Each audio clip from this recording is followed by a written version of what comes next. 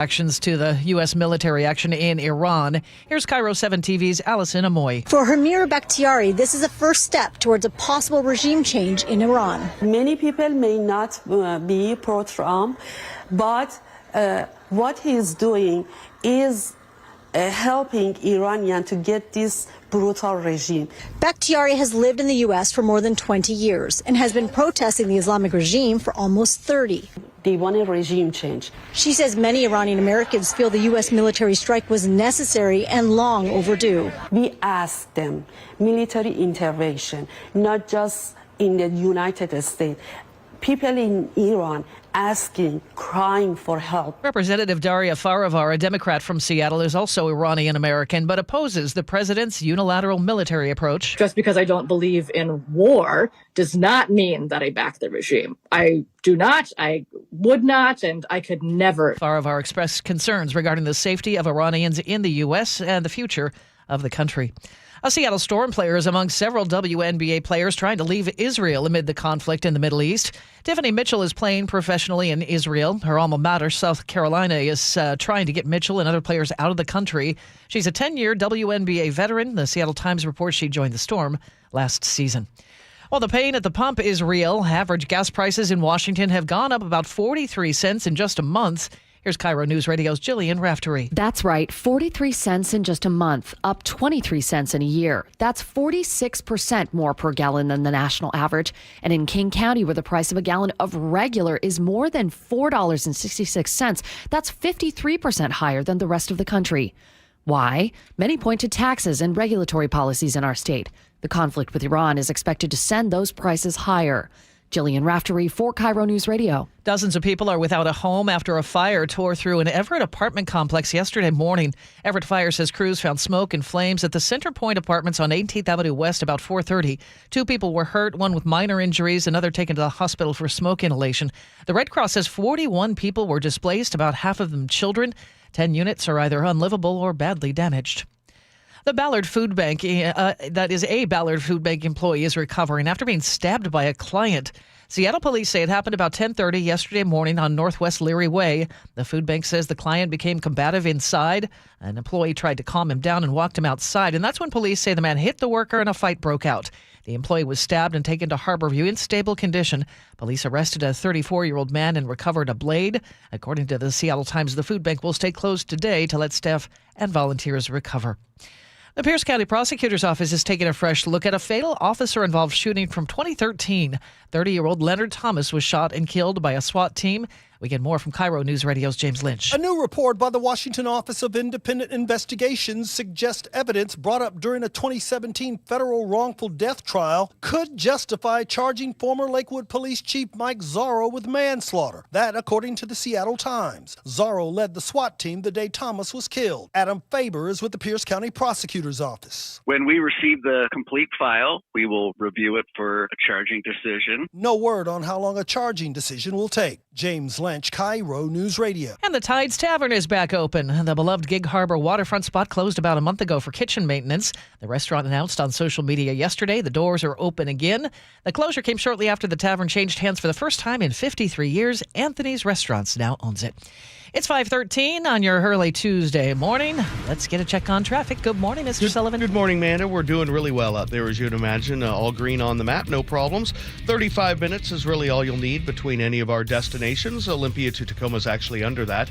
Federal Way to Seattle, 35. Valley Freeway, 35 up to Renton. Renton to Bellevue, quiet at 15 minutes. Coming down from the north end, no problems at all. Got about a 35-minute trip or less from Everett to Seattle or Everett to Bellevue. One issue, though, if you're on the east side and you ride light rail, we have another power issue that has shut down train service between South Bellevue and the Spring Street station. We are checking to see if this perhaps is another copper wire issue. That's just what I was going to ask. Yeah, it's the first thing that came to my mind. This started around midnight last night. They're still working on it this morning, but we're waiting to get confirmation on that. That would be, what, the third one we've had in the last couple of weeks. Least. So, keep that in mind. KIRO News Radio Real-Time Traffic. I'm Chris Sullivan. Our forecast, well, our sunny, warm weather is gone. We're going to see the showers pick up throughout the day. 54, the high for today.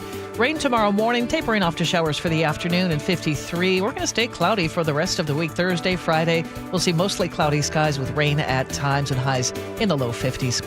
Right now it is cloudy and 49 in Seattle. And coming up, crime and punishment, our crime report from the King County Prosecutor's Office. That's next here on Seattle's Morning News. Your best source for local news, serving Western Washington and the world with a KIRO Newsradio App. Always streaming live on your smart speakers. You're listening to KIRO Newsradio, Northwest News. This hour of Seattle's Morning News is brought to you by Closets by Design Seattle. The John Curley Show. When people sit there and they see people with the American flag and they're utterly disgusted because they associate the flag and USA with Donald Trump, don't do that. You're doing yourself an amazing disservice. Weekdays 3 to 7. You could dislike Donald Trump, but you can still love America. It's like discounting Photograph from Nickelback, which is actually a pretty good song. Think of the fact that you love this country, and what you love about it is it's inclusive. Good. Include others. Watch The John Curley Show live on YouTube.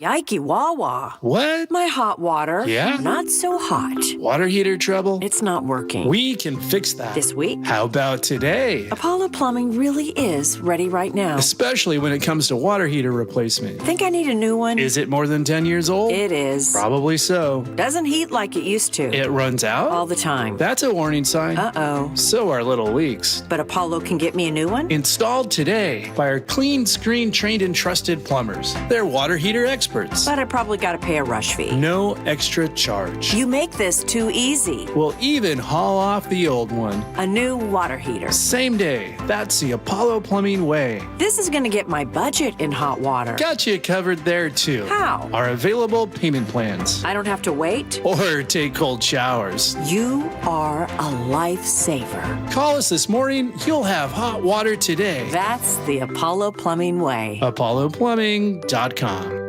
Doctors King and Kopstein from K2 Vision. If you're over 50 and you've been diagnosed with a cataract, or your vision is changing as you're developing an early cataract, you could be a perfect candidate for K2 Vision RLE. It's inevitable. At some point, typically in your 60s or 70s, you'll have a dysfunctional lens that eventually becomes a cataract. To restore your vision, you will someday need a procedure such as refractive lens exchange. The question is, are you done with glasses? Do you want to spend your good, active years hassling with changing prescriptions and needing readers? K2 Vision RLE can give you great vision now, permanently, and you'll never develop that cataract. The procedure is quick and painless, and our state-of-the-art custom lens technologies give highly predictable outcomes. K2 Vision doctors have performed over 150,000 procedures. They know when it's your right time for RLE. Schedule your free Zoom consult today at k2visionrle.com. K2 Vision RLE. No readers, glasses, contacts, or cataracts. Dr. Mark Wagner has performed over 20,000 stem cell procedures, including mine, at Seattle Sports Regenerative Medicine. And we've interviewed over 100 of Dr. Wagner's patients, and we hear the same things. It changed my life. I'm back to doing the activities I love without pain. It really works. It's remarkable. We love helping people get back to living life to the fullest and doing the things they enjoy most. They also must really enjoy not having the pain and recovery time with surgery. Stem cell therapy is a 60-minute, non-surgical, minimally invasive procedure to eliminate pain, regenerate cartilage, treat tendon and ligament tears, osteoarthritis, and chronic tendonitis. And you only use the patient's own stem cells. That's right, their body's own stem cells. So whether it's a hip like me, an elbow, shoulder, or knee. Don't forget ankles, wrists, and thumbs. Yep, those patients too. Before choosing surgery, see Dr. Mark Wagner, MD first. Learn more at drmarkwagnermd.com.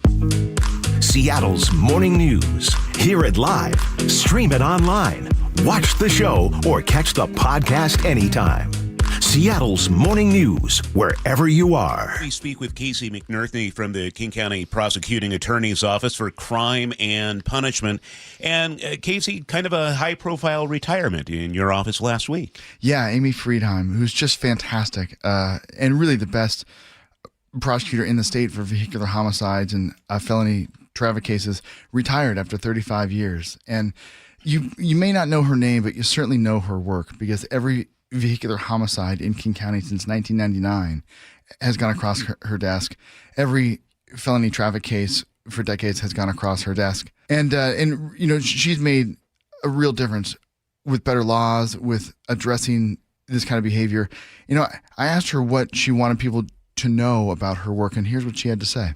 It costs our state over $4.4 million every time there's a fatal crash or a serious injury crash on our roads. The commerce that's stopped because of the road, all the first responders that are going to the road, DOT that has to clean up the road. We're talking the medical examiners going out to the road. Don't think of it as just the people who are in the crash. Even a fender bender in a DUI that blocks the roadway blocks commerce on our roads. And that's why 0.05 was so important, because it lowers all crash risk. So 0.05, that's the bill in front of the legislature that did not make it this session, right? Yeah, that's exactly right. And, there's two common refrains that we hear when people are against that bill. They say, it won't work in America, and you don't like the hospitality industry. And Amy's response to that was, Ireland, which is known for a pretty big drinking culture. Yeah. Germany, which has Oktoberfest, Italy, France, lots of places, all have a 0.05. And what the stats show is it reduces all crashes. And Washington wouldn't be the first state. And I asked her about, what do you say to people when they give you the argument that, you're against the hospitality industry? And here's what she had to say. We have incredible wine industry in this state. I mean, we rival Napa Valley. I'm a microbrew person. I want a beer that I can stand a fork up in. I love good microbrews. I like my vodka martinis stirred and with 3 olives so that I have an appetizer, a meal, and a dessert. And we have an incredible liquor industry. I am not against alcohol. I am against 100% getting behind the wheel impaired. And I have the responsibility to get into my car sober. You can only imagine, if she's been doing this for 30 years or so, what she must have seen over those years. Just a heartbreak, the tragedy. Oh, yeah, really every week. Yeah, absolutely. And one of the most powerful cases that she talked about was one where there was a car that went over an embankment. The driver was crawling out and the passenger was killed. And there was a witness who saw this and followed the driver until he could identify him to police. And she was preparing this witness for trials, saying, here's what's going to happen. And I'll let Amy take it from here. Just tell the truth. And if you don't remember something, it's okay to say you don't remember. And if you don't know, it's okay to say you don't know. And I said, so this must have been pretty upsetting for you. Have you ever seen anything like this before or been involved in a fatality crash before? And he said, actually, yes. I killed my girlfriend in King County. And I said, what? I mean, I'm the only prosecutor for vehicular homicides. And I said, how long ago? And he turns and he points to a photo on my wall and says, that's her. I took her picture.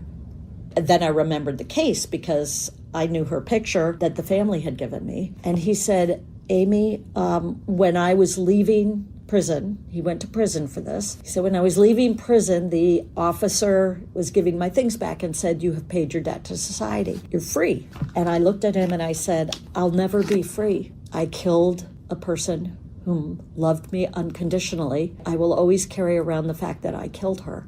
And when I saw this crash, I knew I had to step in and I needed to do the right thing. And I was like, oh my God.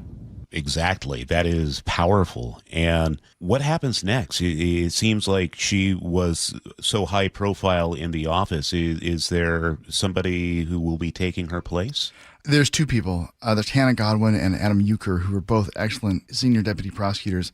And in classic Amy fashion, she has spent years training them and getting them ready for it. So she didn't leave people, just saying, well, it's been nice, I'm out of here. She made sure for years that everyone was ready for her departure. And in her farewell note to the office, she said, you can have complete trust in them. They're excellent prosecutors, and I feel safe in King County. And so that's reassuring.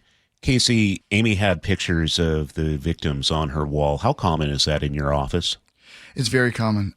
If not the pictures, the names certainly, or the cases, or at least in people's memory. When you go to scenes that are certainly fatal, but even non-fatal cases, you don't really ever forget that. And I think you could talk to any prosecutor in the King County Prosecutor's Office and say, hey, what do you remember about the cases that you worked on? And they can give you details, like they're reading from the court documents, because it's really seared in your memory when you work with people like that. Okay, thank you, Casey, and congratulations to Amy Freetime on a 35-year career. Casey McNerthy from the King County Prosecuting Attorney's Office. Thanks, Casey. It's great to see you, Charlie. Mostly cloudy for your Tuesday. We're going to see showers picking up throughout the day. A high today of 54. Overnight low 48. Tomorrow looks pretty wet. Rain early on, tapering off to showers by afternoon. It's cloudy and 49 in Seattle right now. And coming up, CBS business analyst Jill Schlesinger on how U.S. involvement in Iran could impact the American economy and fuel prices, too. That's coming up here on Seattle's Morning News. Febreze. New Febreze Air Mist has 50% more odor fighters and up to 30% more fragrance than the old formula. So now you can take on 100% more stinky odors, like sweaty gym bags, greasy cooking smells, and the after effects of the dog rolling around in something. Just spray, and new Febreze Air instantly restores just clean freshness. Smell you later, odor. Breathe happy, Febreze, la la la la la. Here's a tale of Tina searching up and down for decent GLP-1s, but got spun around. Till Good RX wrote in, hey, we got something new. GLP-1 prescriptions, all FDA approved. Brand name meds, no flags that are red. Clear pricing from the start. None of those hidden fees in your cart. Delivered to your door or pick up same day. Darn tootin'. Save time and money on prescriptions. Hot foot it to goodrx.com/weight loss. GoodRx is not insurance. At Guardian Roofing, Gutters, and Insulation, we understand improving your home is an investment in your family, and we're here to help make it easier. With our flexible financing, keeping your family safe, comfortable, and dry has never been more affordable. For more than 20 years, Guardian has earned the trust of thousands of homeowners across the Pacific Northwest with a reputation for quality that lasts. So why wait? Start guarding your home today. Call or visit guardianroofing.com. Jackson Hewitt handles your taxes and your stress. Inhale our no surprise price of $149 or less. Exhale, paying more for complicated taxes. You won't. Inhale new tax law knowledge. Exhale, missing out on your biggest refund? Certainly not. Don't miss paying $149 or less. Rest easy. Jackson Hewitt's got your taxes. Guaranteed. Limited time offer for new clients on federal returns. Participating locations only. Terms at jacksonhewitt.com/149. Get in the zone, AutoZone. Welcome to A to Z Savings, our biggest sale of the year. Happy to be here. Can I get some rotors? Would you like brake pads with that? How much are the brake pads? Free with Duralast rotors. Free. Really? Really? Free. I also need some oil. Would you like an oil filter with that? Yeah. How much is that? Free with the oil. Free. Really? Really. Free. It's part of A to Z Savings with hundreds of deals. From A to free. Get in the zone, AutoZone. Ends March 9. Restrictions apply. This might be the most surprising statistic I've shared in decades of doing local news. More than 75% of commuters will be involved in a car accident at some point.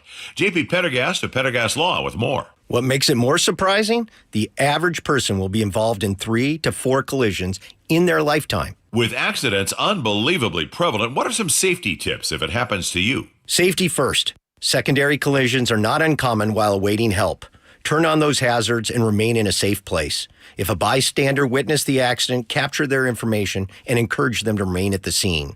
Seek medical attention immediately if needed, as delaying can be a costly mistake. Lastly, remember that statements made to police and insurance adjusters can affect your case. Collisions are more common than we'd like to think. If you find yourself in one, follow these helpful tips and then call my friends at Pendergast Law. If you or a loved one's injured in a car accident, call Pendergast Law. We can help. PendergastLaw.com. Hey, this is Pete from Home Matters, a show that covers everything having to do with your home. Tune in every Saturday from 2 to 3 on KIRO Newsradio, where you'll hear from local business owners who are experts in their industries. From foundation to flooring, roofing and windows, furniture, and financial planning, it's everything in and around your home, and we've got you covered on Home Matters. If it matters to you, it matters to us here at Home Matters. Saturdays from 2 to 3 right here on KIRO Newsradio, or listen to the podcast on mynorthwest.com.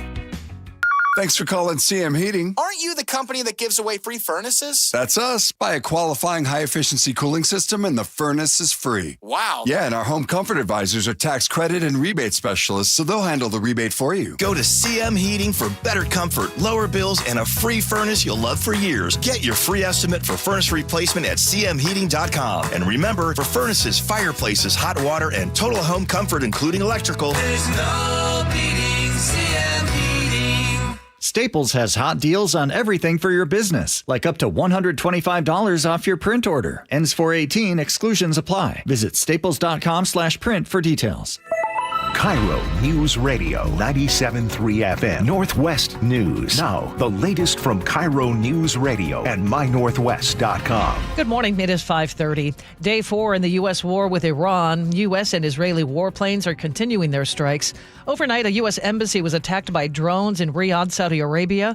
Officials say the damage was minor. No one was hurt. CBS News chief correspondent Matt Gutman has more on the campaign from Tel Aviv. Iran's primary offensive capability is its missiles, but officials here tell me that the U.S. and Israel hope to have destroyed about 70% of its missile launchers by the end of the week. The ones that remain are underground and harder to reach, and that as we are staring down a longer war. I'm told that Iran is preserving some of its missile stockpile because President Trump is talking about a month-long war. The U.S. death toll in the war with Iran has now risen to 6. For some, the action in the skies is a reminder of the uncertainty of war. For others, knowing combat support jets from Whidbey Island are part of the combat in the Middle East is a source of pride. Greg Moore tells KIRO 7 TV his son-in-law is in the Navy.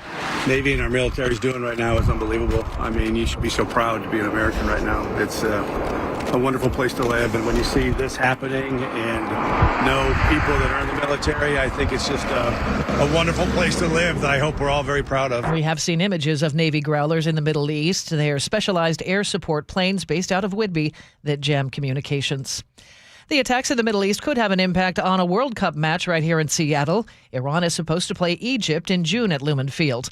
KIRO 7 TV's Monique Minglavin says the match may be in doubt now. The state-backed Iranian Soccer Federation could refuse to send one of its best teams in years here, or the U.S. government could actually block the team. Now, if Iran does not play, FIFA would replace them.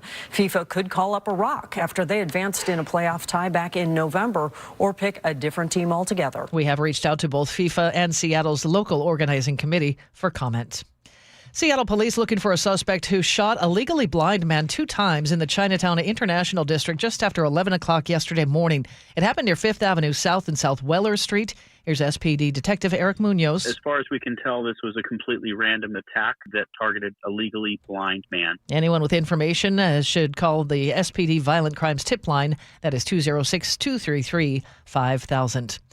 The U.S. women's hockey captain and Seattle Torrance star says she played through an injured knee during her gold medal run in Milan. Hillary Knight tells CBS Morning she tore her MCL but pushed through. I'm not walking around the best, and I'm missing a few games for the Seattle Torrent now, but to be able to play through injury was definitely a mental sort of gymnastic challenge for myself and also physical. The 36-year-old Knight tied the gold medal game against Canada with just over 2 minutes left. She says it was her final Olympics appearance.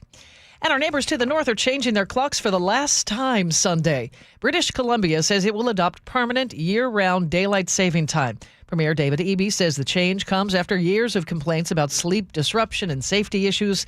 Washington State has expressed interest in doing the same, but Congress has not approved it. It's 5:33, time for an early check on your drive. Chris Sullivan's here. And got an update from Sound Transit. This doesn't appear to be a wire theft issue. Oh, there's a good note. But the power outage they're dealing with, the 2 line there in the Bellevue area. So light rail trains are not running from the South Bellevue station to the Spring District station. However, they are going down into downtown Redmond from there. So we're still trying to get a little better handle on that. But yeah, it didn't turn out to be what we all assumed it probably might have been, because it's become kind of normal, unfortunately. Onto the roads now, not too bad. Some brake lights out of the Auburn area, a little bit at the north end coming up the Valley Freeway. Not quite 40 minutes from Puyallup to Renton. Renton to Bellevue is still seeing a nice and easy 15-minute trip once you get through the ramp meter. Olympia to Tacoma, no problems for you guys. Just some slight slowing on northbound I-5 past the Kent Des Moines Road.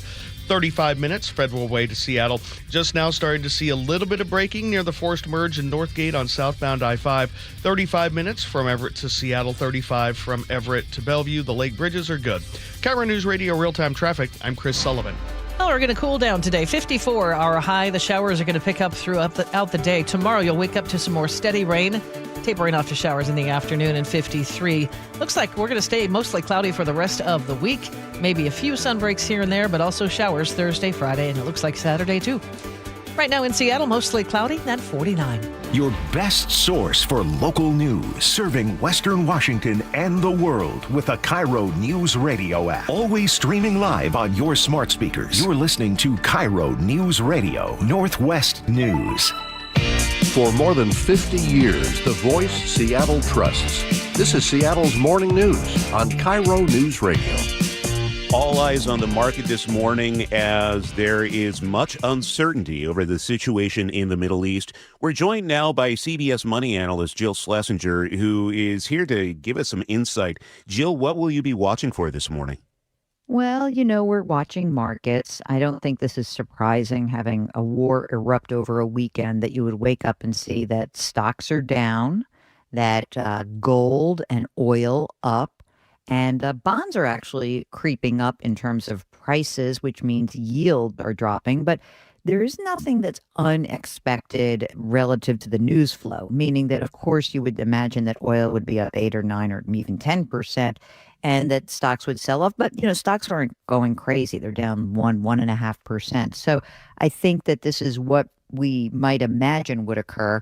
The real question is, how long does this all last? Because if it is days, even weeks, okay, I think that markets can absorb that. But if it spreads out into a major conflict across the entire Middle East, and oil production, not just in Iran, but in the other OPEC nations, is disrupted, then all of a sudden we're looking at something very different. We're not there right now, but that is really the question. How long it lasts and how does it spread? And you speak of oil, and that is something everybody needs to drive around. Is that baked in for oil companies, that they will have minor or perhaps even moderate disruptions and the price doesn't go through the roof like it has in years past? Well, there's a couple of actual on-the-ground factors that have shifted. I looked this up early this morning just so you get a sense of it. If I go back to 1978, which is before the last major crisis in Iran occurred, and that was, that was the big change in the oil market, and things really rocketed higher, and we had, big, terrible impact here in the United States. At that time, Iran was producing 8.5% of all oil production around the world. Now it's down at 5.2%. And, U.S. oil production has increased since then. So we were about 15.5% back in 1978. Now it's almost 19%. I think the biggest issue with all of this is that, at that time, when you saw a big change in energy prices, it impacted the U.S. economy in a more significant way. The economists look at this, they call it oil intensity, meaning the impact of oil on the overall economy, just because of, fuel efficiencies and the way that we actually use oil and gas now. And now we know that it has a smaller impact on the whole economy. So all of these things really do tell us that, again, depending on how long this lasts, we may not see as big of an impact. Oil companies themselves, of course, are always on top of this. But I think that the reality is that, we're going to really see, will Iran's oil infrastructure hold up? And then what's going to happen with these other producers? Is Iran going to say on the defensive, we're going to take out all of these Saudi facilities? That's going to be huge, because the Middle East still is a big producer of oil across the globe. Right now, almost a third of all oil production takes place in the Middle East, 31%. It was more in 1978, but it's only 30. It's going from 34 to 31, so not that much. Jill Schlesinger from CBS News. Busy morning for you. Thank you, Jill. Take care. National headlines on the way here on KIRO News Radio.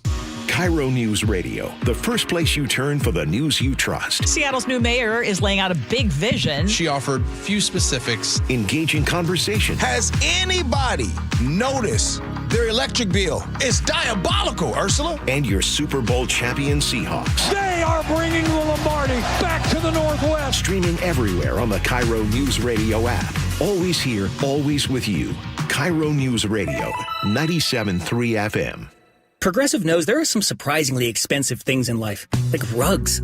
People say a rug would really bring the room together. And sure, you don't know what that means, but it sounds important. Suddenly you're using words like jute and sisal. Then you see the price and lose it, because how can the thing you walk and spill on cost so much? So you devote your life to taking down Big Rug. But then you remember that switching your home and auto to Progressive could save you hundreds. So, looks like Big Rug is safe. For now. Progressive Casualty Insurance Company, affiliates, and other insurers. Not available in all states. This is the story of the one. As a maintenance tech at a university, he knows ordering from multiple suppliers takes time away from keeping their arena up and running. That's why he counts on Grainger to get everything he needs, from lighting and HVAC parts to plumbing supplies, all in one place. And with fast, dependable delivery, he's stocked and ready for the next tip-off. Call 1-800-GRAINGER, click Grainger.com, or just stop by. Grainger, for the ones who get it done.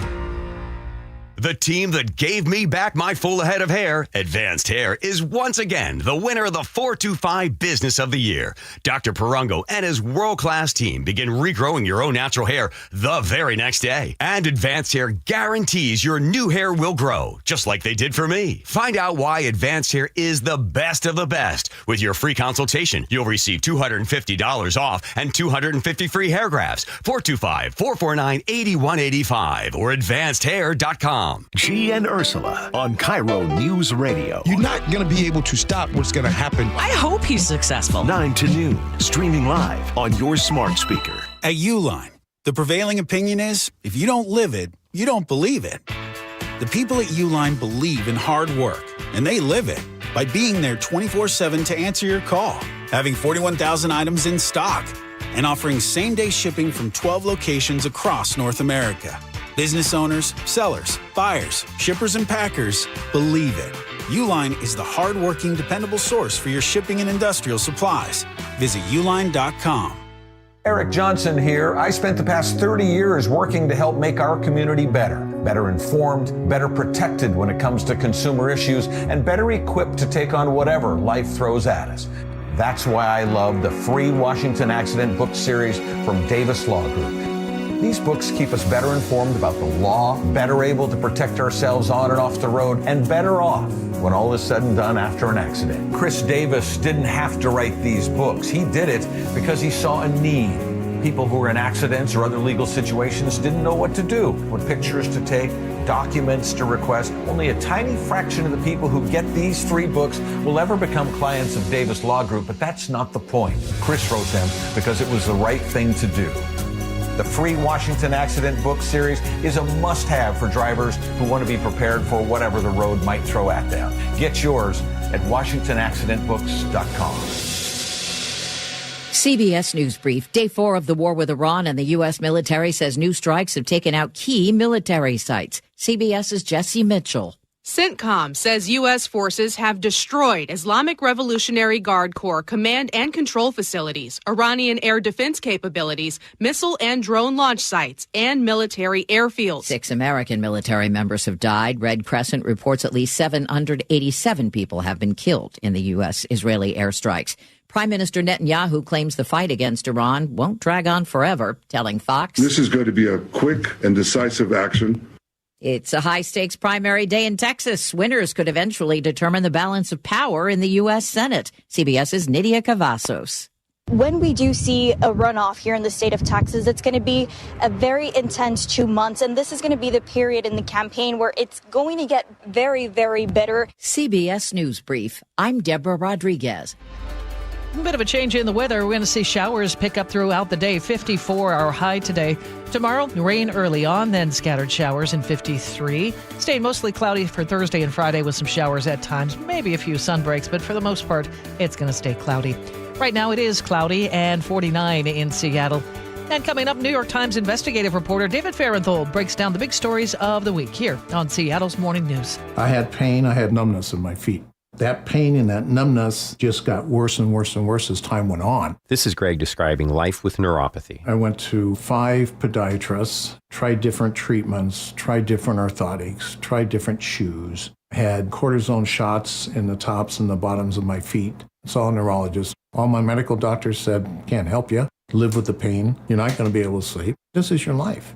And then I just gave up until I found Sound Pain Solutions. I'm Dr. Mark Shelley, a chiropractic physician and board-certified functional neurologist at Sound Pain Solutions. Our neuropathy treatments can rehabilitate damaged nerves. We use FDA-cleared, non-surgical, drug, and pain-free procedures that help neuropathy sufferers like Greg find relief. I feel better. I mean, just feeling better is huge. If you experience numbness, shooting or burning pains, or loss of balance, call us. Sound Pain Solutions, 855-996-0025, or click soundpainsolutions.com. Do you need glasses or contacts and you're now at the age where you also need readers? K2 Vision RLE is the permanent solution to eliminate the need for all those. Hey, it's Doctors King and Kopstein from K2 Vision. Andy, for those nearing age 50 or so, refractive lens exchange can be a great alternative to LASIK. That's right, Joe. K2 Vision RLE is a terrific permanent solution for a lifetime of great vision. The older we get, we experience the dysfunction of our natural lens, which affects both distance vision and requires the use of reading glasses. Plus, after K2 Vision RLE, you will never develop a cataract. And like LASIK, K2 Vision RLE is quick and painless. The question is, which procedure is right for you?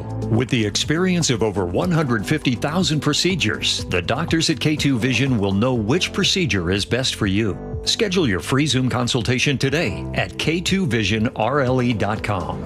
K2 Vision RLE. No readers, glasses, contacts, or cataracts. Hear it live, stream it online, watch the show, or catch the podcast anytime. Seattle's Morning News, wherever you are. Good morning. It is 5:46 on your Tuesday morning. It's the 3rd of March. Along with Charlie Harger, I'm Manda Factor. And every Tuesday, we call up New York Times investigative reporter David Fahrenthold to break down the big stories of the week. All right. The big one, David. The U.S. is now at war with Iran. What was your initial reaction when you heard Saturday?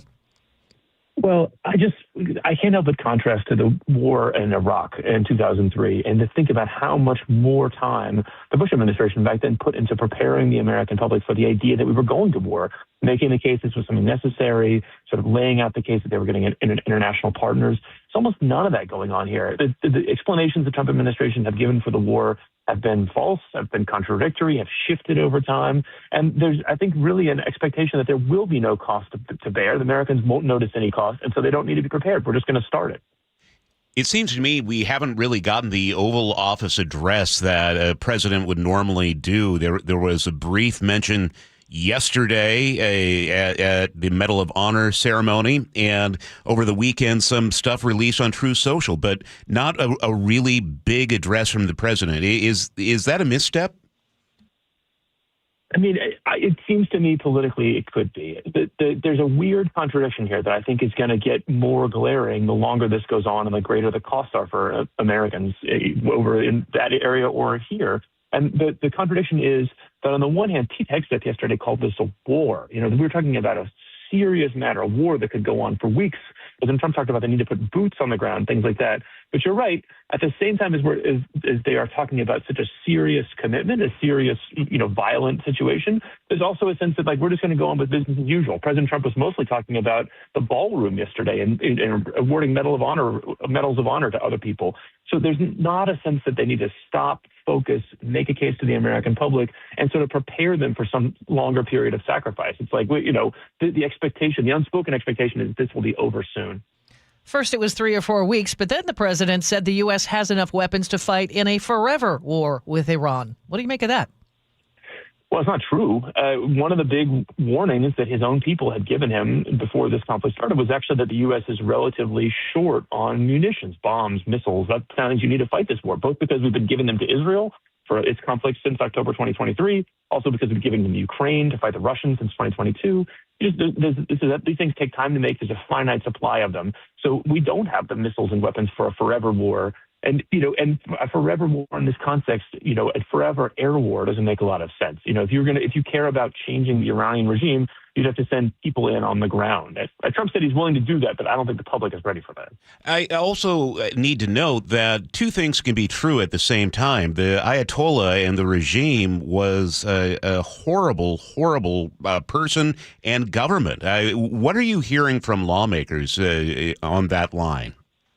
I mean, that is a bipartisan reaction, obviously. The Ayatollah who died was someone who sponsored terrorism against Israel, helped take over other states from Syria to Lebanon to all kinds of different places, spread chaos and violence and death all over the Mideast, and, called for the death of America, called for attacks on Americans. He was somebody who spread suffering and hate all over the world. So, great. But no one's arguing he's a good person or he was somebody that deserved to, stay in charge of Iran. The question is, going back to the Iraq example, going back to Libya in 2011, okay, you got rid of the one bad guy. Who's next? What's your plan for replacing him with somebody who's better? And I don't really think I hear any plan from people in the Trump administration about how to install a better, more friendly government in Iran. David, Congress is pushing to vote on the conflict. What would that look like? Isn't it a little late? Right. Well, there's something called the War Powers Act that gives Congress the ability to take back control of a undeclared conflict like this. Remember, the Constitution says Congress can declare war. So the idea would be they pass some sort of War Powers Act resolution to say, President Trump, you have to stop hostilities wherever you're carrying them out unless we give approval. I don't see that happening right now. I could see it happening down the road if there's enough unhappiness among the public and among Republicans. But at this point, I just don't see it, the Republicans in Congress stepping up to stop Trump while he's in the middle of something like this. What's your sense of how this all shakes out? It is so hard to predict. I mean, I do think that I think the chances of a revolution in Iran that puts somebody else, somebody friendlier to America in charge, right now are low. There's really no no leader, there's no organized resistance. There's no guys with guns who are on our side. I mean, all the power is still held by the remnants of the old regime. So my guess is that this ends at some point with people who were, in the old regime still in charge, maybe making some sort of concessions about their nuclear program, which probably will be destroyed or something else. But, does this mean freedom for the Iranian people? Unfortunately, I think no. I think the best outcome would likely be that Iran is so weak that it can't project power into places like Lebanon or into Israel. So there's more freedom and self-determination in other parts of the Middle East. Talking with New York Times investigative reporter David Farenthold. We still have a couple of minutes, and I wanted to ask you about your latest piece. You looked into the roster of highly skilled doctors who served Jeffrey Epstein. What did you find? Well, it was a pretty amazing story. We found what Epstein had cultivated, this circle of doctors that he could rely on, and he used them sometimes for his own medical care. But what we focused on was that he used them to maintain control over the lives of these women that he brought to the U.S. and entered into relationships with, these sort of one-sided relationships. So we're talking about a period from 2009 to his death in 2019. These women were not minors. They were adults, but they were brought in from Russia, Ukraine, places like that. They were poor women who didn't have a lot of prospects. And once they were here, Epstein really kept them under his thumb. And the doctors were part of that. The doctors would share medical information about the women with Epstein. They would let Epstein decide how much care these women got. In one case, a doctor came to Epstein's house when one of these women was grievously injured and stitched up 35 stitches in her face while she lay on Epstein's dining room table. So what they did was they cared for the women, but they cared for them in the way that Epstein wanted, in a way that let him maintain control of their lives. What surprised you the most as you reported this story? There's so many things, but maybe some of the most amazing things, in addition to that episode where the doctor sewed up the woman on Epstein's dining room table, there was another doctor in Florida who was very close to Epstein that Epstein writes to him once, you can see in these text messages, and says, hey, I've got an STD and I want to get my friends checked out for it. They probably have it too. And the doctor says, well, don't send them to me because I'll have to report it to the state health department. Send them to this other emergency room in West Palm Beach. And he does. And then Epstein writes the doctor back and says, hey, did they tell anybody how they got the STD? And the doctor says, oh, no, they just said they got it from a friend overseas. And we don't know how that doctor knew, but that's certainly not the kind of information that you as a doctor should be sharing. These women went to an emergency room, and what happened was even in the most private and vulnerable place in their lives, in front of a doctor in the emergency room talking about this very private matter, Epstein still knew what was going on with them. Epstein's control over them still reached into even that private moment. Just about out of time, but I'm just curious what prompted you to look into these doctors in the first place? Well, I got to say thank you to the New York Times readers. A reader in Texas did some research on his own in the Epstein files, saw this pattern of misbehavior by doctors, and told us about it. I just sent that man a free New York Times coffee mug. If any of your readers find stories the New York Times want to know about, reach out to us. We definitely reward you with gifts. Okay, well, if you want a coffee mug, well, first, actually, you need to give me the tip. But if, for whatever reason, you want to reach out to Farenthold, I suppose you can do that as well. Do you have something better than a coffee mug to give away? I have gratitude. There you go. David Farenthold, New York Times investigative reporter. David, thanks for your time this morning. Thank y'all. Take care. It's 5:54. A look at our forecast. We are going to see some showers, much different look to the weather. They'll pick up throughout the day. 54 our high. Rain tomorrow morning, tapering off to showers and a high of 53. Thursday and Friday look like mostly cloudy days with some rain at times. It's cloudy and 49 in Seattle right now. Coming up in the next hour, more of the day's headlines. KIRO Newsradio's Luke Ducey with some local reaction to the U.S. strikes on Iran. Sully has a choke point. The grace period is over for work zone speeding infractions. He'll have all the details. Speaking of those tips, you can submit them at mynorthwest.com or text us at the Muckleshoot Casino Resort text line to 888-973-5476. This is Seattle's Morning News on KIRO News Radio. The John Curley Show. When people sit there and they see people with the American flag and they're utterly disgusted because they associate the flag and USA with Donald Trump, don't do that. You're doing yourself an amazing disservice. Weekdays 3 to 7. You could dislike Donald Trump, but you can still love America. It's like discounting Photograph from Nickelback, which is actually a pretty good song. Think of the fact that you love this country, and what you love about it is it's inclusive. Good. Include others. Watch the John Curley Show live on YouTube. KIRO FM and HD1, Tacoma, Seattle. Cashback is not available on gas in New Jersey and Wisconsin. Couponing. Wow, you didn't strike me as the coupon type. Just trying to stay ahead of inflation. Gas, groceries, everything. It's all more expensive. I need to save wherever I can. Have you tried Upside yet? Upside? What's that? It's a free app that I use that pays cash back for every gallon of gas I buy. You've got to buy gas to get around anyway. Might as well get paid for it. Come on, does that really add up to anything? I've already made around $200. The extra cash helped pay down my bills, and I even had a little extra left to treat myself. And the Upside app is free? Totally free, and the cash back is real. You can transfer the cash right to your bank account. I'm downloading Upside right now. Download the free Upside app now to earn cash back every time you buy gas. Use promo code ENJOY to get an extra 25 cents per gallon on your first tank. You can cash out anytime right to your bank, to PayPal, or a gift card for Amazon and other brands. Just download the free Upside app and use promo code ENJOY for a 25 cents per gallon bonus on your first tank. That's code ENJOY for a 25 cents per gallon bonus. Hey, it's Jake Skorheim. March is the start of spring, as we all know, and my outdoor to-do list is already growing. Fortunately, Valentine Roofing has my back and yours when it comes to checking off those honey-do list jobs. And with Valentine's huge March promotion, they're not only going to take care of you this year, they have you covered for next year, too. This month only, you can get a free year of roof maintenance when you purchase a new roof. Then you can enjoy seasonal checkups and professional care to keep your new roof looking its best. Plus, they have flexible financing with payments as low as $159 a month. And the Valentine experience, as we all know, seamless communication, meticulous cleanup, and extra mile service. So it's no surprise that Valentine Roofing was voted 2025 Gold Best Roofing Company in the Seattle Times Best in the Pacific Northwest Awards. To take advantage of Valentine's free year of roof maintenance when you purchase a new roof, call 206 Roofing. That's 206 Roofing. And remember, when you see the red Valentine van, you know your home is in good hands. Are you in pain? Have you considered surgery or even joint replacement? Hi, everybody. It's John Curley. Before you make that decision, I recommend you see Dr. Mark Wagner, MD, at Seattle Sports and Regenerative Medicine. I did, and it's been a game changer. My doctor took a look at my x-rays and said, well, looks like you need a whole new hip. And then he said, wait, how old are you? And I told him, and then he said, well, wait, you're too young for a hip. You're just going to have to, live with the pain. We'll see you in 3 years. It was horrible. Dr. Wagner is a board-certified Seattle physician with over 30 years of experience performing more than 20,000 stem cell procedures, using a person's own stem cells to regenerate cartilage in their own joints. People with severe osteoarthritis, even bone on bone, are back doing what they enjoy doing without pain and without surgery. So whether it's a hip like I had, or a shoulder, elbow, ankle, wrist, or knee, before choosing surgery, see Dr. Mark Wagner first. Go to drmarkwagnermd.com. At Bible Law Group, we understand what it means to be local legal representation. From shopping at the Bon Marché, picking up gear at Chubby and Tubby, crying for Joey Cora, now for Cal, grabbing a burger while JP Patches clowns by. We live here and fight for you. That's why Bible Law gives local representation to those facing legal problems too big for prayers, even if you can't pronounce Squim or Puyallup. Our legal team has secured more than $40 million in settlements for our clients. We're ready to fight for you. Find us online at BibleLawGroup.com.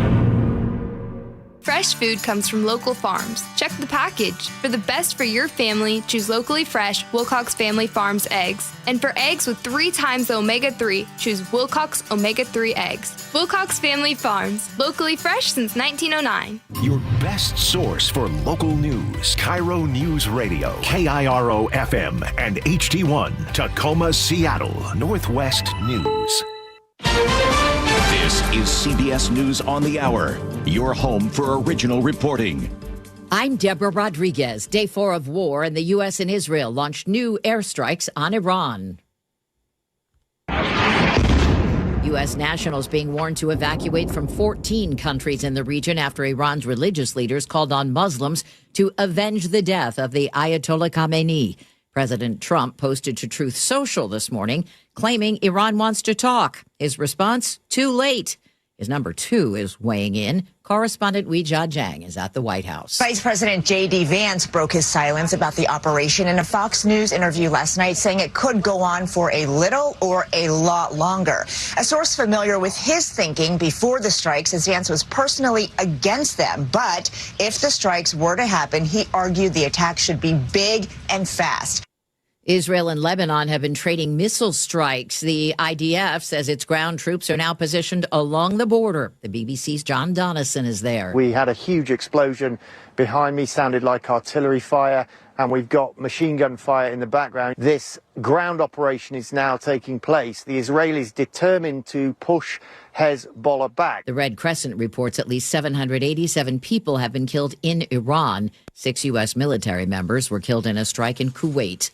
The price of gas here in the U.S. jumped overnight. AAA says the average for a gallon is up 11 cents to about $3.11. Fears are taking a toll overseas. I'm Vicky Barker at the Foreign Desk in London. Panic at the pumps, one French broadcaster headlines. In Australia, Britain, France, Germany, long lines have been forming outside gas stations with drivers desperate to tank up, trying to stay a step ahead of price rises and possible shortages triggered by the Iran war. Oil futures soared to their highest levels in more than a year. Some bettors are cashing in on the war. CBS's Michael Wallace. Users of prediction markets like Kalshi and Polymarket correctly placed wagers on when the attack would begin and the fate of Iran's supreme leader. A Polymarket user with the account name MAGA My Man made $600,000. Another bettor won more than $200,000. Some Democrats on Capitol Hill suspect insider trading by people around President Trump. Connecticut Senator Chris Murphy says he will introduce legislation to ban such bets. It's primary day, and the outcome in Texas could determine control of the U.S. Senate. 4-term incumbent Republican John Cornyn is in an 8-way battle to hang on to his seat. Correspondent Ed O'Keefe in Austin. Republicans have been winning statewide since 1994. Democrats haven't elected one of their own to the Senate seat up for grabs since Lyndon B. Johnson back in the 1960s. This is CBS News. Join Adriana Diaz and Kelly O'Grady for the perfect start to your weekend. Ease into your Saturday with CBS Saturday Morning on CBS and streaming on Paramount Plus. I'm still hanging on her saying 3.11 is the national average for gas. Yeah, I wish. Here. Ooh. All right, Sully, what's going on in traffic? Well, we are already seeing the brakes showing up on southbound I-5 as you work your way into Northgate. Already up over 40 minutes from Everett into Seattle, about 40 from Everett to Bellevue. There are brake lights certainly there getting down through Canyon Park. Also some as you're approaching the Linwood Split. Northbound 405 seeing some brake lights already in Renton, but we're under 20 minutes to make the drive up into Bellevue. The Valley Freeway is a little bit out of Auburn. You're going to need about 40 minutes total, about 40 as well from Federal Way to Seattle. The brake lights there are getting up through the Kent Des Moines Road. Haven't really materialized yet at the north end. Lake bridges are still fine. Olympia to Tacoma still looks pretty decent. And we are still working with this power outage impacting the 2 line over in the Bellevue area. So if you're taking light rail, you will run into some disruptions this morning. This report brought to you by KIRO Newsradio's app. Text app to 888-973-5476. Download the KIRO News Radio app. Listen to your favorite shows. Get the latest news and updates sent right to your phone. Now, the latest from KIRO News Radio and mynorthwest.com. Live from Eastlake Avenue. You're listening to Charlie Harger and Manda Factor, Seattle's morning news. Good morning. It's 6:04. Strikes are escalating across the Middle East. Iran has now attacked the U.S. embassies in Saudi Arabia and Kuwait. The conflict has also spread to Lebanon, where Iran-supported militants are firing missiles on Israel. KIRO News Radio's Luke Ducey spoke with two Iranian Americans who are not that hopeful things will get better anytime soon. Charlie, State Representative Daria Farivar, whose father escaped the revolution in Iran, tells me she does not have a lot of hope that this current regime in Iran will topple. I want to stay as positive as I can, but, history has told us that this will not end well. She also tells me it's impossible for the 90 million citizens of Iran to just kind of take over their government by force. She says that's not going to happen. That man was the personification of evil, truly. And I appreciate why they see hope in that. And I also know deep down that to take out a leader does not mean that you take out the entire leadership structure and the regime structure. And UW professor of Persian studies, Dr. Arya Fani, explained it in a different way. Just because you kill leadership doesn't mean you kill what made them powerful, he tells me. Let's just say if a foreign country were to bomb U.S. Capitol, Congress, is that the end of the U.S. government? I mean, this is like a fantastical pie-in-the-sky type logic. He also tells me that most Iranians would like nothing more than to be free from this current regime, but also free from the United States and other countries that have had control over Iran for quite some time, some 5 decades. This government is extremely corrupt, extremely violent, but also because since the very moment this country was formed 47 years ago, Iran has never lived a single day without U.S. intervention. Economic sanctions that have devastated the economy. It's coming up at the bottom of the hour. There are 2 factions forming here at home and in Iran. Among Iranian Americans, we've seen people protesting in the streets of Bellevue and Seattle, protesting the military action there. That's one side. The other side, though, you're probably seeing more and more people applauding the missiles and airstrikes. They also want to restore power to the same family that last ruled Iran.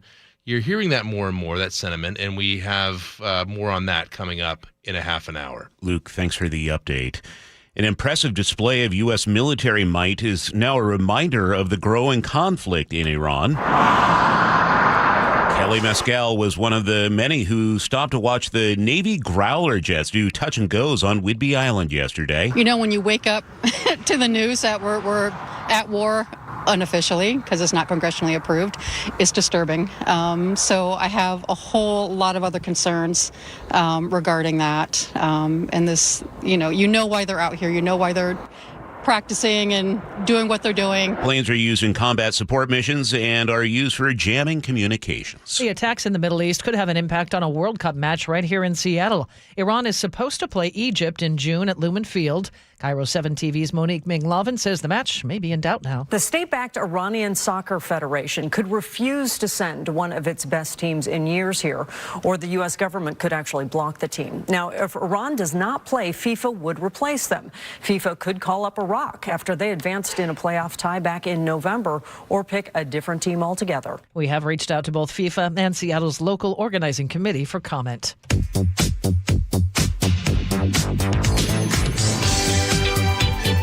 Keeping you informed since 1974. This is the city's longest-running radio news show. Seattle's Morning News on KIRO News Radio.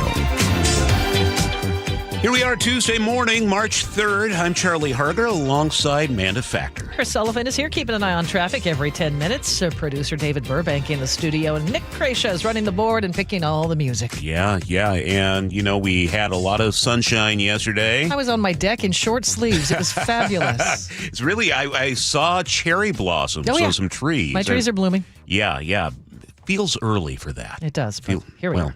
Here we are.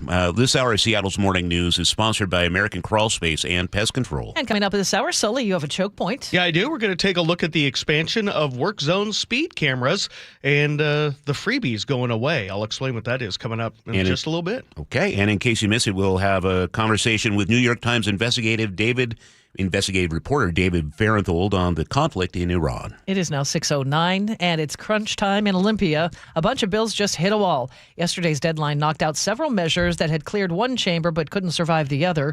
A Republican-backed Senate proposal to expand child endangerment laws to include fentanyl didn't even get a hearing in the House. The third year in a row that's failed.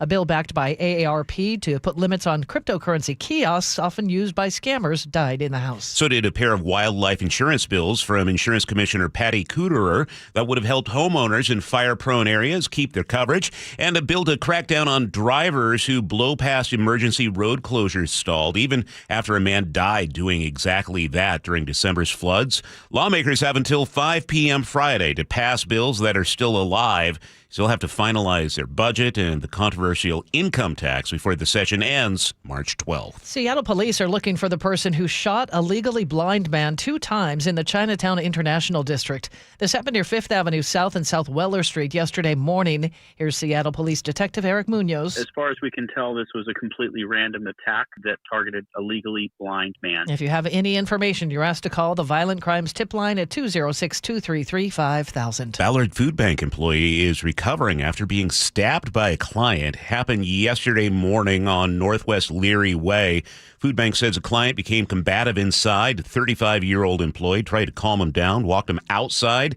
That's when they say the man hit the worker. A stabbing happened. According to the Seattle Times, the food bank will stay closed today to let staff and volunteers recover. The Pierce County Prosecutor's Office is taking a fresh look at a fatal officer-involved shooting from 2013. 30-year-old Leonard Thomas was shot and killed by a SWAT team. We get more from KIRO Newsradio's James Lynch. A new report by the Washington Office of Independent Investigations suggests evidence brought up during a 2017 federal wrongful death trial could justify charging former Lakewood Police Chief Mike Zorro with manslaughter. That, according to the Seattle Times. Zorro led the SWAT team the day Thomas was killed. Adam Faber is with the Pierce County Prosecutor's Office. When we receive the complete file, we will review it for a charging decision. No word on how long a charging decision will take. James Lynch, KIRO News Radio. Our neighbors to the north are making a move Washington has been waiting years to do. British Columbia announces adopting permanent daylight saving time starting on Sunday. After clocks bring forward on March 8th, BC will stop changing them altogether. Now, Washington State passed legislation to do the same thing back in 2019, but it's been in limbo ever since. The problem is federal law. Congress has to approve any permanent time change in the U.S., and so far it hasn't acted. So starting next fall, when Washington falls back an hour, BC won't, meaning there will be a 1-hour time difference at the border from November through March. I'm jealous. Yeah. Just mildly jealous. I know a lot of people say, well, it'll be dark at 9 in the morning. Here's my thing. Just pick one. Yeah, we want to stay at standard daylight saving. Just pick one. Yeah. Oh, well. Good for our friends in Canada. It's now 6:12 and time for a check on the weather. For that, KIRO 7 TV's Nick Allard is with us. Didn't get to see the eclipse, Nick. No, I know, but just pick one. That's all I want. just follow our neighbors to the north and do that. But yeah, I don't think anybody did. The closest I've seen pictures from is from Spokane. I asked everybody online earlier, and I don't think anybody saw it because the clouds came in at I don't even know, a little before midnight or so, and have just been thickening up since then. And we are all cloudy now with mainly dry weather, yet you have some sprinkles in Maple Valley. You have some rain around Bellingham and Friday Harbor. We're all going to see rain eventually, but this morning it just kind of holds like it is for now. And then we see some sprinkles throughout the morning and showers picking up after lunchtime, and that's when everybody's wet. Before lunchtime, it's mainly west or north of Puget Sound. Again, outside of just a couple of sprinkles here and there. Highs will be mild, though, because we're significantly warmer this morning compared to yesterday. We'll be in the low 50s. It'll be a little gusty. We do see rain tomorrow morning, tapering off to showers, and then Thursday's mainly dry, but then another round of rain comes in later Friday with showers this weekend, and snow levels are high above the passes today, then below the passes or right around them through Friday, then up again Saturday, then down Sunday. So you do get some snow in the mountains, but you also get some pockets of rain, so it's not fantastic news. All right, it's cloudy and 49 right now in Seattle. 6:13, time for traffic on the threes with Chris Sullivan. And we are dealing with a normal start to our Tuesday morning. Brake lights right where they should be. If you're on the southbound I-5 drive, you're going to have a pretty clean drive till you get down to about the Boeing Freeway there in the Everett area, and then you're going to see some off and on braking there down towards Linwood, and then a pretty good drive till you get down to 145th and Shoreline. It's about 30 minutes from Linwood on down, and about 45 all the way from Everett. About 40 from Everett into Bellevue, maybe a little over. We're starting to see those brake lights show up just south of Linwood. Northbound I-5, free and clear. Olympia to Tacoma, and then Federal Way to Seattle's about 40. Little over 40 minutes now from Puyallup up to Renton. Brake lights there in Sumner, a little bit in Auburn, and at the north end, mainly yellow, not red. And then we have about a 15-minute trip from Renton to Bellevue on 405. Lake bridges are still in good shape. Haven't really started to see the northbound slowing at 509 yet at the First Avenue South Bridge, but we're getting close to that tipping point where we start to see enough volume where things start backing up there. This report brought to you by Home Comfort Alliance. Last year was one of the hottest on record. Get an efficient heating and cooling with a Home Comfort Alliance heat pump for the price of AC. Don't wait. Visit homecomfortalliance.com. I'm their conduit, and I'm glad to do it. Charlie Harger and Manda Factor, Seattle's morning news. Hey, oh, let's go. Now, Choke Points with Chris Sullivan. Presented by Carter Subaru. It is now 6:15, and the free pass for your first speeding ticket in a work zone is going away. State rules are changing, and more cameras are coming. Sully? Yeah, got some good news. If you live in a work zone or work in a work zone, but not if you speed through them. When the legislature authorized the use of mobile work zone speed cameras last year, it gave drivers a break. The first violation would be free, and that's how it's gone since April of last year when the cameras went live. The State Patrol's Chris Loftus says that's changing in a few months. Right now, it's a zero fine on the first one. The second one you get $248. Starting July 1st, the first one's going to move from 0 to 125. So the grace period is over. And the stats will tell you why. More than 54,000 violations have been sent out for speeding in work zones in the 10 months that these cameras have been active. Most are first-timers, but Loftus says not all. We've collected $433,436 so far. So that's that many people who have gotten the second violations, and there's still more in process. So there are a lot of repeat offenders. There are a lot of frequent flyers, literally, in this that we've got to take care of. That's about 1,700 or more people that have gotten a second violation over the first 10 months of these cameras being active. Now, I can hear you say out there, oh, the State Patrol and the legislature is just doing this to make money. I understand that. State Patrol, though, says it's about changing behavior. Work zone crashes and deaths continue to go up across the state, and Loftus says something had to be done. We needed to do something that was going to change behavior because the behavior was changing, but it was going in the wrong direction. The only thing that seems to move the needle on this is to have a crash impact your family or to take your money. We're not in the punish you business. We're not in the fine you business. We're in the slow you down business and save your life business. We're in the save the life of the people working on the side of the roads business. There are 6 active mobile work zone cameras operating in Western Washington right now. They are going to be expanded into Eastern Washington later this year, and by 2027, WashDOT plans to have up to 15 of them operating around the state. If you haven't seen one, they are very small and they are very mobile. They are mounted on a short trailer and towed behind an SUV. They really could be in any work zone on any state road or freeway. They move them around. They move them around to where the need is. They also move them around just to make sure that people just don't become acclimated to them. Say, oh, I've got to slow down there because there's a camera, but then I'll speed through the other one because there's no camera. WashDOT needs to post a sign warning drivers that the upcoming camera enforcement is active. They need to put a speed limit sign nearby so you have plenty of warning. Now, in the month that the mobile camera has been active on northbound I-5 across the Ship Canal Bridge during construction, more than 1,200 drivers have been hit or will be hit with violation.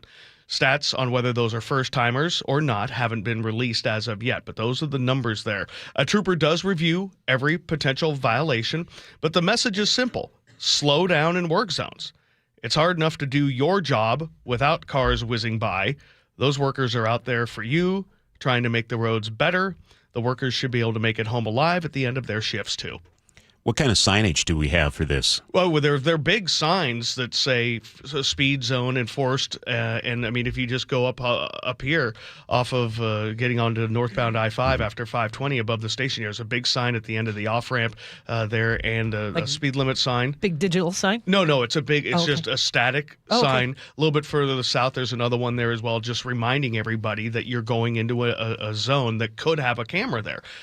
It was there for most of the month. Took a couple days off, then it was back, and again, there are 5 of these out there, or 6 of these out there active now, and really they're so small. It could be in one place in the morning, another place in the afternoon. There's a picture of it at mynorthwest.com, just kind of how small they are, but the flash is pretty bright when you go by them, and again, the first one's free, but that's changing in July. Chris, you talked about these violations. I think this was specific to the Ship Canal Bridge that you were talking about, and you'd said that they were getting people as they were speeding up out of the work zone. How do you not speed up too fast out of the work zone? Like, how does that work? Yeah, that's one of the I asked Loftus that from the State Patrol, and he's like, listen, we don't design it to get you. But, I mean, you could see this one was odd because if you haven't driven across the Ship Canal Bridge in the northbound direction, that work zone is all the way there. There's a Jersey barrier and a screen, so you can't see anything. So the only place to put one was near the end of the zone. The problem is that's right as traffic is breaking up a little bit, and you can see the sign that says 60 about a quarter of a mile ahead of you, and so people might start speeding through. I think the goal here is like at night or when traffic is lighter to try to get people to get back down. But yeah, that one I asked him, I'm like, I kind of would want to speed up there, but I keep it right around 45 because the speed limit's 50. Okay. I don't want to get caught with one of these things. Yep. Well, speaking of just signage, you know where there isn't much signage? No. In Auburn. We have the new speed cameras in Auburn. We have 3 different locations, and I've taken a couple pictures of these things. They are now issuing fines. It started last week. And basically, it's just a sign that has a picture of a camera on it and right beneath the speed limit. It doesn't really say, hey, there is speed enforcement here, but we have 3 speed cameras that are not in school zones. Okay, that's right. They allowed that to happen. But you're right. I saw the pictures for you, and that's about the most minimalist signage I could ever see, because normally in every other section there's a giant sign that says speed enforced. I saw that's just a little tiny camera little at the bottom of the sign, and I think that just means that you in Auburn need to be better aware, or they're getting away with the least amount of signage to maybe get a cash grab there. Now these are $145 a pop. And it's now effective. I just pulled up the areas that they are. This is Auburn Way South as you go up to the Muckleshoot Hill. Oh, okay. They've placed a pause on that camera. They're going to move it slightly. There's also one on 15th Street as you get off 167 and head into Auburn. People just floor it. Oh, yeah. Going by Emerald Downs. Don't do that because that is active. They'll cost you $145. Wow. There's also that A Street as you're going just past the Jack in the Box and toward Pacific. Very minimal sign. That's the one I showed you. $145 a pop. I saw the council member, Tracy Taylor. Imagine you having this kind of power being, former traffic reporter. Tracy says basically they want to free up police to do other things instead of enforce speeds. Well, I get that. That makes sense, but I would always argue that a little extra signage is always better because the goal here is to change behavior, not make a lot of money. Yeah. Ideally, that's the plan, is to change behavior, not make money. Maybe Auburn has different ideas. But who knows? But and plus, they also do have the school zone cameras. Yep. Those are separated and apart from just the speed zones. Not to be a goody two-shoes, but just obey the posted speed limit. Yeah, exactly. Well, that also is, of course, something you should be doing in general. But I just, things are changing. Says the city liver. We have to take the highways every day. Sorry. Okay, Sully, how's it looking now? Are people obeying the speed limits in We'll have to traffic? find out, see if Manda has gotten a bus lane infraction yet. Never. That's a city issue, Never. not for us suburbanites. Yeah, not too bad on the roads right now. We're seeing the brake lights in the usual suspect locations. Pretty heavy now coming down southbound I-5. We might have a new little issue approaching Mount Lake Terrace. We kind of went all red there around 220th just in the last minute or so. You add that to the stuff getting into and through Northgate, and we're up over 50 minutes from Everett into Seattle. About 45 from Everett to Bellevue, just the meandering braking as you work through Canyon Park down through 522. Northbound I-5, nothing from Olympia to Tacoma. Tacoma itself is quiet. And then Federal Way to Seattle, a little over 42 minutes now. Some brake lights past the West Seattle Bridge. The Valley Freeway, kind of where we were talking, coming up through Puyallup, Sumner, and Auburn. Going to give 45 minutes to get you up to Renton. Renton to Bellevue is about 25. Lake bridges are still in great shape. And 509 northbound, still not too heavy approaching the First Avenue South Bridge, where we continue to have the 2 lanes blocked there. This report brought to you by Lake Washington Windows and Doors. Find your pot of gold at Lake Washington Windows and Doors. Save up to 20%, plus enjoy 12 months, same as cash financing. Visit lakewashingtonwindows.com. Well, that beautiful, warm, sunny weather is over for a spell. Showers are going to increase throughout the day. 54 the high today. Rain tomorrow morning, tapering off to showers in the afternoon. We have a chance of showers Thursday, Friday, and Saturday as well. Right now in Seattle, it is mostly cloudy and 49 degrees. And coming up, KIRO News Radio's Luke Ducey has reaction from Iranian Americans in our state to the war now underway in the Middle East. Also, your opening bell report coming up on Seattle's Morning News. Now, a word for the team at Boss Retirement Solutions. Picture the retirement you've been working toward, the trips, the time with the grandkids, the dinners that don't feel rushed. Now, picture handing 30 to 40% of your savings in taxes before any of that happens.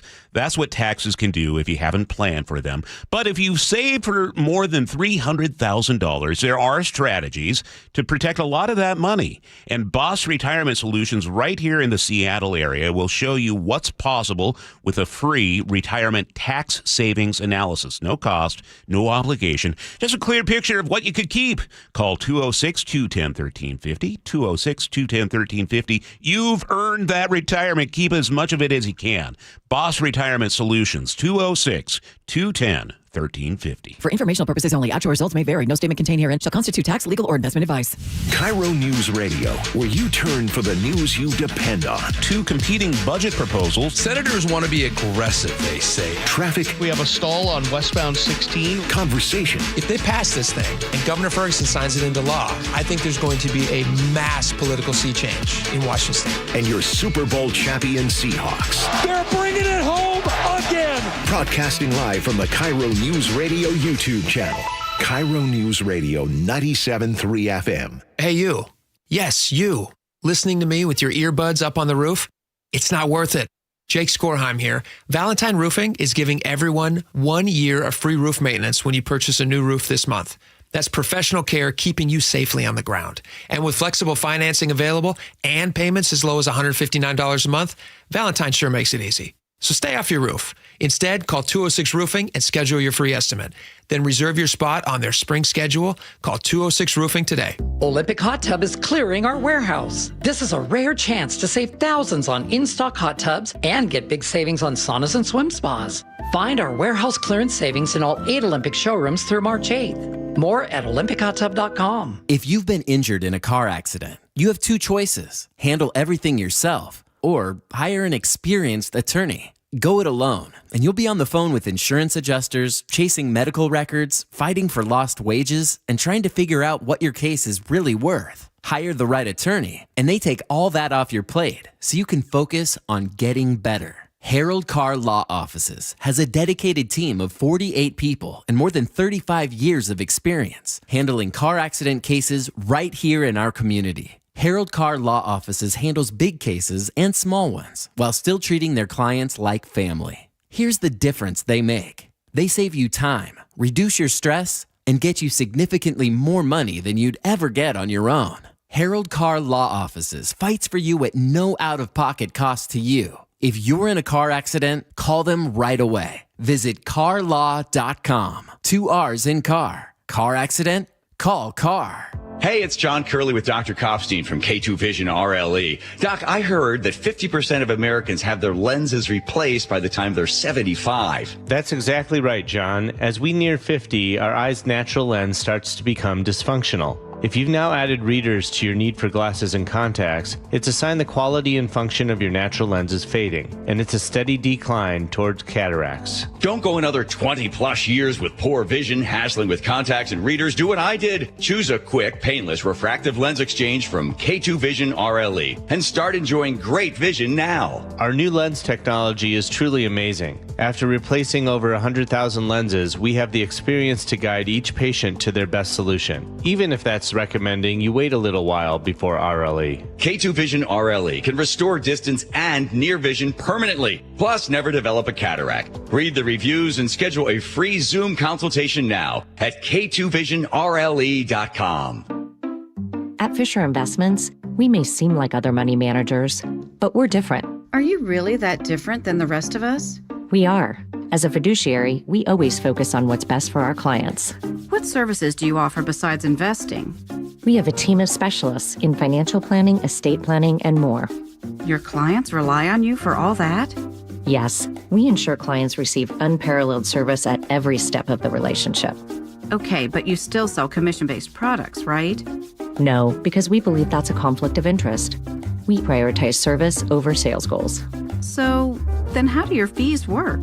We have a simple and transparent fee that's a percentage of our clients' portfolios. So we do better when our clients do better. Wow, we're more different than I thought. At Fisher Investments, we're clearly different. Learn more at fisherinvestments.com. Investing in securities involves the risk of loss. Give your attic an overhaul with new insulation from Guardian Roofing, Gutters, and Insulation. Stay cool all summer, slash utility bills, and boost your home's air quality.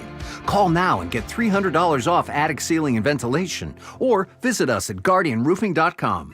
Now, the latest from KIRO Newsradio and MyNorthwest.com. Live from East Lake Avenue. You're listening to Charlie Harger and Manda Factor, Seattle's morning news. Good morning. It is 6:30. Violence is spreading across the Middle East as Iranian drones hit 2 U.S. embassies in Kuwait and Saudi Arabia. KIRO News Radio's Luke Ducey is here with how this is playing out for protesters and activists here at home. Yeah, interesting things are happening right now. There's a perceived power vacuum going on as we speak. A lot of groups trying to control the narrative of what all the images we're seeing, all the politics being played out. So we've seen many Iranian Americans against the strikes on Iran. There have been protests in Bellevue, Seattle, and other cities across Western Washington. We're also seeing more harder line Iranian Americans now speaking up as well, who support Trump and the attacks.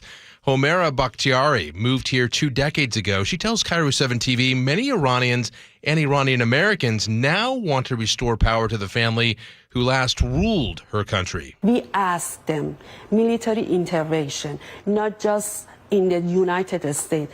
People in Iran asking, crying for help, and they are asking for return of Prince Reza Pahlavi to take the power after this regime. Yeah, you heard her mention Reza Pahlavi, who is the son of the Shah of Iran. He was on 60 Minutes on Sunday. His message to President Trump is that he should be Iran's new interim leader. They trust me as a transitional leader, not as the future king or future president or future whatever. 60 Minutes' Scott Pelley then called him out on his father's reign as Iran's monarch. The imperial state of Iran is accused of employing secret police, torture, and executions, as well as this current regime. There were people who were in those so-called prisons that were notorious or repressive or whatever you call. They were in prison under the previous regime. People were killed in your father's regime.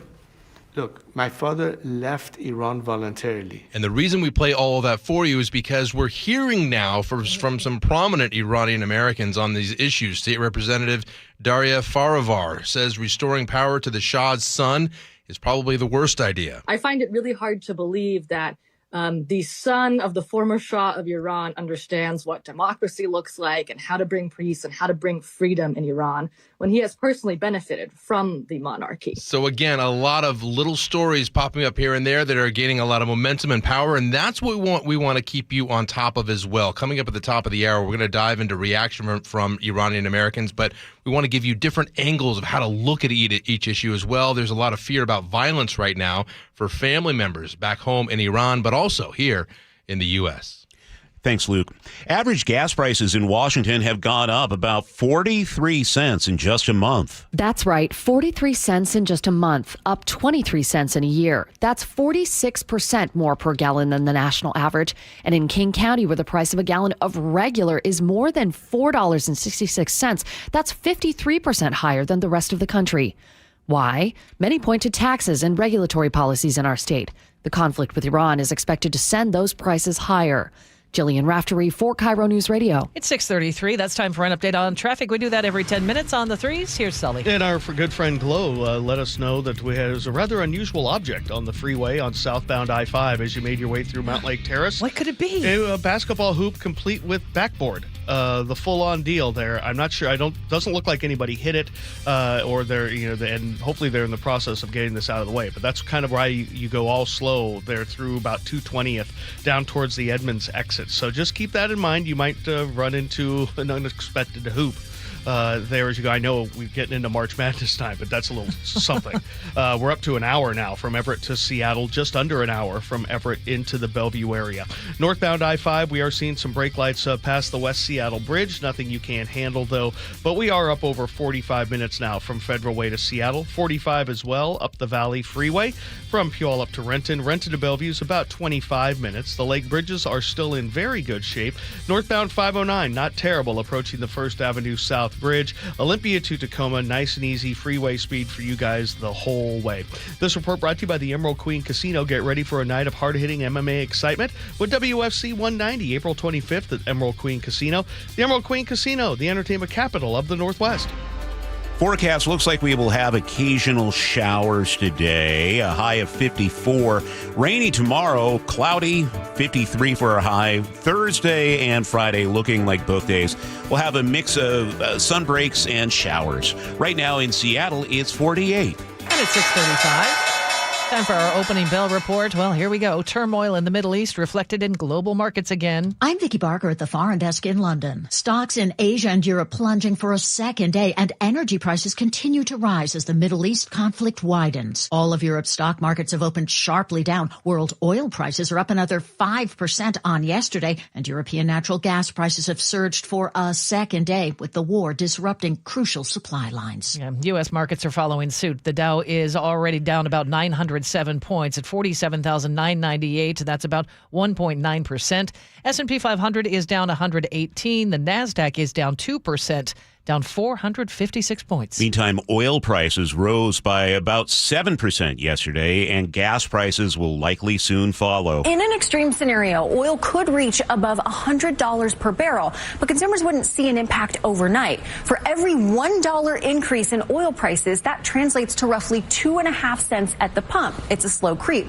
And it's not just gas prices, but inflation overall that's a concern. That's CBS's Kelly O'Grady. A federal appeals court has rejected the Trump administration's request to delay tariff refunds for 90 days. The appeals court decision clears the way for the U.S. Court of International Trade to begin the process of crafting relief for businesses that successfully challenged the tariffs, including the toy company Learning Resources, where Stephen Woldenberg is senior vice president. The administration and the country had no issue taking the money when the tariffs were imposed and collected, and so they should be able to just flip around and hand it back to us. The government had collected more than $130 billion from the tariffs by mid-December. Michael Wallace, CBS News. And that brings up the question, could businesses get a refund on those tariffs from the last year? President Donald Trump used emergency powers to launch tariffs, taxes on the imports of goods from other countries. Some were more than 100% of the original price of those products. And Washington Senators Maria Cantwell and Patty Murray estimate the cost to Washington businesses at $2.5 billion. Many reported higher costs, lost business, and reduced exports as retaliation against those tariffs. Their measure would require the federal government to return the money with interest within 180 days. Last month, the U.S. Supreme Court ruled tariffs collected under those emergency powers laws were illegal. Jillian Raftery for KIRO News Radio. Some Republican lawmakers are balking at complying with spending plans under the Trump administration's $50 billion federal rural health fund. This is according to a report from KFF Health News. According to that report, the plans were proposed by state governors and approved by the federal government. But some Republican state lawmakers are critical of the approved plans. KFF Health News reporter Ariel Zions explained the tension central to that report. A lot of politicians talk about it as a rural hospital bill, as if it were meant to just support rural hospitals in the face of the Medicaid cuts that are coming up. But if you look at the bill and then the CMS rules, it's not just for hospitals, and it isn't about just supporting their basic operations. According to the report, Republicans in the U.S. Congress created the Rural Health Program as a last-minute sweetener to include in the so-called Big Beautiful Bill Act. The law is expected to slash Medicaid spending by nearly $1 trillion over a decade. The funding was intended to allay concerns about the fallout anticipated in rural communities from that law. The Tides Tavern is back open, the beloved Gig Harbor restaurant. It was closed about a month ago for kitchen maintenance. Restaurant announced on social media yesterday the doors are open again. Closure came shortly after the tavern changed hands for the first time in 53 years. Anthony's Restaurants took over from the Stanley family in late January.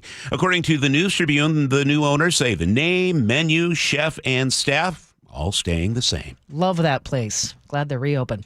We'll start your day with solutions, not problems. KIRO 7 pinpoint weather and real-time traffic every 10 minutes, from downpours to backups, whatever's waiting for you when you head out the door. KIRO 7 News in the morning will get you prepared. Stay up to the minute every 10 minutes. Watch KIRO 7 News in the morning, 4:30 to 7 a.m. Okay, Sully, what's coming up in traffic? Well, we're going to take a look at the slowdowns coming down out of the north end. No real shockers, but we'll break it down for you next. The opening bell is brought to you by Legacy Group Capital Common Sense Lending. KIRO News Radio, where you turn for the news you depend on. Two competing budget proposals. Senators want to be aggressive, they say. Traffic. We have a stall on westbound 16. Conversation. If they pass this thing and Governor Ferguson signs it into law, I think there's going to be a mass political sea change in Washington State. And your Super Bowl champion Seahawks. They're bringing it home again. Broadcasting live from the KIRO News Radio YouTube channel. KIRO News Radio 97.3 FM. An organized home is a happy home and a happy homeowner. John Curley here. Closets by Design made me and my home happy. Experience the quality and backing of a national brand with friendly local Seattle service. From booking the appointment to a free in-home consult to installation day, Closets by Design will leave you wowed and clutter-free. Right now, get up to 40% off plus an additional 15% off and 18 months financing and free installation. Visit closetsbydesign.com or call 1-800-BY-DESIGN to schedule today. Jackson Hewitt handles your taxes and your stress. Inhale our no surprise price of $149 or less. Exhale, paying more for complicated taxes. You won't. Inhale new tax law knowledge. Exhale, missing out on your biggest refund? Certainly not. Don't miss paying $149 or less. Rest easy. Jackson Hewitt's got your taxes. Guaranteed. Limited time offer for new clients on federal returns. Participating locations only. Terms at jacksonhewitt.com/149. Hi, Flo here from Progressive. You know, life changes quickly, so it's good to have flexible coverage. Oh, you mean like adding another vehicle? Yes, that's something we can do. Great, because I was thinking about getting a van so we could just keep the kids' softball stuff in the car. Oh, we don't need to get into specifics. Just saying it's easy to change. Oh, and Hannah wants to try the tuba. Again, we don't need the specifics. Last year, she wanted to be a tap dancer, but that only lasted 2 lessons. Okay. But she kept the shoes because they are adorable. Well, just know that with Progressive, you can easily add another car to your auto insurance because we know life changes. Progressive Casualty Insurance Company and Affiliates. You're 62 or older, lots of equity in your home, and you want to pull some cash out, but a refinance or HELOC, well, it means a bigger payment. And the cost of selling your home, it's insane. So what should you do? Hey, Brock Hewitt here for Tila Mortgage. You don't need to live at a lower standard than you deserve. You really got 3 options. Number 1, sell your home. 2, get a HELOC or refinance. Or 3, get a reverse mortgage. Tila has done the analysis and believes that a reverse mortgage is the most cost-effective way for seniors to get cash out of their homes without selling and having the option of no monthly mortgage payment. Too good to be true? No. Call today and let's compare. Tila, spelled Tila, is a name you can trust for truthful, honest, and ethical advice for all your mortgage needs. Give them a call today. 206-766-8888. That's 206-766-8888 or TILA, TILAmortgage.com. insurance and property taxes are borrower's responsibility. TILO Mortgage LLC is a mortgage broker. NMLS 2472046. Hey, you. Yes, you. Listening to me with your earbuds up on the roof? It's not worth it. Jake Skorheim here. Valentine Roofing is giving everyone 1 year of free roof maintenance when you purchase a new roof this month. That's professional care keeping you safely on the ground. And with flexible financing available and payments as low as $159 a month, Valentine sure makes it easy. So stay off your roof. Instead, call 206 Roofing and schedule your free estimate. Then reserve your spot on their spring schedule. Call 206 Roofing today. 6:43, that's time for a check on traffic. We do that every 10 minutes. And here's Sully. And don't get caught traveling on southbound I-5.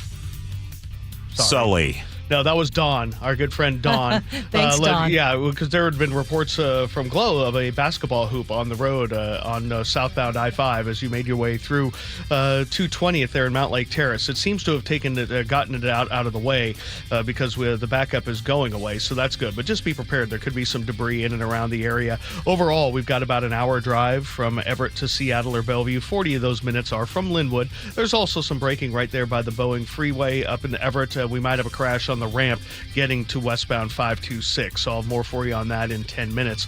Northbound I-5 from Olympia to Tacoma looks really good. 35 minutes or less there. A few brake lights up the hill to 18, and then Federal Way to Seattle's about 45 minutes.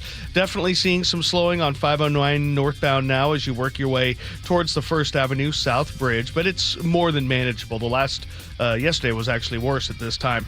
Valley Freeway, Puyallup up through Renton, about 45 minutes. Heavy there at Auburn, past Emerald Downs, and then a little bit at the north end. Renton to Bellevue still under 30, which is great. Probably closer to about 26 minutes there. Lake Bridges are nice and easy. KIRO News Radio, real-time traffic. I'm Chris Sullivan. And looking at the forecast, showers increase throughout the day. A high of 54, might have a couple sun breaks. Rainy tomorrow, a high of 53. Right now in Seattle, it's 48 and cloudy. Coming up, New York Times investigative reporter David Farenthold will break down U.S. involvement in Iran and what to expect next. That's on the way on Seattle's Morning News. John Curley here. Did you know that a new Lennox heat pump is a smart choice for total home comfort? That's right. One heat pump does the work of a furnace and air conditioner. And if your system's over 12 years old, it's on borrowed time and could be costing you up to 20% more than today's ultra-efficient models. Get Lennox heating and cooling for the price of AC. Visit HomeComfortAlliance.com. For heating, cooling, plumbing, or electrical, call the comfort people. HomeComfortAlliance.com. The stock market was on fire in 2025 due to AI and tech stocks. Now is the time to set a strategy for 2026. It's a good opportunity to lock in those gains and invest into a stable platform. With $8 trillion in cash sitting on the sidelines, investors are either scared or unsure where to go. Hi, I'm Scott Rurucka, CEO of Legacy Group Capital in Bellevue. Legacy Group Capital develops local real estate, lends money, and shares the profits with our investors. Diversify with Legacy Group Capital. Invest into our Northwest Fund, which is currently delivering 9% on a fixed rate term. It's our flagship fund for 19 years with zero investor losses. And yes, we do accept IRAs. Find out why 1,300 local investors have invested over $350 million. Legacy Group Capital at legacyg.com. This is not investment advice. Investments available to accredited investors only. Details at legacyg.com. Thanks for calling CM Heating. Aren't you the company that gives away free furnaces? That's us. Buy a qualifying high-efficiency cooling system and the furnace is free. Wow. Yeah, and our home comfort advisors are tax credit and rebate specialists, so they'll handle the rebate for you. Go to CM Heating for better comfort, lower bills, and a free furnace you'll love for years. Get your free estimate for furnace replacement at cmheating.com. And remember, for furnaces, fireplaces, hot water, and total home comfort, including electrical, there's no beating CM Heating. Seattle's Morning News on KIRO News Radio. It's the 3rd of March, along with Charlie Harger. I'm Manda Factor. And every Tuesday, we call up New York Times investigative reporter David Farenthold to break down the big stories of the week. All right, the big one, David. The U.S. is now at war with Iran. What was your initial reaction when you heard Saturday? Well, I can't help but contrast to the war in Iraq in 2003 and to think about how much more time the Bush administration back then put into preparing the American public for the idea that we were going to war. making the case this was something necessary, sort of laying out the case that they were getting international partners. It's almost none of that going on here. The explanations the Trump administration have given for the war have been false, have been contradictory, have shifted over time. And there's, I think, really an expectation that there will be no cost to bear. The Americans won't notice any cost, and so they don't need to be prepared. We're just going to start it. It seems to me we haven't really gotten the Oval Office address that a president would normally do. There was a brief mention yesterday at the Medal of Honor ceremony, and over the weekend some stuff released on Truth Social, but not a really big address from the president. Is that a misstep? I mean, it seems to me politically it could be. There's a weird contradiction here that I think is going to get more glaring the longer this goes on and the greater the costs are for Americans over in that area or here. And the contradiction is that on the one hand, Pete Hegseth yesterday called this a war. You know, we were talking about a serious matter, a war that could go on for weeks. But then Trump talked about the need to put boots on the ground, things like that. But you're right. At the same time as they are talking about such a serious commitment, a serious, violent situation, there's also a sense that, like, we're just going to go on with business as usual. President Trump was mostly talking about the ballroom yesterday and awarding medals of honor to other people. So there's not a sense that they need to stop, focus, make a case to the American public, and sort of prepare them for some longer period of sacrifice. It's like, the expectation, the unspoken expectation is this will be over soon. First, it was 3 or 4 weeks, but then the president said the U.S. has enough weapons to fight in a forever war with Iran. What do you make of that? Well, it's not true. One of the big warnings that his own people had given him before this conflict started was actually that the U.S. is relatively short on munitions, bombs, missiles. That's things you need to fight this war, both because we've been giving them to Israel for its conflict since October 2023, also because we've given them Ukraine to fight the Russians since 2022. These things take time to make. There's a finite supply of them. So we don't have the missiles and weapons for a forever war. And a forever war in this context, a forever air war doesn't make a lot of sense. If you care about changing the Iranian regime, you'd have to send people in on the ground. Trump said he's willing to do that, but I don't think the public is ready for that. I also need to note that two things can be true at the same time. The Ayatollah and the regime was a horrible, horrible person and government. What are you hearing from lawmakers on that line? I mean, that is a bipartisan reaction, obviously. The Ayatollah who died was someone who sponsored terrorism against Israel, helped take over other states from Syria to Lebanon to all kinds of different places, spread chaos and violence and death all over the Mideast, and, called for the death of America, called for attacks on Americans. He was somebody who spread suffering and hate all over the world. So, great. But no one's arguing he's a good person or he was somebody that deserved to, stay in charge of Iran. The question is, like, going back to the Iraq example, going back to Libya in 2011, okay, you got rid of the one bad guy. Who's next? What's your plan for replacing him with somebody who's better? And I don't really think I hear any plan from people in the Trump administration about how to install a better, more friendly government in Iran. David, Congress is pushing to vote on the conflict. What would that look like? Isn't it a little late? Right. Well, there's something called the War Powers Act that gives Congress the ability to take back control of a undeclared conflict like this. Remember, the Constitution says Congress can declare war. So the idea would be they pass some sort of War Powers Act resolution to say, President Trump, you have to stop hostilities wherever you're carrying them out unless we give approval. I don't see that happening right now. I could see it happening down the road if there's enough unhappiness among the public and among Republicans. But at this point, I just don't see it, the Republicans in Congress stepping up to stop Trump while he's in the middle of something like this. What's your sense of how this all shakes out? It is so hard to predict. I mean, I do think that I think the chances of a revolution in Iran that puts somebody else, somebody friendlier to America in charge, right now are low. There's really no there's no leader, there's no organized resistance. There's no guys with guns who are on our side. I mean, all the power is still held by the remnants of the old regime. So my guess is that this ends at some point with people who were, in the old regime still in charge, maybe making some sort of concessions about their nuclear program, which probably will be destroyed or something else. But, does this mean freedom for the Iranian people? Unfortunately, I think no. I think the best outcome would likely be that Iran is so weak that it can't project power into places like Lebanon or into Israel. So there's more freedom and self-determination in other parts of the Middle East. That is New York Times investigative reporter David Farenthold. And we continue to follow Wall Street. At its opening, it is not reacting well to the situation in the Middle East. No. The Dow is now down 1,064 points. That's 2.1%. S&P 500 and NASDAQ both down by 2%. We'll keep you posted. The FAA is investigating an incident that affected operations for a while at a major airport. When a United Airlines flight to Newark made an emergency landing yesterday in L.A., moments after takeoff, this passenger tried to stay calm. It was cool. Well, I just kind of relaxed back into it, put my seatbelt on, and strapped myself back in and said, okay, whatever it is, it is. What it was an apparent engine fire. More than 250 passengers and crew were safely evacuated. No one was hurt. The incident caused all flights to be grounded for about a half an hour at LAX. Steve Kathan, CBS News. That was a Boeing 787 as well, so they had the emergency slides deployed. It was a very serious situation for sure. 6:53 now. We check traffic on the threes with Chris Sullivan. And we are definitely pushing towards our first peak of the morning, which is getting towards 7 a.m. Southbound I-5, bumper to bumper from 145th all the way in past the forced merge at Northgate, down across the Ship Canal Bridge, up to an hour now and 10 minutes from Everett to Seattle. 50 of those minutes are from Linwood. Everett to Bellevue was running about an hour, about 10 minutes faster, but still pretty heavy getting down into and through Canyon Park.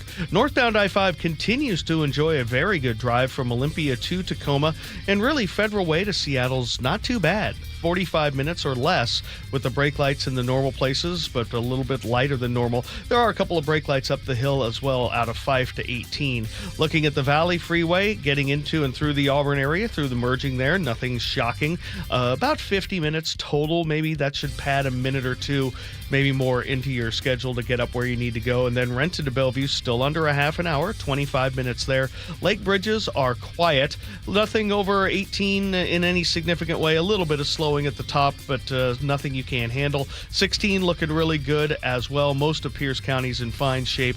Northbound 509 continues to struggle up to the First Avenue South Bridge as we continue to deal with the two right lanes being blocked across the bridge. This report brought to you by Seattle Sports. Download the Seattle Sports app and stay in the know with the latest news, scores, and opinions about your favorite teams.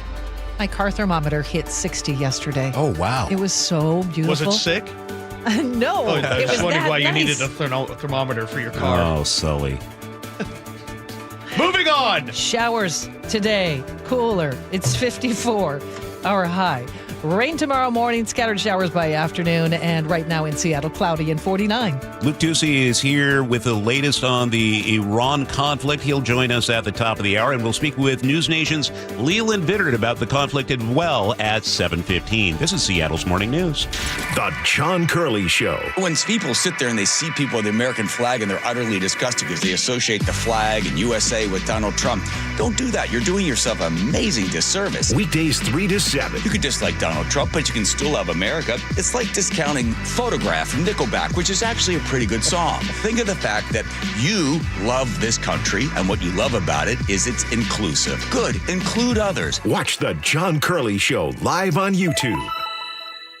KIRO FM and HD1, Tacoma, Seattle. Nick, did you know this is called quit time? Did you know what that is? I do not know. That means right about this time of the year, people quit their New Year's resolutions. Oh, kind of like last year. Okay, never mind. The important thing is that both of us made a New Year's resolution that we would take better care of ourselves for each other. And we're holding to that. We are not flaming out because... Longevity Medical Clinic. So we get the support of Longevity. We told them what our goals were, and they're like, absolutely, we'll get you in line. So they support me, they support you, and then as a couple, they're making us accountable for the decisions we make. So we're not going to be quitting on these things. I can't remember what your New Year's resolution was around the house. My New Year's resolution around the house was that I was going to try to get you to start putting things away. And I was going to get you to actually learn how to cook a piece of chicken. Oh, well, that's for next year. Okay, fine. Either way, we've got a team behind us. Do what Nick and I have done. Take a free health analysis at lmclinic.com. That's lmclinic.com. Hey there, Dawn Riding with Olympic Hot Tub. We're ready to clear our warehouse. This is a rare chance to save thousands on new and floor model hot tubs featuring our saltwater hot spring spas.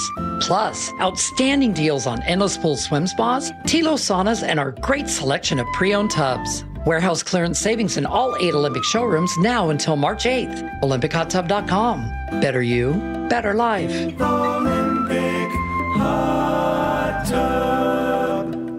If you've been injured in a car accident, you have 2 choices. Handle everything yourself or hire an experienced attorney. Go it alone, and you'll be on the phone with insurance adjusters, chasing medical records, fighting for lost wages, and trying to figure out what your case is really worth. Hire the right attorney, and they take all that off your plate so you can focus on getting better. Harold Carr Law Offices has a dedicated team of 48 people and more than 35 years of experience handling car accident cases right here in our community. Harold Carr Law Offices handles big cases and small ones while still treating their clients like family. Here's the difference they make. They save you time, reduce your stress, and get you significantly more money than you'd ever get on your own.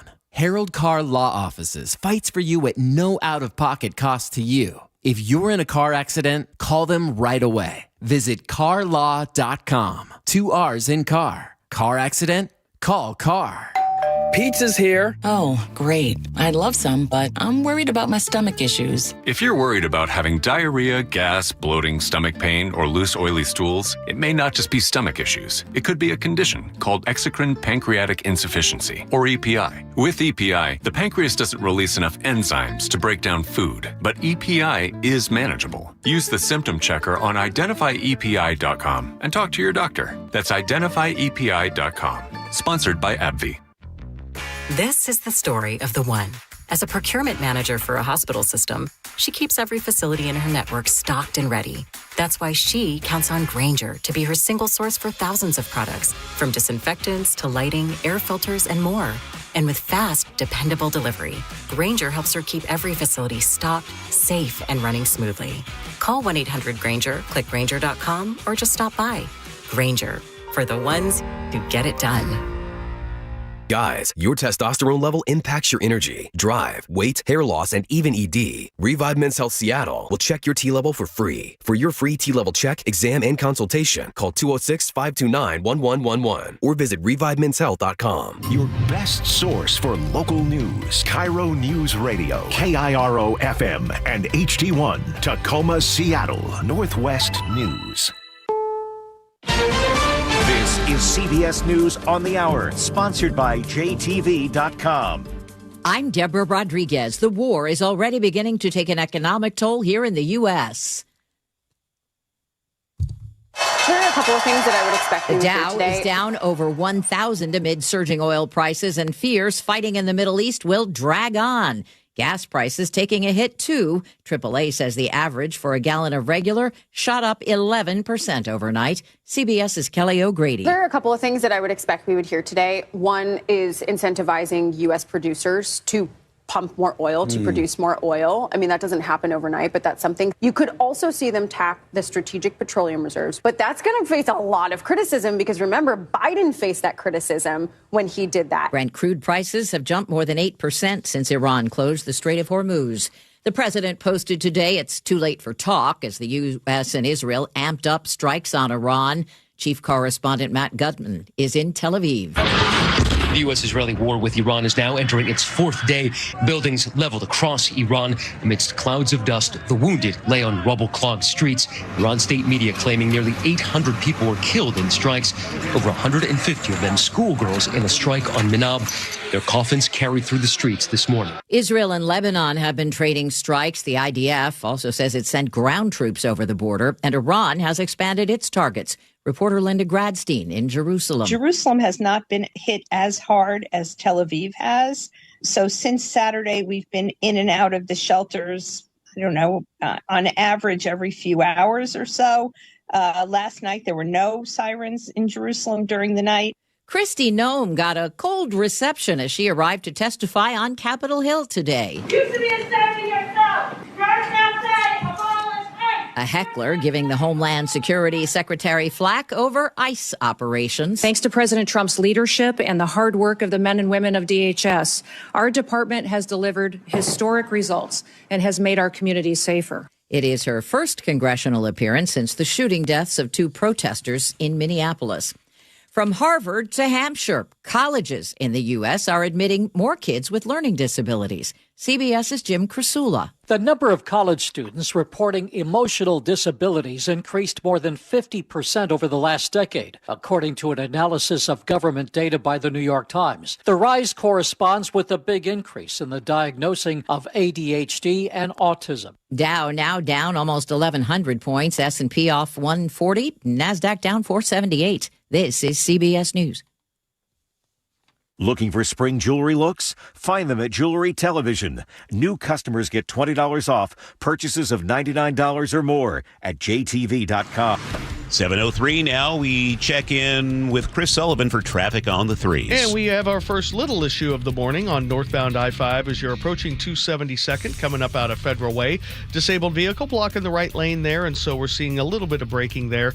We add that to our total, and we've got about a 50-minute trip from Federal Way to Seattle. It's really not too bad the whole rest of the way on up until you get to the West Seattle Bridge. Don't take 509 northbound to try to avoid I-5 because it's actually worse. We continue to work with the two right lanes blocked on the First Avenue South Bridge, and so 509's backed up getting there. Valley Freeway, a lot more action before Auburn and getting up past Emerald Downs now. Give yourself about 30 minutes out of Auburn and over 50 all the way up the Valley Freeway, so behind schedule there by a couple of minutes. And then Renton to Bellevue, you'll pick up the pace. It's under 30 to get you to Bellevue. Coming down from the north end, we do have about a 50-minute trip from Linwood down to Seattle or to Bellevue, so definitely seeing the heavy brake lights there. It's not bad, though, getting down from Arlington down through Everett till you get down to Linwood, and the lake bridges are fine.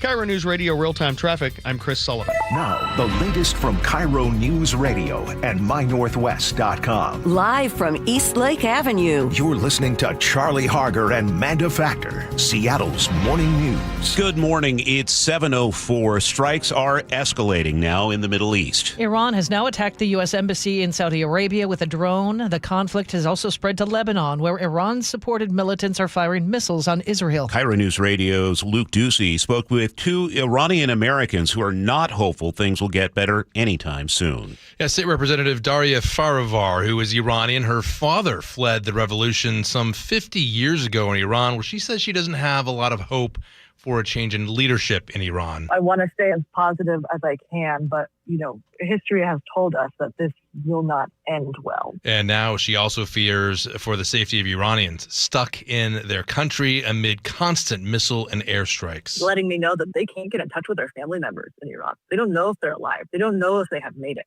So many people who are talking about the impacts of this travel ban. They are actively preventing Iranians from being able to escape the country to the United States, to reunite with their families, and they're actively deporting Iranians back to Iran. There is currently a full travel ban on Iranian nationals that took effect January 1st. Many experts that I've also spoken with wonder if they will see a mass exodus, a refugee issue that destabilizes part of the Middle East as well, people fleeing large cities like Tehran. There are estimates from the Red Cross and Red Crescent.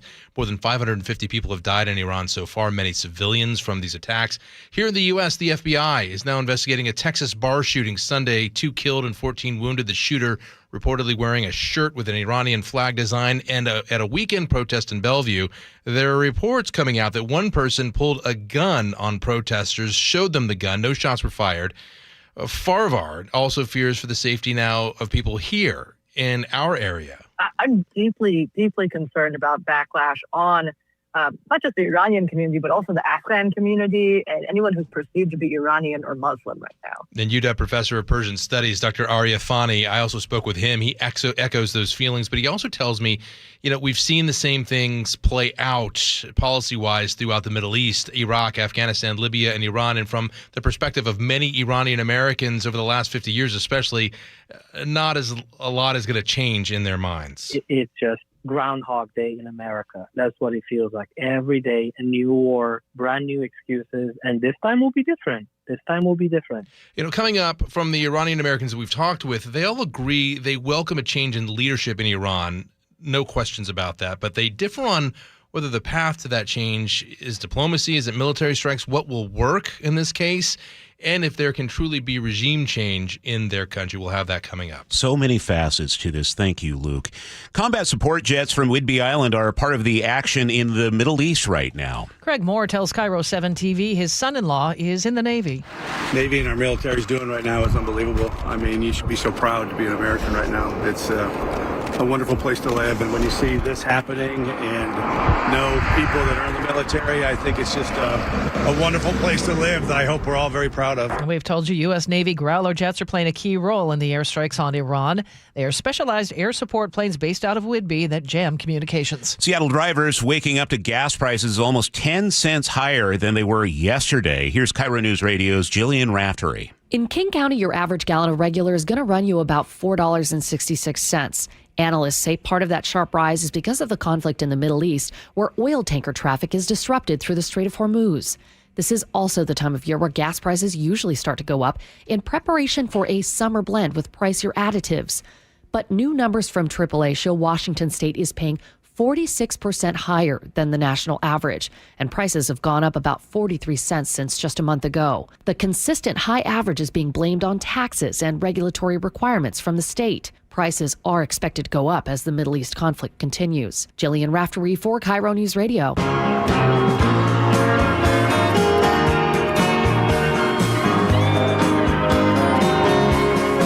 Keeping you informed since 1974. This is the city's longest-running radio news show.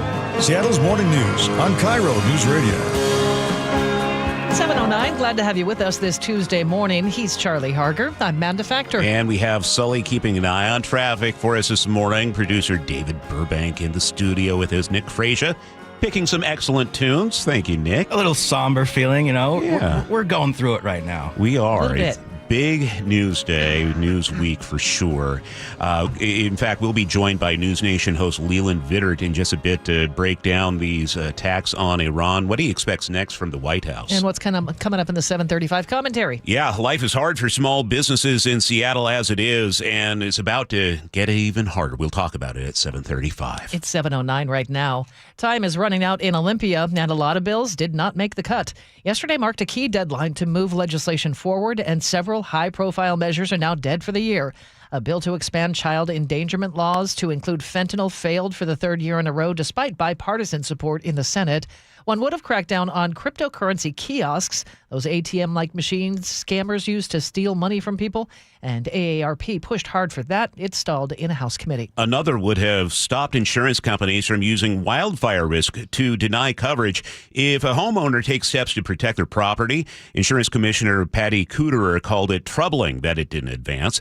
And a proposal to penalize drivers who ignore emergency road closures, inspired by a death during December's flooding, that did not get a vote. Lawmakers now have until Friday to pass remaining bills before the session ends March 12th. A legally blind man was shot in the Chinatown International District, and KIRO News Radio's James Lynch tells us police are still looking for the person who pulled the trigger. The shooting happened just after 11 o'clock near 5th Avenue South and South Weller Street. The victim, 40 years old, was shot twice in the leg, and the suspect fled before police arrived. SPD Detective Eric Munoz. As far as we can tell, this was a completely random attack that targeted a legally blind man. The victim is expected to survive. If you have any information, call the SPD Violent Crimes Tip Line at 206-233-5000. James Lynch, KIRO News Radio. You would think asking someone to pick up after their dog would be a simple request. In Kent, it led to a kidnapping. Police say a man asked his neighbor to clean up after his dog pooped on Sunday. The owner said, "No, pick it up yourself." That neighbor reported him to the apartment office. After that happened, police say the dog owner dragged the neighbor inside an apartment, started punching and choking him. A woman in the apartment allegedly joined in, kicking the victim in the face, smashing his phone with a wrench. Officers heard yelling, forced their way in, arrested both suspects. They now both face kidnapping and assault charges. British Columbia is done with changing clocks twice a year. Their government announced the province will adopt permanent daylight saving time after clocks spring forward on Sunday. That'll be BC's final time change. Clocks will stay put next November instead of falling back. Washington state lawmakers passed a similar law in 2019, but it's been stuck ever since. It's because any change to time zones in the U.S. Requires approval from Congress. That has not happened. So for now, Washington will keep changing clocks while our neighbors to the north move on without us. That means from November through March every year, you'll have to set your watch forward an hour when you cross the border into Canada. Okay. You've been warned. 7:12 now. Let's get a check on the weather. Today, we expect showers to start to increase. Right now, we're cloudy. It'll be showery by the afternoon. A high of 54. Tomorrow is just rainy. 53 for a high. Mostly cloudy. A chance of sprinkles and some sun breaks on Thursday and Friday. Scattered showers for Saturday as well. Just in time for, the first youth baseball tournament of the year. Here we go. Here we go. It's turf field, so we don't get out of it either. Right now in Seattle, it is 48. You wouldn't want to get out of it, Charlie. Oh, no, nothing like being out in the rain It's in March. Sorry. It's 7:13. Let's check traffic. We do that every 10 minutes. Here's Sully. Been there, done that. Come on, tough it up. Yeah, I know. Oh, I know. You have to support your son's Yeah. ventures.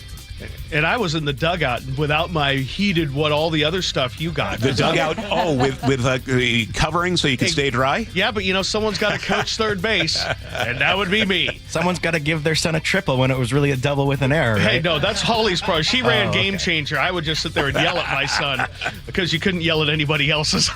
Boy, being the coach's kid is the worst. You want to yell at mine? Sure. Okay. Yeah, trust me. I'll yell at Sam all I want. How's the traffic? What? You want to? Fine. Not be relatable. Great.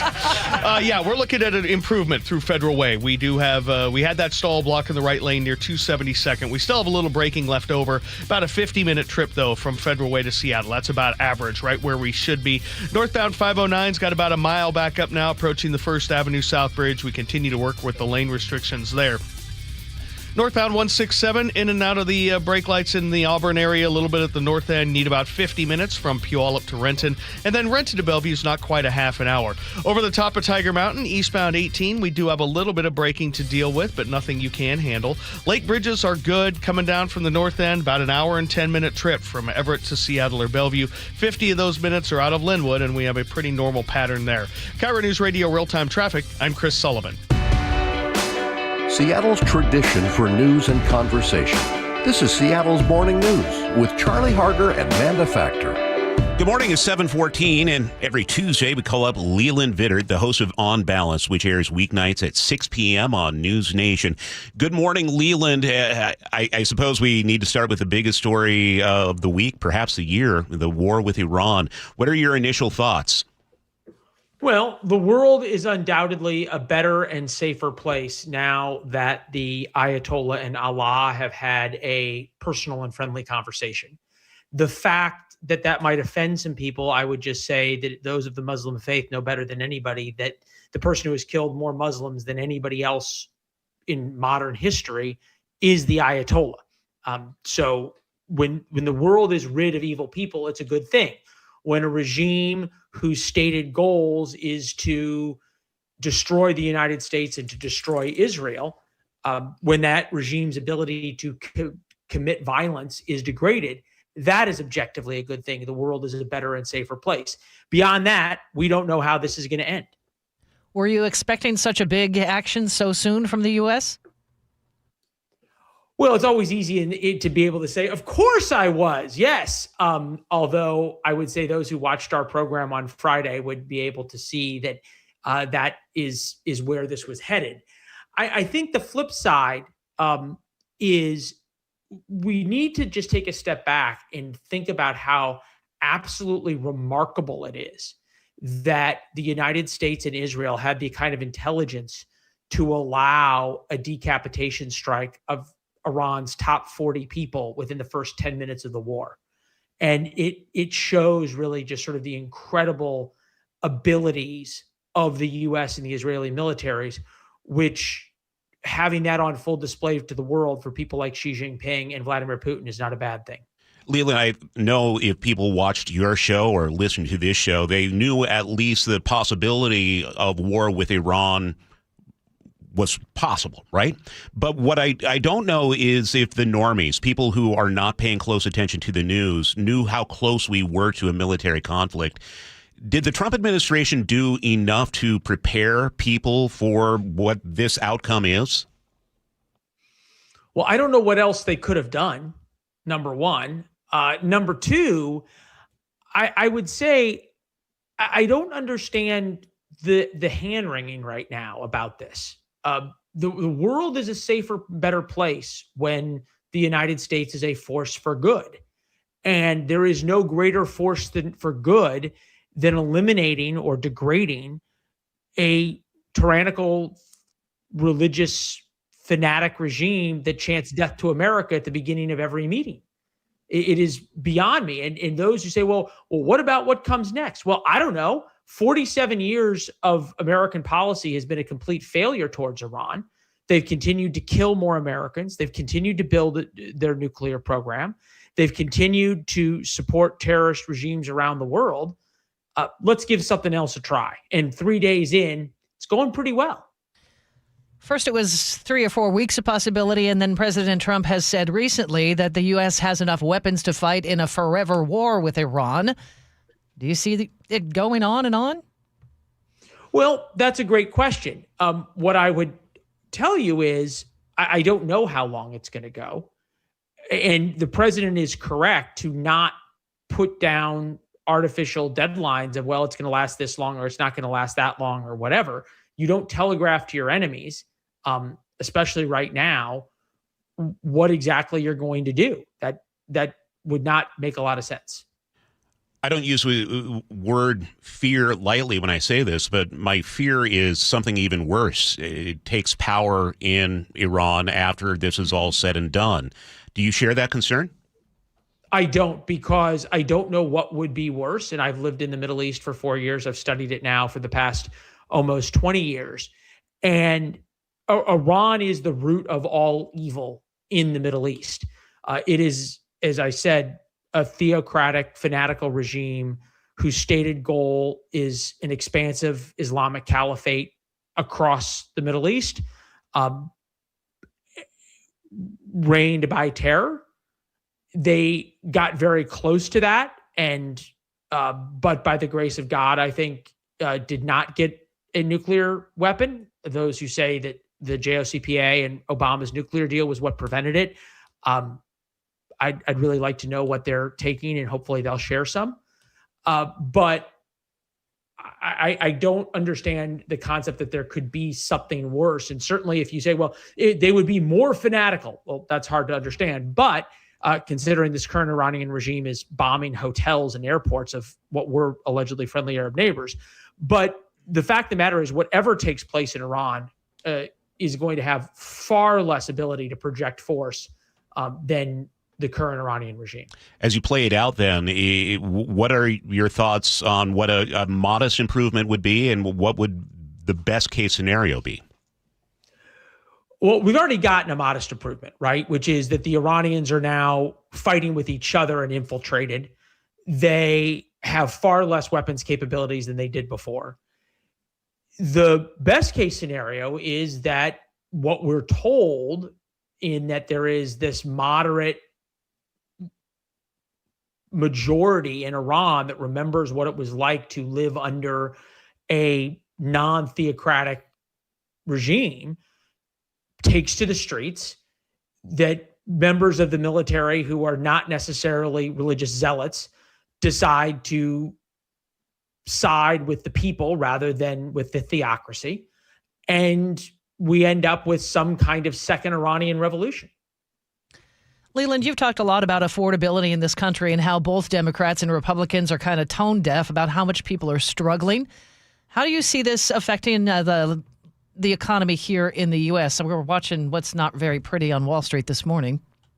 Well, that's true, although I didn't see anybody spend a lot of time thinking about what was pretty on Wall Street when it was at record highs a couple of days ago or weeks ago. So I don't live or die in terms of the affordability issue by the stock market.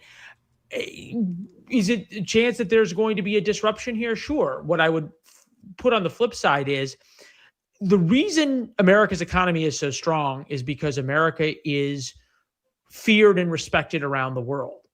And you have to look at this strike against Iran in a larger context, which is how it relates to China.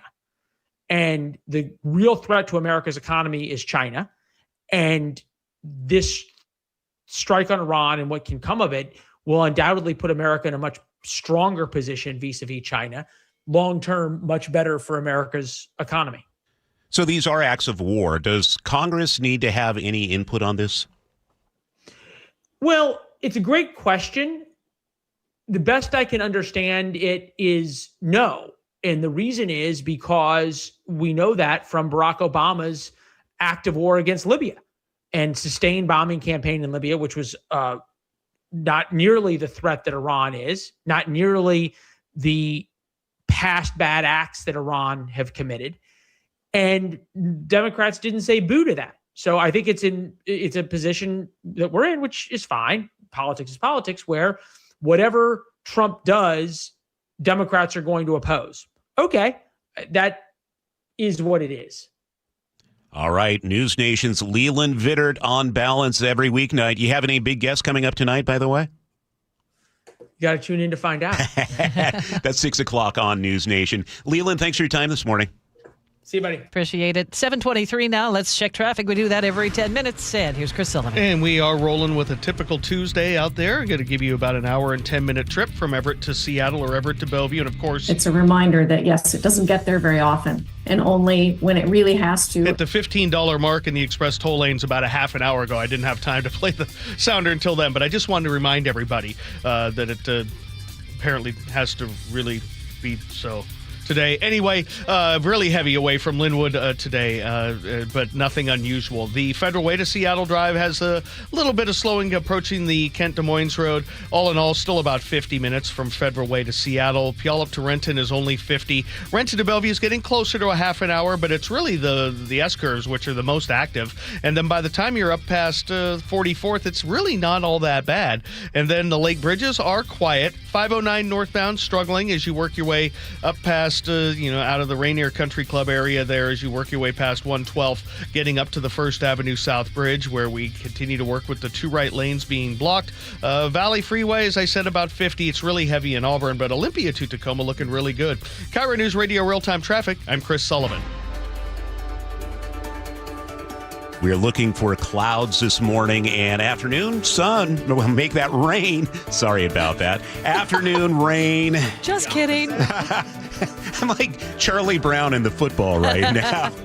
We're heading for a high of 53 today. Showers and rain tomorrow. Also a high of 53. Seattle right now, cloudy and 48. And coming up, our Luke Ducey with some local perspective on the war in Iran, what Iranian Americans in our community are saying, and also on the 735 commentary. We're going to be talking about the true impact of new taxes for Olympia and why it will be felt by some of your favorite small businesses. That's coming up on Seattle's Morning News. This hour is brought to you by CM Heating.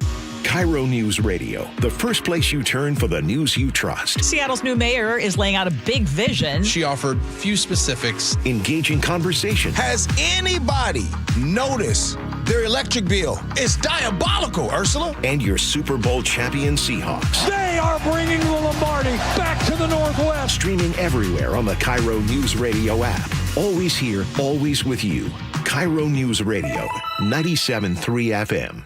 An organized home is a happy home and a happy homeowner. John Curley here. Closets by Design made me and my home happy. Experience the quality and backing of a national brand with friendly local Seattle service. From booking the appointment to a free in-home consult to installation day, Closets by Design will leave you wowed and clutter-free. Right now, get up to 40% off plus an additional 15% off and 18 months financing and free installation. Visit closetsbydesign.com or call 1-800-BY-DESIGN to schedule today.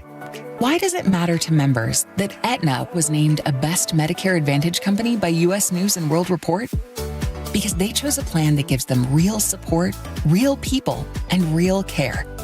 We show up on calls with members and doctors' offices when needed. We show up with access to convenient care options and coverage that fits everyday life. We don't show up for awards. We show up for you. And showing up for you is how healthier happens together. Pizza's here. Oh, great. I'd love some, but I'm worried about my stomach issues. If you're worried about having diarrhea, gas, bloating, stomach pain, or loose, oily stools, it may not just be stomach issues. It could be a condition called exocrine pancreatic insufficiency, or EPI. With EPI, the pancreas doesn't release enough enzymes to break down food, but EPI is manageable. Use the symptom checker on identifyepi.com and talk to your doctor. That's identifyepi.com. Sponsored by AbbVie.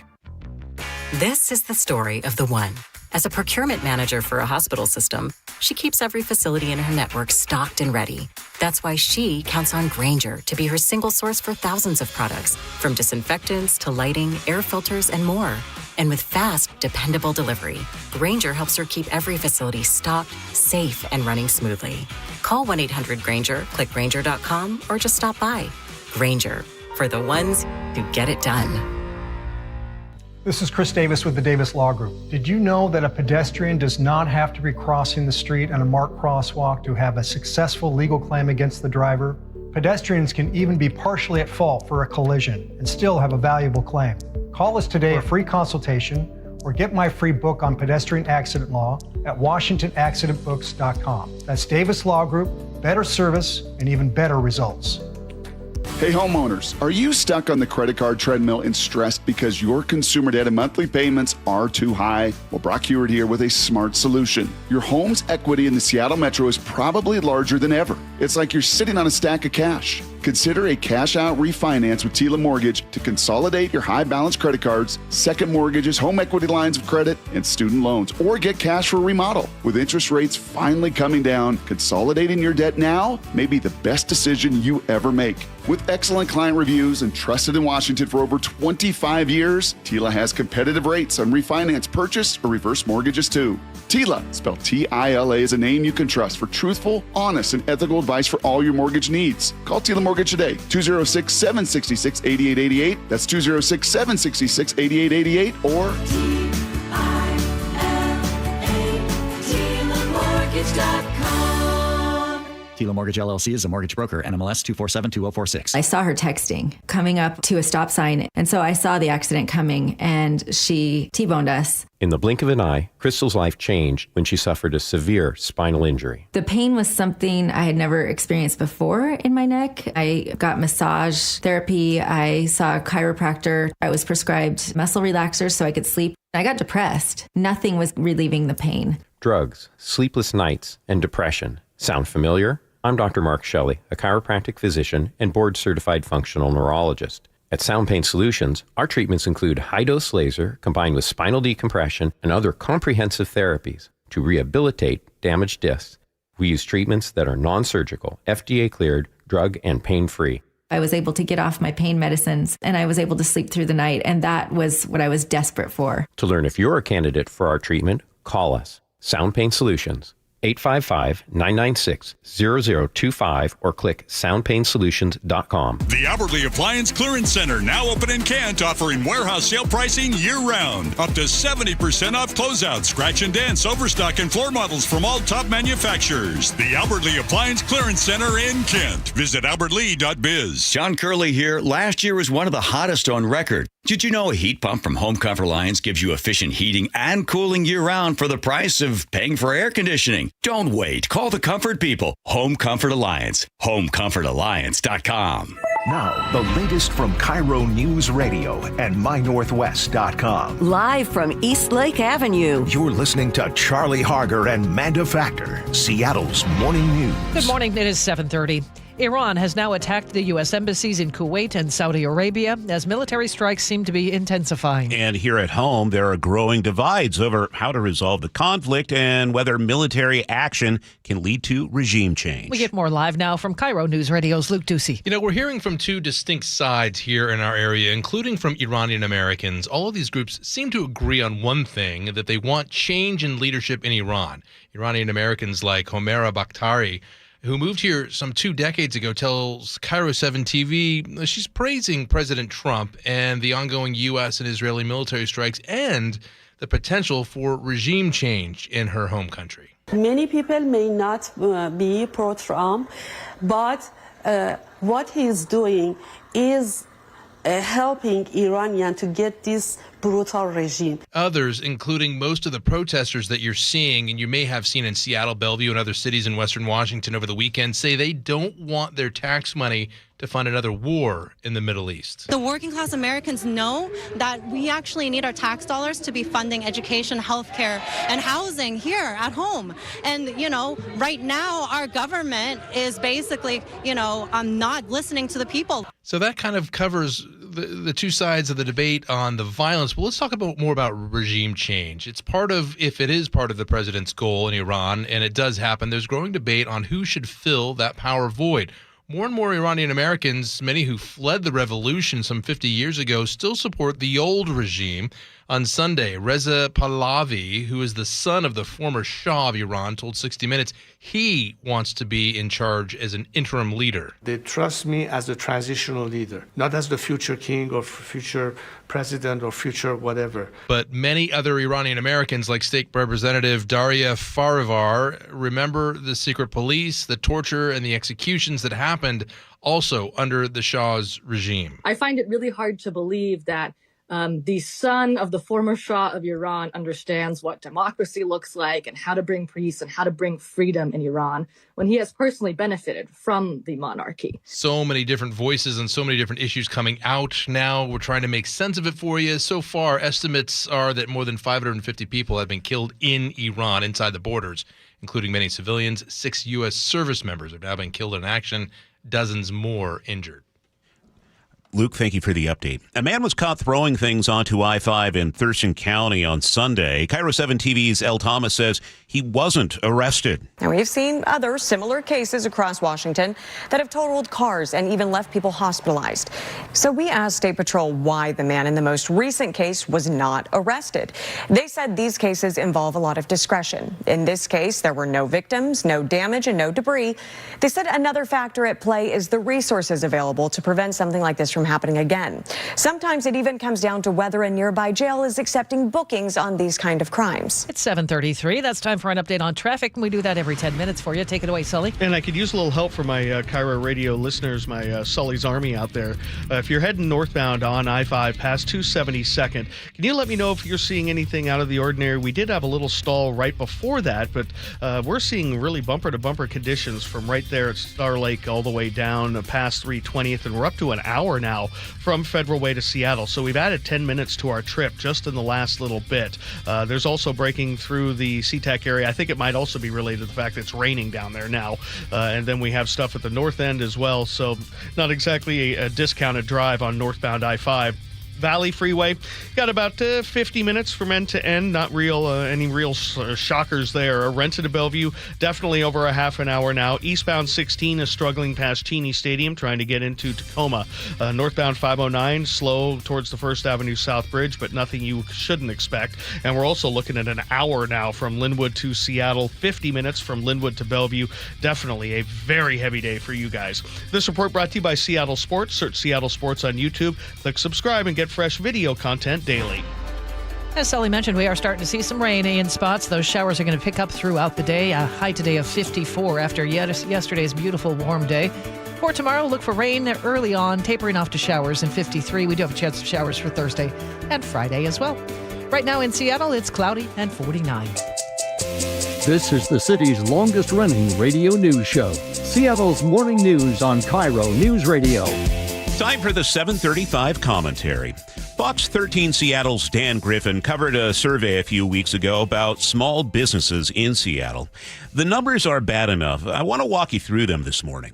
A group called The Intentionalist talked to 136 independent small businesses across Seattle and the surrounding area. We're talking cafes, restaurants, boutiques, salons, neighborhood places, the kind that make the city feel like somewhere worth living.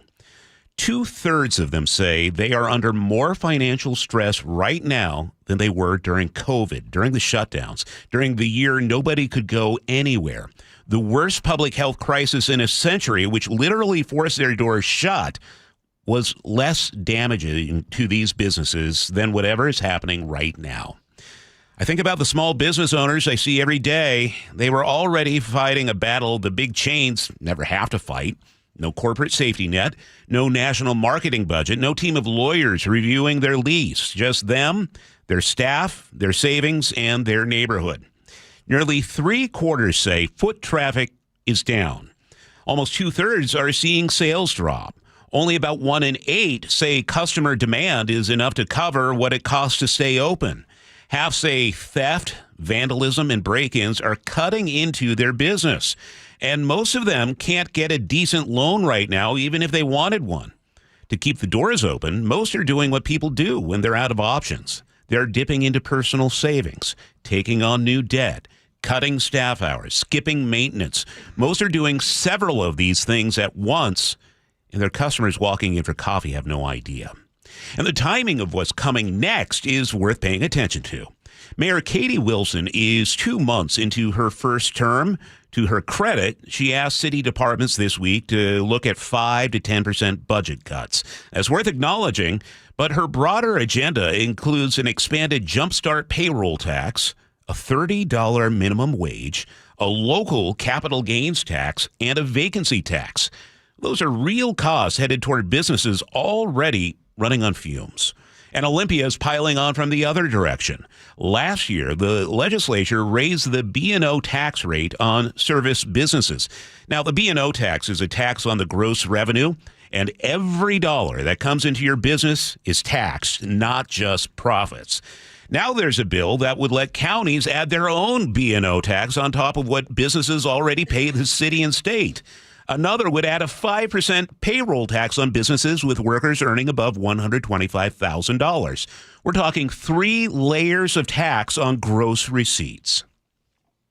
The big companies have options. The small business owner on your block doesn't. The woman who opened the cafe you love, the guy running the bookstore your kids grew up in, they don't have the resources to relocate to Bellevue. They only have the neighborhood they bet everything on. The big companies, big businesses have lobbyists. The small ones have a survey. And based on what's coming out of City Hall and Olympia, nobody's read it. That's the 735 commentary for Tuesday, March 3rd, 2026. You can always text your thoughts to the Muckleshoot Casino and Resort text line, 888-973-5476, or leave a comment at mynorthwest.com. It's 7:39. Sully, what's coming up in traffic? Well, we're very heavy through the rain now on northbound I-5 out of Federal Way. We'll talk about it next. The John Curley Show. When people sit there and they see people with the American flag and they're utterly disgusted because they associate the flag and USA with Donald Trump, don't do that. You're doing yourself an amazing disservice. Weekdays 3 to 7. You could dislike Donald Trump, but you can still love America. It's like discounting Photograph from Nickelback, which is actually a pretty good song. Think of the fact that you love this country, and what you love about it is it's inclusive. Good. Include others. Watch The John Curley Show live on YouTube. Hey, it's Jake Skorheim. March is the start of spring, as we all know, and my outdoor to-do list is already growing. Fortunately, Valentine Roofing has my back and yours when it comes to checking off those honey-do list jobs. And with Valentine's huge March promotion, they're not only going to take care of you this year, they have you covered for next year, too. This month only, you can get a free year of roof maintenance when you purchase a new roof. Then you can enjoy seasonal checkups and professional care to keep your new roof looking its best. Plus, they have flexible financing with payments as low as $159 a month. And the Valentine experience, as we all know, seamless communication, meticulous cleanup, and extra mile service. So it's no surprise that Valentine Roofing was voted 2025 Gold Best Roofing Company in the Seattle Times Best in the Pacific Northwest Awards. To take advantage of Valentine's free year of roof maintenance when you purchase a new roof, call 206 Roofing. That's 206 Roofing. And remember, when you see the red Valentine van, you know your home is in good hands. It started as a puddle. Where? In the shower. Uh-oh. Then the kitchen sink. Started backing up? Yeah. I know where this is going. Clogged up. Right. No problem. Beg your pardon? There's no clog we can't clear. You're Dan. From Apollo Plumbing. This is going to get pricey. How about $83? To clear my drain? Apollo Plumbing clears main drains every day. For $83? $83 or it's free. What's the catch? No catch. We'll even do a camera inspection. Why is that? It's the best way to find the cause of your clog. And it's included? No extra charge. Truth is, we hate clogs. I don't love them. Seen them all. Ew. I promise, there's no clog Apollo can't clear. Guaranteed. 83 or free. Goodbye, slow drains. All it takes is an accessible clean out. And Apollo gets my drains draining again. You call, we come, it's fixed. My heroes. Just doing our job. Thank you, Apollo Plumbing. ApolloPlumbing.com. If you're hurt in a car accident, call Harold Car Law Offices right away. They'll save you time and get you more money from insurance while you're able to focus on recovering. Visit carlaw.com. 2 R's in car. Car accident? Call CAR. Xfinity Tech Support, Matthew speaking. Hi, I live in a pretty remote place, like Jurassic Park remote. No! Wow. Will Xfinity Mobile work out here? Yep, the combination of reliable Wi-Fi and 5G makes it so that you can stay connected in all kinds of places. Plus, you get access to ultra-fast speeds and coverage, whether you're poolside or out live streaming with a T-Rex. Hold still, you're about to go viral.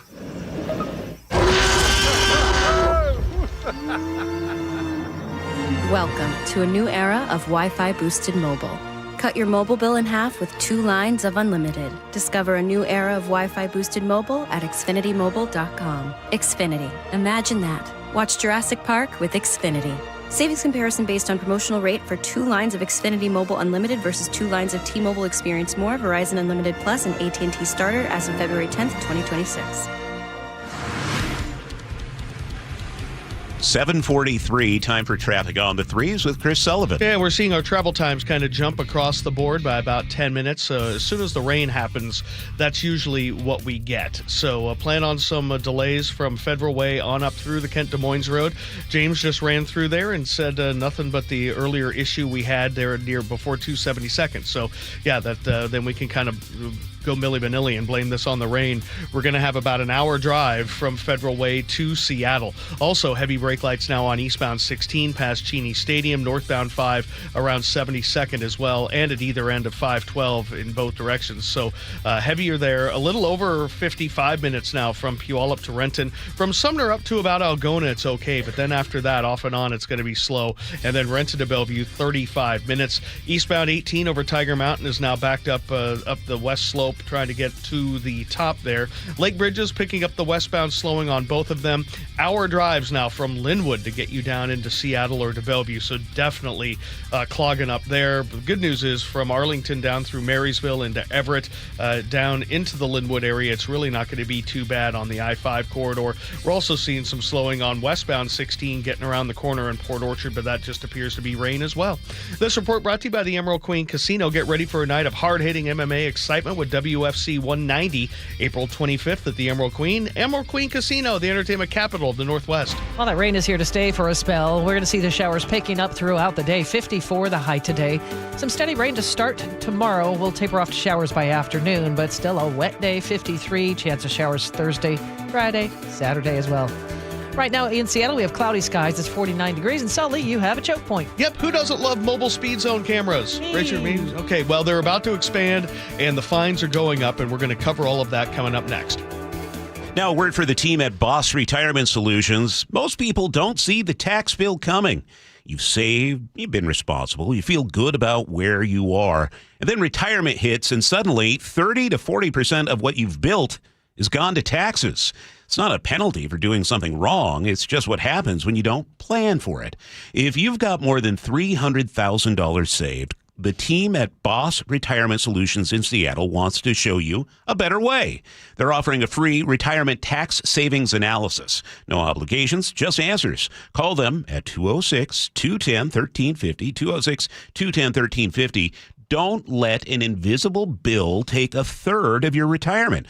Boss Retirement Solutions, 206-210-1350. For informational purposes only, actual results may vary. No statement contained herein shall constitute tax, legal, or investment advice. It's a new year, which means a new opportunity to grow your business. WaFd Bank Business Checking can help you hit the ground running. Our accounts are designed to help business owners like you manage cash flow, pay vendors, and keep operations running smoothly every day. Get access to digital tools like bill pay, mobile deposit, signer and non-signer debit cards, and the option to upgrade your account as your business grows. WaFd Business Bankers get to know you too. So when you need help, we're there for you. WaFd Bank, built for business. Visit wafdbank.com. Non-sufficient funds charges may apply. Member FDIC. At Uline, they know going the extra mile takes hard work.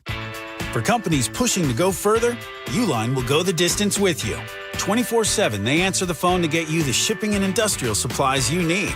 Business can move fast. Unexpected large orders, adverse weather, new safety guidelines, and changing economic trends. Uline works hard keeping 41,000 items ready to ship, minimizing detours on your way to the extra mile. Visit uline.com.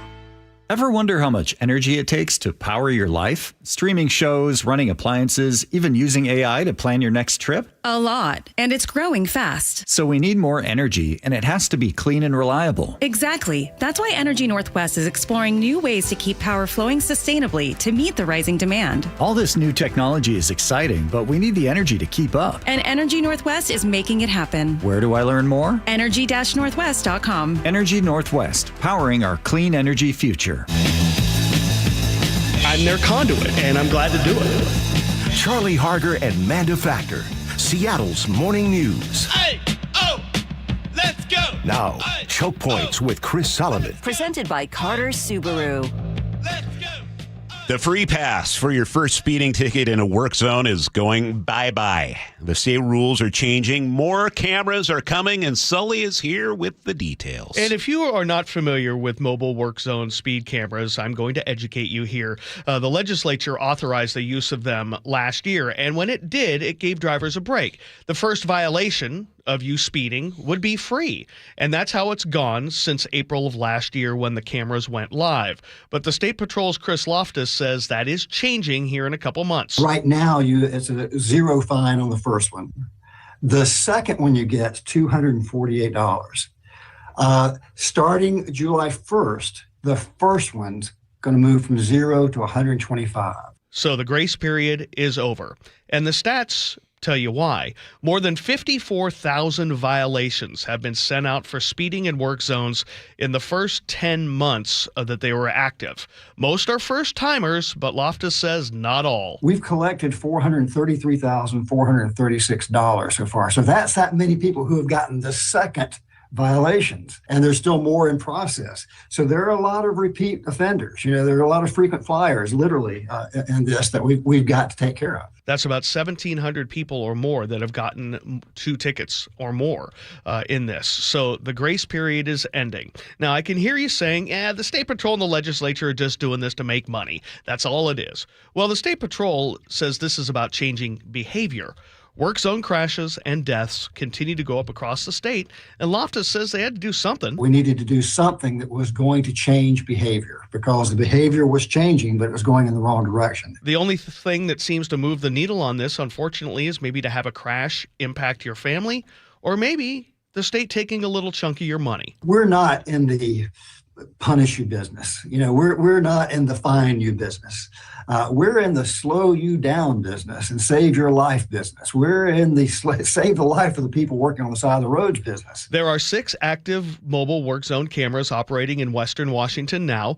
That's going to be expanded into Eastern Washington later this year. And then by 2027, WashDOT plans to have up to 15 of them operating around the state. And if you haven't seen them, they're very small. They are very mobile. They're just mounted on a small trailer and can be towed behind an SUV. They could be mobile and be just about anywhere at a moment might be in one work zone part of the day, might be in another later. They move them around. They move them around to where the need is. They also move them around just to make sure that people just don't become acclimated to them. Say, oh, I've got to slow down there because there's a camera, but then I'll speed through the other one because there's no camera. WashDOT does need to post warning signs of the upcoming camera enforcement. Of course, put a speed limit sign nearby so they're not catching you unaware of this. Now, in the month that the mobile camera has been active on northbound I-5 across the Ship Canal Bridge, more than 1,200 drivers have been hit or will be hit with violations. The stats on whether those are first-timers or not haven't been released. A trooper does review every potential violation, so it's not just all totally automated. My message here for drivers is simple, and I think it's the states as well. Please slow down in work zones. It's hard enough to do your job with the cars whizzing by there. If you've never stood by the side of the freeway to realize even what 35 or 40 miles an hour looks like, much less 60 or 70, it's frightening. So the workers are out there for you. They're trying to make the roads better, and the workers should be able to make it home alive at the end of their shifts like everybody else.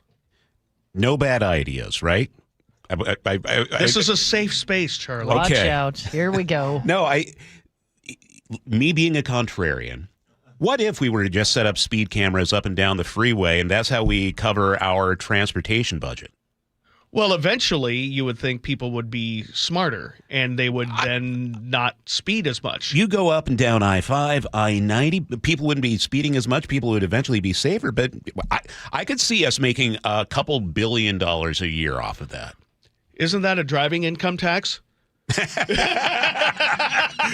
See what I did there? Yeah. It's $1 million only for cars with 25 miles an hour or better, so we would make it a millionaire's gas tax. But just think about how much money that could be. I'm not saying that's a good idea, but it just popped into my mind. Like, we've got all these problems. Okay, everybody's suddenly driving 60 on the freeway. Well, yeah, or not. Well, drivers just need to be a little less selfish behind the wheel all the way around, including me. I mean, I get it. Every single one of us needs to, kind of cool the jets a little bit, especially in work zones. But yeah, I don't know.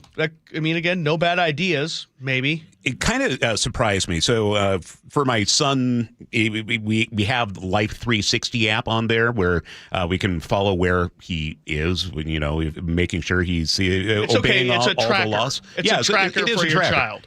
So what they do as well is they do monitor a car speed.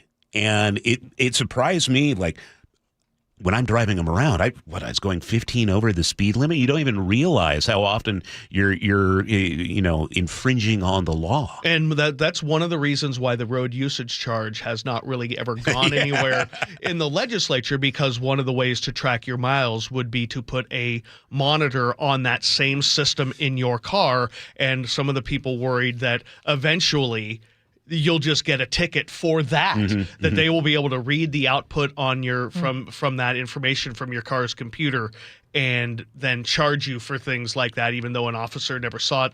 Insurance could be involved in things. So that's one of the reasons. Yeah, but you're right. You probably don't notice it while you're just out doing your thing. A lot of us are just speeding. I think Sam should start tracking you. Yeah. Oh, no. Huh? I don't want to have to pay fines to that kid. You already do. Yeah, for sure. Sully, you are watching the roads for us this morning, and rain is causing kind of an issue. Yeah, definitely. All of our roads right now are probably seeing about a 10-minute delay over what you might expect or what we've had earlier today, because of the rain is now kind of complicating things. Northbound I-5 kind of struggling up past the Kent Des Moines Road because of it. Also at the far north end. So we're at an hour drive now from Federal Way to Seattle, which is about normal, but lately, we've been running 45 to 50. So that kind of tells you the difference there. Northbound on the Valley Freeway, we're seeing the slowing getting into and through Auburn and kind of meandering all the way up through Kent and into Renton. And then Renton to Bellevue's at 40 minutes. Definitely seeing a lot of heavy brake lights all the way up past 44th, and then more getting into South Bellevue. Lake Bridges, both of them in the westbound direction, are seeing some slowing now. Westbound 90 off of the tip of Mercer Island, and for 520, it's getting through Montlake. Coming down from the north end over an hour from Linwood to Seattle or Bellevue. 405, bumper to bumper, away from Linwood down through 522. I-5 from about 175th and Shoreline now as you work your way. Olympia to Tacoma, not terrible, and eastbound 16's got about a 5 or 6 minute delay getting past Cheney Stadium. This report brought to you by the Seattle RV Show. Don't miss the Seattle RV Show, March 12th through the 15th at Lumen Field Event Center. Shop over 400 new models for every budget and lifestyle. Get your tickets, seattlervshow.com. We're going to see showers throughout the day. They'll become a little more steady in the afternoon. 54 our high today. Right now in Seattle, cloudy and 49. Latest developments in the war with Iran. CBS News is on the way, and then we'll get a local perspective. Luke Ducey is following that. You're listening to Seattle's Morning News right here on KIRO News Radio. KIRO News Radio, where you turn for the news you depend on. Two competing budget proposals. Senators want to be aggressive, they say. Traffic. We have a stall on westbound 16. Conversation. If they pass this thing and Governor Ferguson signs it into law, I think there's going to be a mass political sea change in Washington State. And your Super Bowl champion Seahawks. They're bringing it home again. Broadcasting live from the KIRO News Radio YouTube channel. KIRO News Radio 97.3 FM. KIRO FM and HD1 Tacoma, Seattle. Olympic Hot Tub is clearing our warehouse. This is a rare chance to save thousands on in-stock hot tubs and get big savings on saunas and swim spas. Find our warehouse clearance savings in all 8 Olympic showrooms through March 8th. More at olympichottub.com. Eric Johnson here. I spent the past 30 years working to help make our community better informed, better protected when it comes to consumer issues, and better equipped to take on whatever life throws at us. That's why I love the free Washington Accident book series from Davis Law Group. These books keep us better informed about the law, better able to protect ourselves on and off the road, and better off when all is said and done after an accident. Chris Davis didn't have to write these books. He did it because he saw a need. People who were in accidents or other legal situations didn't know what to do, what pictures to take, documents to request. Only a tiny fraction of the people who get these free books will ever become clients of Davis Law Group, but that's not the point. Chris wrote them because it was the right thing to do.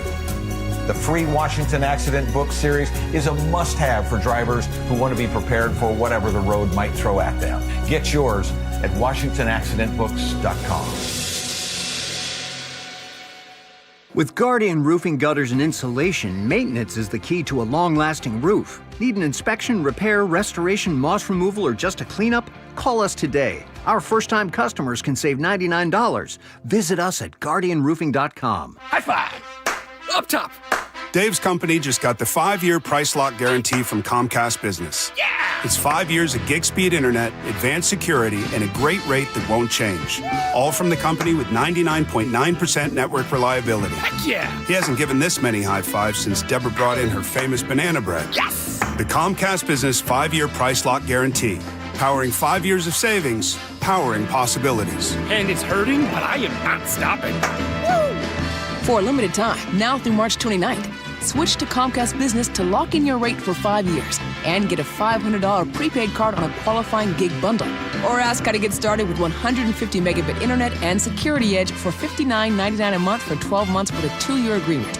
Don't wait. Call today. Restrictions apply. New customers only. 1-year contract required for guaranteed rate. Paperless billing and automatic payments with bank account required. 5-year pricing applies to monthly service charge excluding taxes and fees. Hey, it's Doctors King and Kopstein from K2 Vision. If you're at the stage where you need readers, whether you've had LASIK or not, it may be time to consider K2 Vision RLE. I tell my King LASIK patients, laser vision correction won't solve the eventual need for reading glasses due to an aging, dysfunctional lens. But K2 Vision RLE will. It's not a question of if your lens becomes dysfunctional, it's when. At that point, you'll need reading glasses and could benefit from refractive lens exchange. K2 Vision RLE is a quick, painless procedure that restores distance and near vision permanently. In other words, no glasses, no contacts, and no readers. And no cataracts. Exactly. After K2 Vision RLE, you will never develop a cataract. K2 Vision doctors have performed over 150,000 procedures and followed the outcomes. They have the experience to know when it's your right time for RLE. Schedule your free Zoom consult today at K2VisionRLE.com. K2 Vision RLE. No readers, glasses, contacts, or cataracts.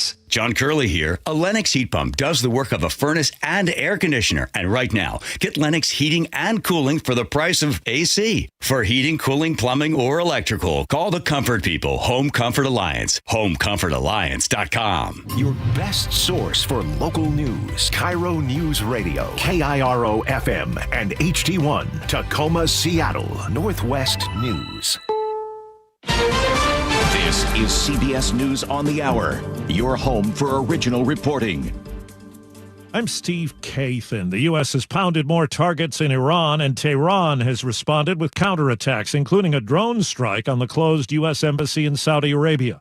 CBS's Matt Gutman. What we're seeing is this war expanding. Just a few moments ago, Israeli Prime Minister Benjamin Netanyahu announced that there are Israeli troops already inside Lebanon. Hezbollah, the Iranian proxy there, had fired rockets into Israel and drones at Cyprus, a British base there. It's one of the main targets continues to be missile launchers, because you can have thousands and thousands of missiles but you can't fire them unless you have the launcher. So the U.S. and Israel have been targeting those mobile missile launchers. I'm told that by the end of the week, they should have destroyed about 70% of them, severely limiting Iran's capacity to fire those missiles. NATO Chief Mark Rutte has strongly backed the U.S. action in Iran, calling it crucial for Europe's security. Taking out nuclear capability, taking out the ballistic missile capability, and also Khamenei gun. This is applauded by many of my colleagues in NATO. But concerns about a possible prolonged war and the impact on oil supplies and prices sent investors running for cover. The Dow is down 1,100 points. Analyst Patrick DeHaan at GasBuddy.com. There is some sort of clarity in the days ahead, whether from Iran or the United States or Israel, on how long this would last, would be able to put potentially an end date for the potential impacts that we're seeing. Well, Homeland Security Secretary Kristi Noem is before a Senate committee for the first time since the fatal shooting of 2 Americans in Minnesota during the recent immigration crackdown. Do you retract these statements identifying these individuals as domestic terrorists? Senator Dermott, when we have these situations happen, we always offer our condolences to those families. We're just in from Georgia. The father of a school shooting suspect has been convicted of second-degree murder and involuntary manslaughter. Key voting before the fall midterm elections taking place in Texas in a Republican U.S. Senate primary. The incumbent John Cornyn against State Attorney General Ken Paxton. CBS's Nadia Cavazos. What the polls are saying, Ken Paxton has the lead here, but it's about determining if John Cornyn will make it out of this runoff. And if they do, we do see a runoff, then it's going to be 3 very intense months of competitive battle. Texas Democrats are picking between Congresswoman Jasmine Crockett and State Representative James Tallarico. Again, on Wall Street, the Dow is down 1,100 points. The S&P is down 148. This is CBS News. Go to the ends of the earth, half a world away. Reach for the stars. If I take time to think, they might go get Brad. On CBS, Sunday morning. 8:03. Chris Sullivan is keeping an eye on at least wet roadways in Seattle. Yeah, definitely. And they have added about 10 minutes to our drives. We're about an hour and 20 minutes now from Everett to Seattle or Everett to Bellevue.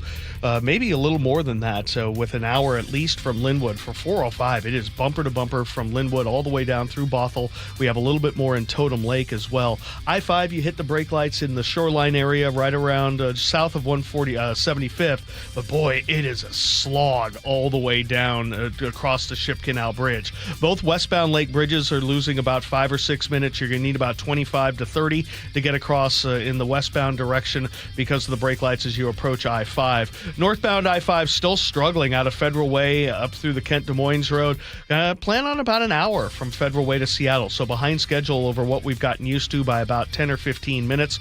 Northbound 509 that is very slow up to the First Avenue South Bridge. Renton to Bellevue about 40 minutes, well over an hour now from Puyallup to Renton with 30 to 35 out of Auburn. Eastbound 16 past Cheney Stadium is trying to get better. It's just going to take a little bit longer. KIRO Newsradio Real-Time Traffic. I'm Chris Sullivan.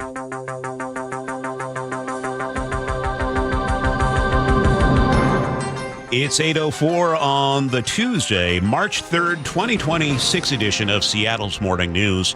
I'm Charlie Harger with Manda Factor. Violence is intensifying across the Middle East. Iran struck the U.S. Embassy in Riyadh with a drone, causing a small fire and minor damage. And the conflict has also spread to Lebanon, where the Iranian-aligned group Hezbollah has fired rockets toward Israel. KIRO News Radio's Luke Ducey spoke with 2 prominent Iranian Americans who don't think there will be a regime change in Iran soon.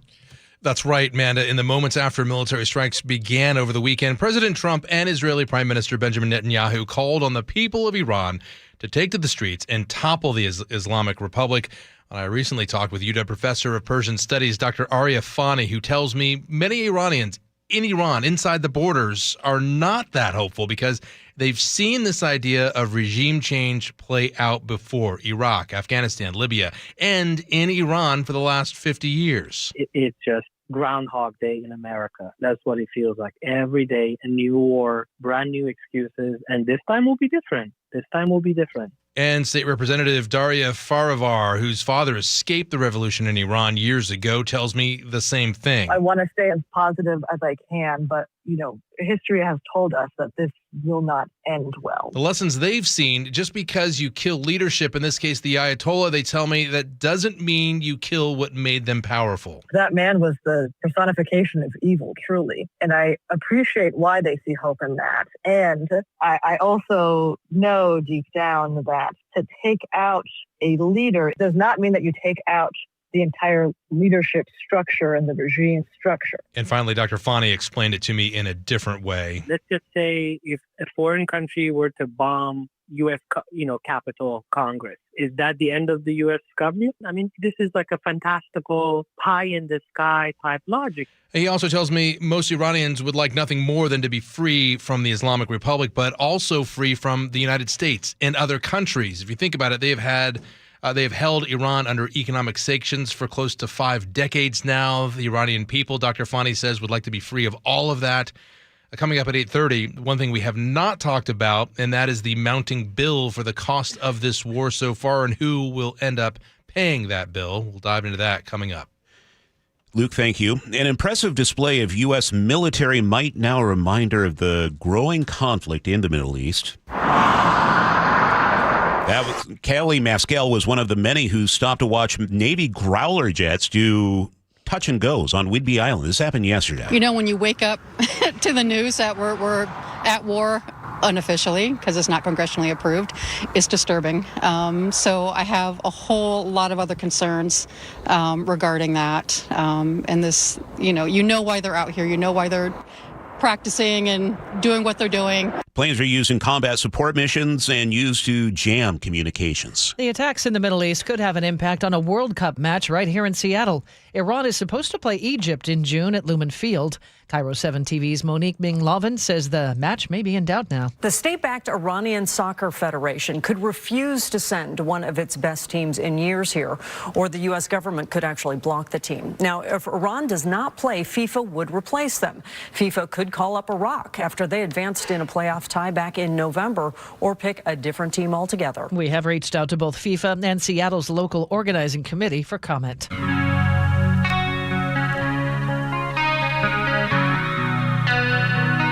Keeping you informed since 1974.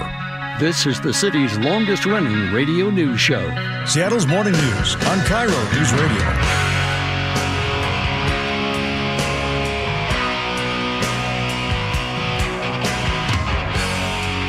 I just want to listen to Slash. I don't know about you. I can tell.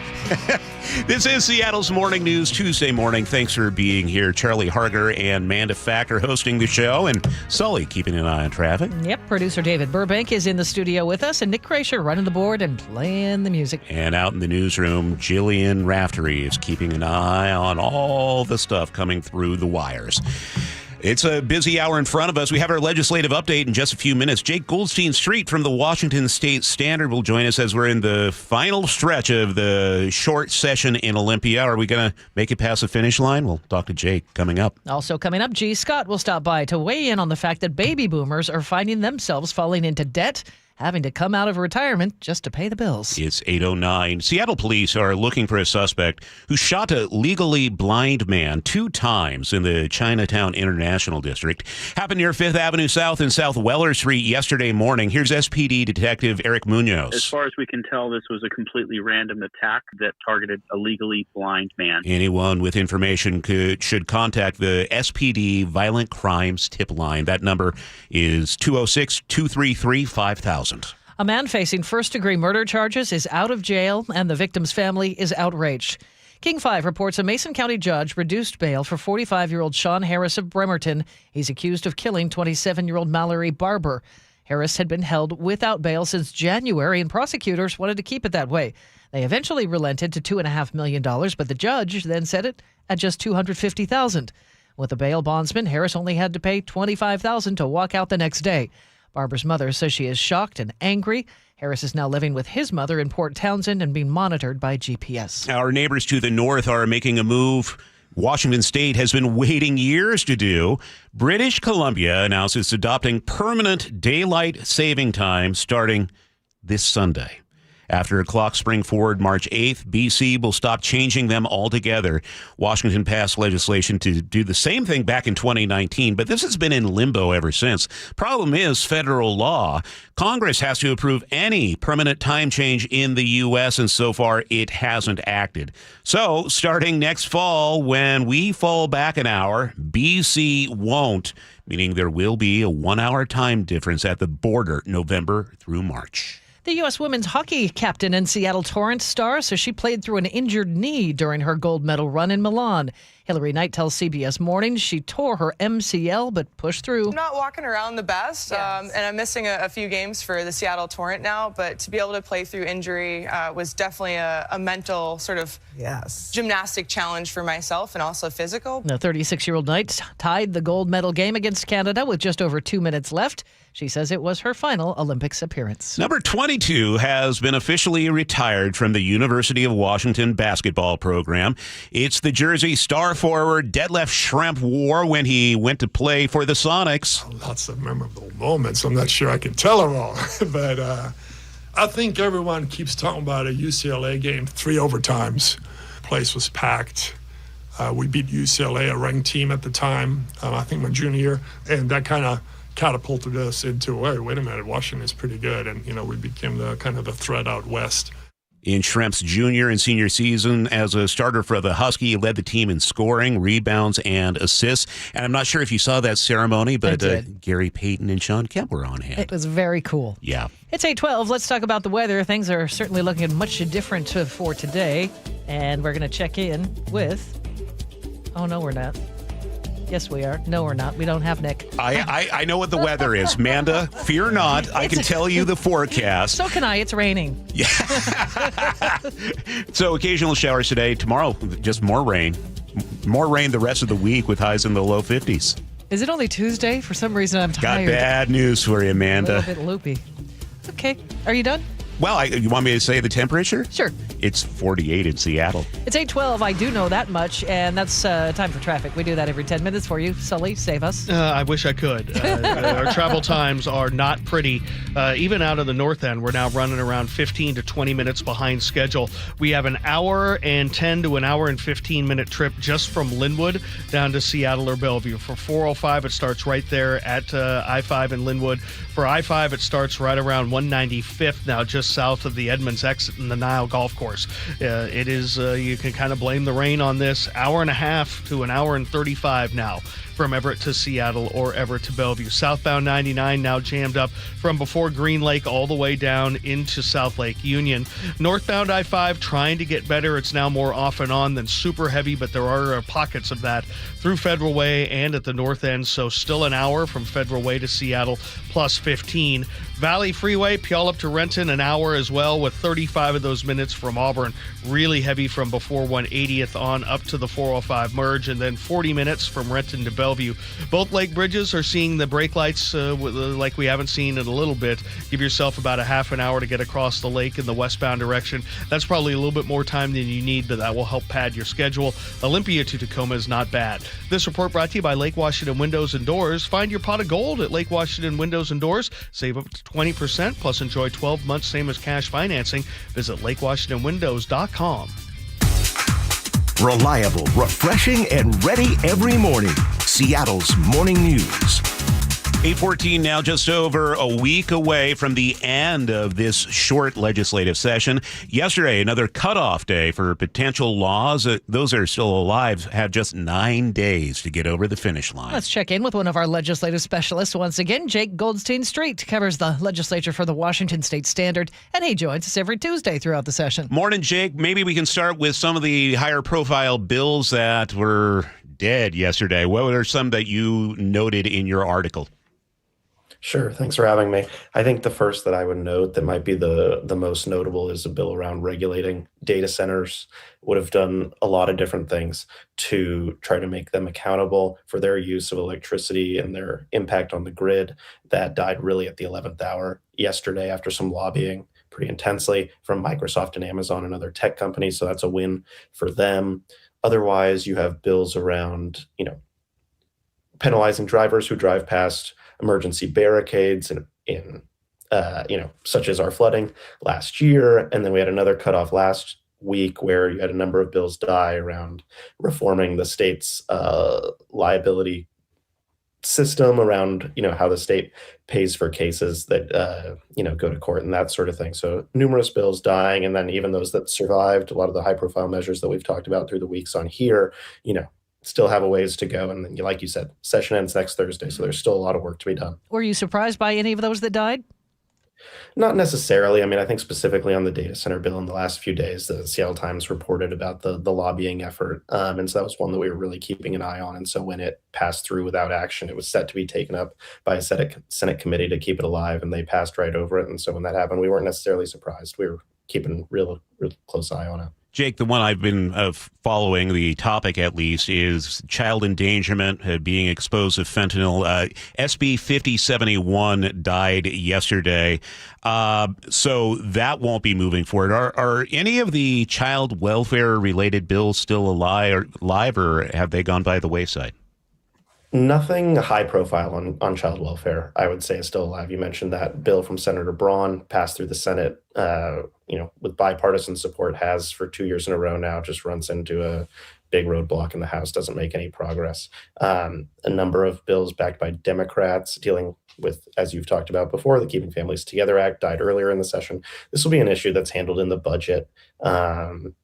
Providing more money for caseworkers and that sort of thing to reduce their load, and so they can give more attention to cases. That idea is something that's handled in the budget. But in terms of policy changes, there's not going to be anything major to deal with our rise in so-called critical incidents, these child fatalities, critical injuries. Pretty sure during this session we've talked more about the income tax bill than anything else. So where does that stand today? Sure. So there have been a lot of changes since we last talked. On Friday, the House Finance Committee passed that out with a number of changes. One, they eliminate the sales tax on diapers. They move up the end of the new sales tax on services that lawmakers just passed last year by a year. And then the biggest change was eliminating a tax break in there for big businesses. That was a big push from progressive Democrats last week to get that out of there. And so that's no longer in the bill. The governor had supported that idea, and he put out a statement late Friday after the committee passed it saying that the bill still misses the mark. As we've talked about before, Democrats, most Democrats and the governor are largely on the same page when it comes to this legislation, but it's really about where to put the revenue from that, how to offset that by putting money back into working families' pockets, that they still have some work to do. As we've talked about, just not that much time left in the session to sort of hatch a compromise. We won't see any more action on the income tax, I think, this week. The House doesn't plan to take it up before its next cutoff on the 6th. So, there could be action on this early next week or over the weekend. So what is the state of play for the remaining bills between now and the 6th? What are you watching for? Sure. And I mean, there's plenty of bills to be watching for, but just kind of as table setting, I mean, they need to, if they don't have a budget impact, they need to pass out of so Senate bills need to pass out of the House bills need to pass out of the Senate by the 6th, and then spend the remaining days before next Thursday sort of figuring out the kinks between the two versions to make a compromise. I mean, bills we're watching include the ban on face coverings for law enforcement, the automated license plate readers, the so-called flock camera regulations. There's obviously a number of others. Immigration is a big issue that hasn't gotten a ton of attention in the past couple weeks, but was big early in the session. So those bills still need to come back around. And we've had our first kind of slew of bills that have passed both chambers and are ready to reach the governor's desk. And so the governor will start signing bills here in the next week or so. Jake, how would you characterize this session? Has there been a lot of tension? I would say so. I think when you talk about the income tax, there's more tension than we've had in years, but I think there's just a lot of different priorities trying to make it through in this short 60-day session that has made it very tense. Lawmakers came out of last year where they were dealing with their huge budget shortfall and talking about how that was the hardest session they dealt with. That was a 105-day session. They're also dealing with a albeit smaller shortfall this year, but then also trying to deal with this kind of generational idea about the income tax, and then all of these priorities that are kind of coming through because of what the Trump administration is doing at a federal level. And so there's all of these ideas coming to a fore all at the same time. And so it's just very fast paced, I would say very tense. Would you be surprised if some version of the income tax does not pass and make its way to the governor's desk? I would be pretty surprised. There is seemingly support for some version of the income tax to pass both chambers and reach the governor's desk. They wouldn't have taken all of these steps for it if they hadn't had that support. It's just a matter of whether the governor wants to sign it, whether he wants to veto it to try again, or if he lets it go into law without his signature. Any fallout from last week's revelations that the House Majority Leader, Joe Fitzgibbon, was intoxicated during a key vote? Is there anything you're hearing in the past couple of days? Sure. No fallout as of yet, other than embarrassment so far, I would say. Obviously, Republicans would like him to resign or be otherwise punished. That doesn't seem like it's in the offing. Democrats were supposed to have their general press availability today, this morning, that the Majority Leader Fitzgibbon is usually on. They had canceled that, I think, under the auspices of that they're on the floor the next few days. So they're busy, but it's hard to say if there is a connection there. All right. So when the session winds up, where is your vacation spot? Oh, I will be in spring training later this month in Arizona. Oh, very exciting. Jealous. I love spring training. That is so cool. Well, Jake Goldstein Street, it's always good talking to you. You are at the Washington State Standard, and we will talk to you at least one more time next week. Great. Looking forward to it. Thanks, guys. Thanks for your time. Take care. It's now 8:22. And let's head over to Sully as we have some traffic issues we need to keep an eye on. And it's really just weather. And Tuesday being one of our typically heaviest days, if not the heaviest day of the week, for our roads. The rain has added about 10 or 15 minutes to just about every drive. There are some exceptions, but the biggies are definitely coming down from the north end. When you're up over an hour and 15 minutes from Linwood, that's a big time delay, and that's what we have for both Linwood to Bellevue or Linwood to Seattle. I-5 maybe a couple of minutes worse. We're bumper to bumper from basically the Nile Golf Course there, the Edmonds exit. They're down into, going to cross the Ship Canal Bridge for the Everett to Seattle, Everett to Bellevue drives well up over 90 minutes. So that's our situation coming down from the north. The Federal Way to Seattle drive is trying to get better from Federal Way on up through Seattle, especially up past the Kent Des Moines Road and into Tukwila, but we still have about an hour drive to make there. It's also heavy at the north end. West Seattle Bridge eastbound now backed up all the way to the golf course, trying to get down over to I-5. That's never pleasant. Northbound 509 heading up to the First Avenue South Bridge. Still have those two right lanes blocked, and we have about a mile and a half back up there. Lake Bridges going to need about 25 to 30 minutes to go westbound on either one. 405 the 520 approaching I-5 is really heavy through Montlake, and westbound 90 through the Mount Baker Tunnel tying into I-5 as well. Renton to Bellevue about 40 minutes. Behind that, the Valley Freeway trying to get better, still about an hour from end to end. Northbound I-5 with a little braking into South Tacoma after past 512, and then eastbound 16 still struggling past Cheney Stadium. Olympia to Tacoma, though, still doing okay. Tiger Mountain's manageable, and 16 actually looks pretty good all the way over to the Port Orchard area, then on up into Bremerton. This report brought to you by the Emerald Queen Casino. Get ready for a night of hard-hitting MMA excitement with WFC 190, April 25th at the Emerald Queen. The Emerald Queen Casino, the entertainment capital of the Northwest. Well, the rain has arrived in Seattle. We're going to see the showers picking up throughout the day. 54 our high today. Overnight low 48. Tomorrow looks like more steady rain in the morning, then tapering off to showers for the afternoon, and 53. Chance of showers will stick with us through at least Saturday at this point. Right now in Seattle, it's cloudy, a little bit drippy, and 49. And coming up, more of the day's top headlines are Luke Ducey with reaction from Iranian Americans living in Western Washington. How do they feel about the toppling of the regime in Iran? Luke has that. Also, New York Times investigative reporter David Farenthold breaks down U.S. involvement in Iran on what to expect next. This is Seattle's Morning News. The John Curley Show. When people sit there and they see people with the American flag and they're utterly disgusted because they associate the flag and USA with Donald Trump, don't do that. You're doing yourself an amazing disservice. Weekdays 3 to 7. You could dislike Donald Trump, but you can still love America. It's like discounting Photograph from Nickelback, which is actually a pretty good song. Think of the fact that you love this country, and what you love about it is it's inclusive. Good. Include others. Watch The John Curley Show live on YouTube. I had pain, I had numbness in my feet.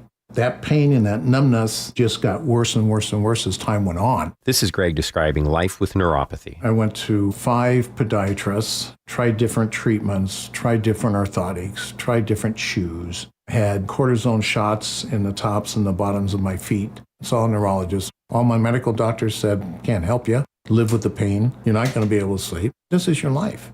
And then I just gave up until I found Sound Pain Solutions. I'm Dr. Mark Shelley, a chiropractic physician and board-certified functional neurologist at Sound Pain Solutions. Our neuropathy treatments can rehabilitate damaged nerves. We use FDA-cleared, non-surgical, drug, and pain-free procedures that help neuropathy sufferers like Greg find relief. I feel better. Just feeling better is huge. If you experience numbness, shooting or burning pains, or loss of balance, call us. Sound Pain Solutions, 855-996-0025, or click soundpainsolutions.com. High five! Up top! Dave's company just got the 5-year price lock guarantee from Comcast Business. Yeah! It's 5 years of gig speed internet, advanced security, and a great rate that won't change. All from the company with 99.9% network reliability. Heck yeah! He hasn't given this many high fives since Deborah brought in her famous banana bread. Yes! The Comcast Business 5-year price lock guarantee. Powering 5 years of savings, powering possibilities. And it's hurting, but I am not stopping. Woo! For a limited time, now through March 29th, switch to Comcast Business to lock in your rate for 5 years and get a $500 prepaid card on a qualifying gig bundle. Or ask how to get started with 150 megabit internet and Security Edge for $59.99 a month for 12 months with a 2-year agreement. Don't wait. Call today. Restrictions apply. New customers only. 1-year contract required for guaranteed rate. Paperless billing and automatic payments with bank account required. 5-year pricing applies to monthly service charge excluding taxes and fees. Snapshot from Progressive wasn't created for just anybody. Oh no, we made it for you. Smooth accelerators. When that light turns green, you're off. Like a warm knife through firm butter. Going from 0 to the speed limit in an appropriate amount of time. Sure, your car has horsepower, but your horses prance around as silky smooth as your right foot. Fancy Prancerton. With Snapshot, safe drivers like you get personalized rates based on your driving habits. Sign up today at Progressive.com. Progressive Casualty Insurance Company and Affiliates. Snapshot not available in California or from all agents. Jackson Hewitt knows taxes are complicated. And with multiple jobs and tax forms, they're like Sonata complicated. Our no surprise pricing keeps things simple. Jackson Hewitt does your taxes for only $149 or less. And since we know all the new tax codes, you could get thousands back. So what are you waiting for? Hurry. File with Jackson Hewitt today for only $149 or less, guaranteed. Limited time offer for new clients on federal returns. Participating locations only. Terms at jacksonhewitt.com/149. Cashback is not available on gas in New Jersey and Wisconsin. Couponing. Wow, you didn't strike me as the coupon type. Just trying to stay ahead of inflation. Gas, groceries, everything. It's all more expensive. I need to save wherever I can. Have you tried Upside yet? Upside? What's that? It's a free app that I use that pays cash back for every gallon of gas I buy. You've got to buy gas to get around anyway. Might as well get paid for it. Come on, does that really add up to anything? I've already made around $200. The extra cash helped pay down my bills, and I even had a little extra left to treat myself. And the Upside app is free? Totally free, and the cash back is real. You can transfer the cash right to your bank account. I'm downloading Upside right now. Download the free Upside app now to earn cash back every time you buy gas. Use promo code ENJOY to get an extra 25 cents per gallon on your first tank. You can cash out anytime right to your bank, to PayPal, or a gift card for Amazon and other brands. Just download the free Upside app and use promo code ENJOY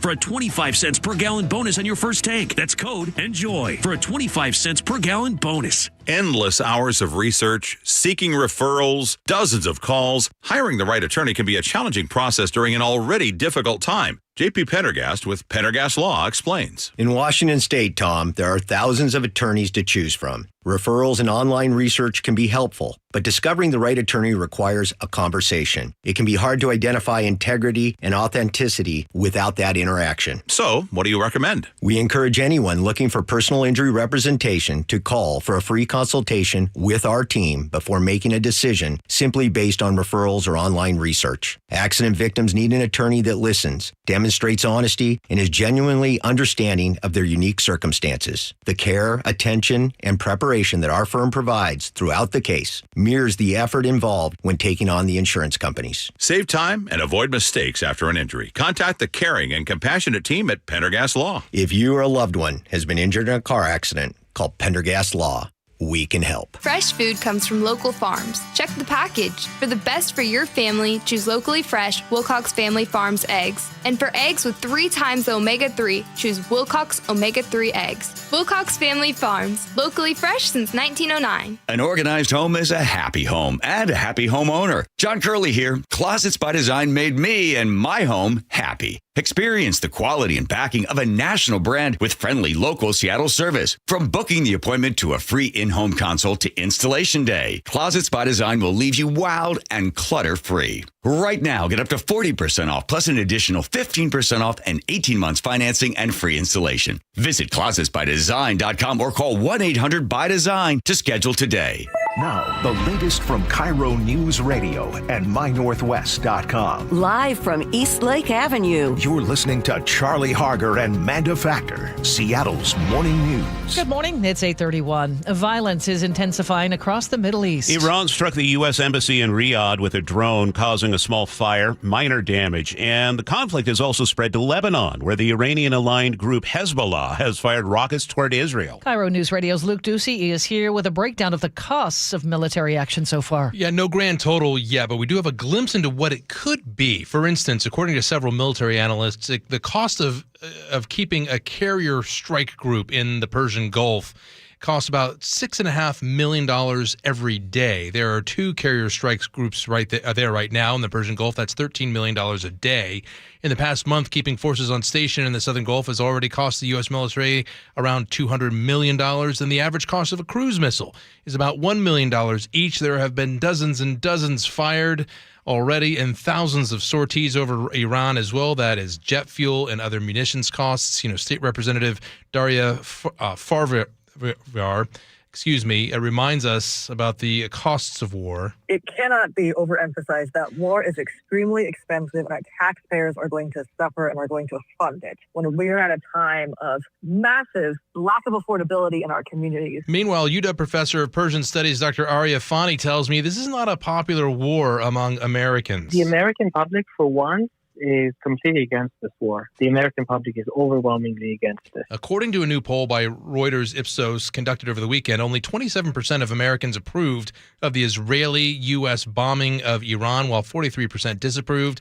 When it comes to President Trump's decision to strike Iran, around 59% of Americans do not approve of that decision-making. According to a CNN poll, roughly 41% of poll respondents said they approved the move. But when you talk about political divides, well, it really shows up in polling. More than 80% of Democrats say they disapproved of the strikes, whereas only 23% of Republicans say they disapproved in that same poll. And Fani worries there will be no real change to Iran's leadership in all of this, and certainly no regime change in the end. Because we're attacking a country of 95 million people with absolutely no stated objectives, no plan, no exit strategy. Obviously, we've also heard from people who very much support these military strikes and are really hopeful, especially Iranian Americans here, people within the borders of Iran, that this will lead to leadership change, perhaps regime change, and things will change. They can return to their country after nearly 50 years, many of them in exile, having to flee that country in fear for their lives. Okay, we'll continue to follow this. Luke Ducey reporting. It's 8:33, and we need to check traffic on the 3s with Chris Sullivan. And the travel times just keep going up and up and up, coming down from the north end. We're up to an hour and 40 minutes to make it from Everett to Seattle or Bellevue. So if you're just getting on the road now, you're not going to make it to Seattle or Bellevue till after 10 a.m. Just let that sink in for you. And it's an hour and 20 alone from Linwood, one of the worst mornings we've seen in a while. Not only the heavy volume, but the rain has added 15 minutes, 20 minutes to our drive. Where we're seeing things get better is from south to north, as a lot of people have moved up through Pierce County into South King now. So we're back under an hour from Federal Way to Seattle. Not by much, but we're getting there. Northbound 167, back under an hour, probably closer to 50 minutes to go from end to end, and about 40 from Renton to Bellevue. So we're improving there as well. Westbound 90, struggling into and through Issaquah and then through Eastgate, just trying to get to 405. And so we're seeing slowing there, plus a little bit across the lake. You're going to need about 28 minutes to go from Bellevue to Seattle on either lake bridge. Northbound 509 really struggling up towards the First Avenue South Bridge, but you've gotten used to that. This report brought to you by Seattle Sports. You can always listen to your favorite local sports content on the FM dial 97.3 HD2. Our forecast, showers will increase throughout the day, 54-hour high. Rain early on tomorrow, tapering off to showers. We have a chance of showers Thursday and Friday as well. Right now in Seattle, light rain and 48. Seattle's morning news. Always live, always connected. Stream, watch, subscribe, and share at mynorthwest.com. It's the 3rd of March. Along with Charlie Harger, I'm Manda Factor. And every Tuesday, we call up New York Times investigative reporter David Fahrenthold to break down the big stories of the week. All right, the big one, David. The U.S. is now at war with Iran. What was your initial reaction when you heard Saturday? Well, I can't help but contrast to the war in Iraq in 2003 and to think about how much more time the Bush administration back then put into preparing the American public for the idea that we were going to war, making the case this was something necessary, sort of laying out the case that they were getting international partners. There's almost none of that going on here. The explanations the Trump administration have given for the war have been false, have been contradictory, have shifted over time. And there's, I think, really an expectation that there will be no cost to bear. The Americans won't notice any cost, and so they don't need to be prepared. We're just going to start it.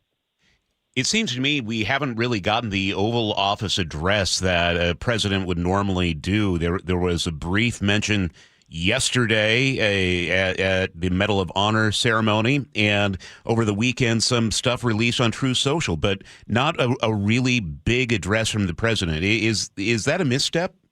I mean, it seems to me politically it could be.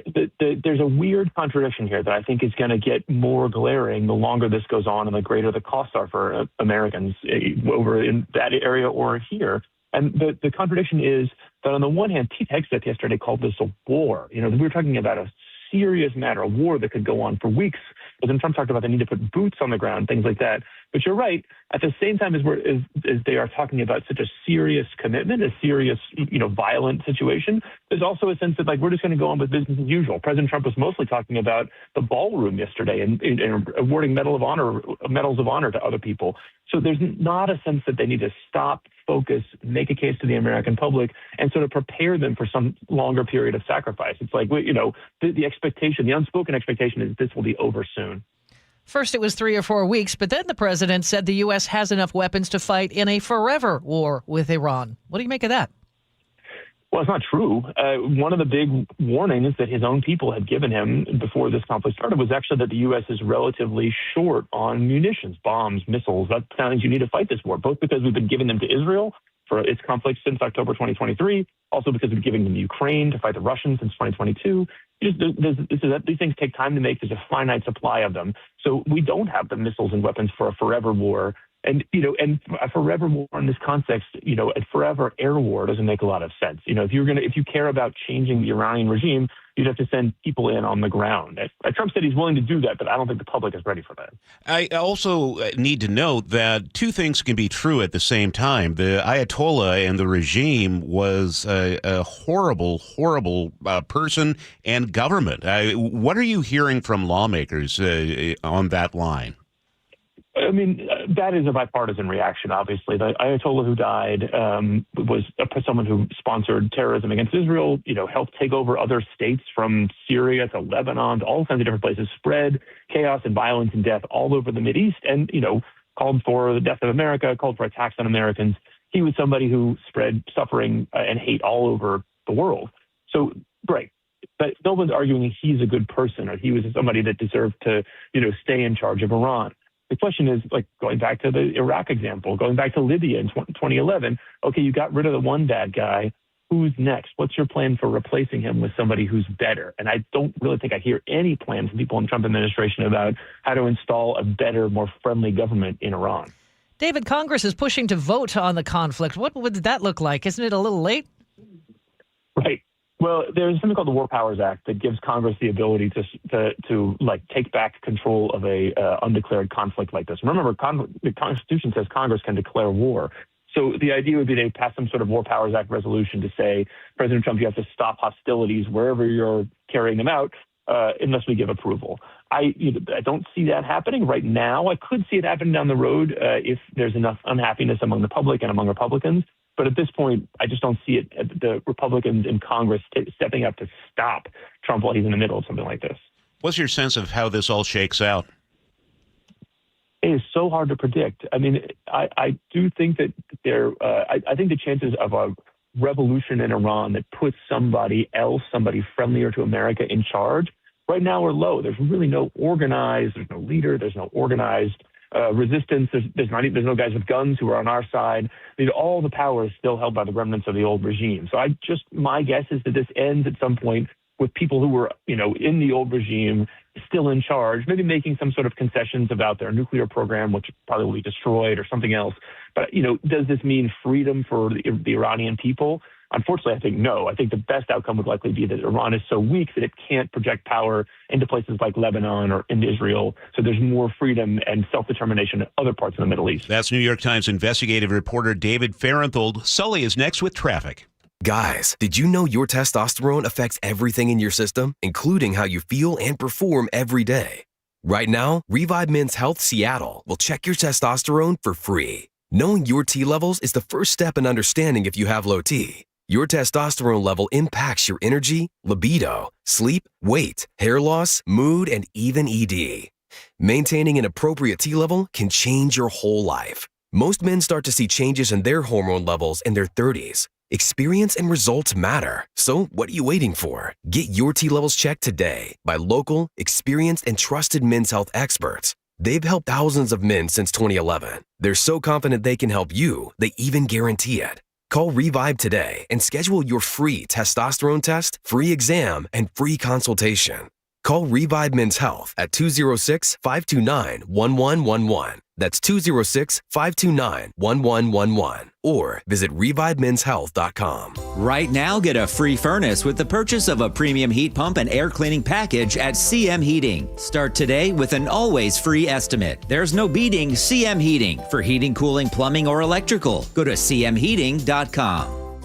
30 years ago, Davis Law Group was founded to be the best law firm for our clients and our community. Our core values are to win, help, and serve. It means our success is defined by the difference we make in our clients' lives and the impact we can have in our community, not by giant settlement checks or shiny offices. Our mission to lift up the vulnerable extends beyond the courtroom to our charity partners, promoting safety, uplifting students, accident victims, foster youth, and the elderly. If you've been injured and want better results for your claim and for all of Washington, call Davis Law Group today. At Guardian Roofing, Gutters, and Insulation, a well-insulated attic can be your home's secret weapon.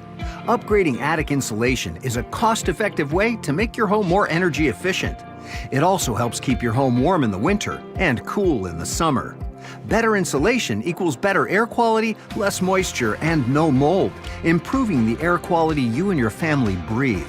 Call now for $300 off attic ceiling and ventilation, and visit us at guardianroofing.com. 8:43, Chris Sullivan is watching traffic for us. Struggling up north, getting better coming up from the south end. We're looking at about an hour and a half to an hour and 40 minutes from Everett to Seattle or Everett to Bellevue, with an hour and 20 of that just from Linwood. 405 bumper to bumper from Linwood all the way down through Totem Lake before starting to free up.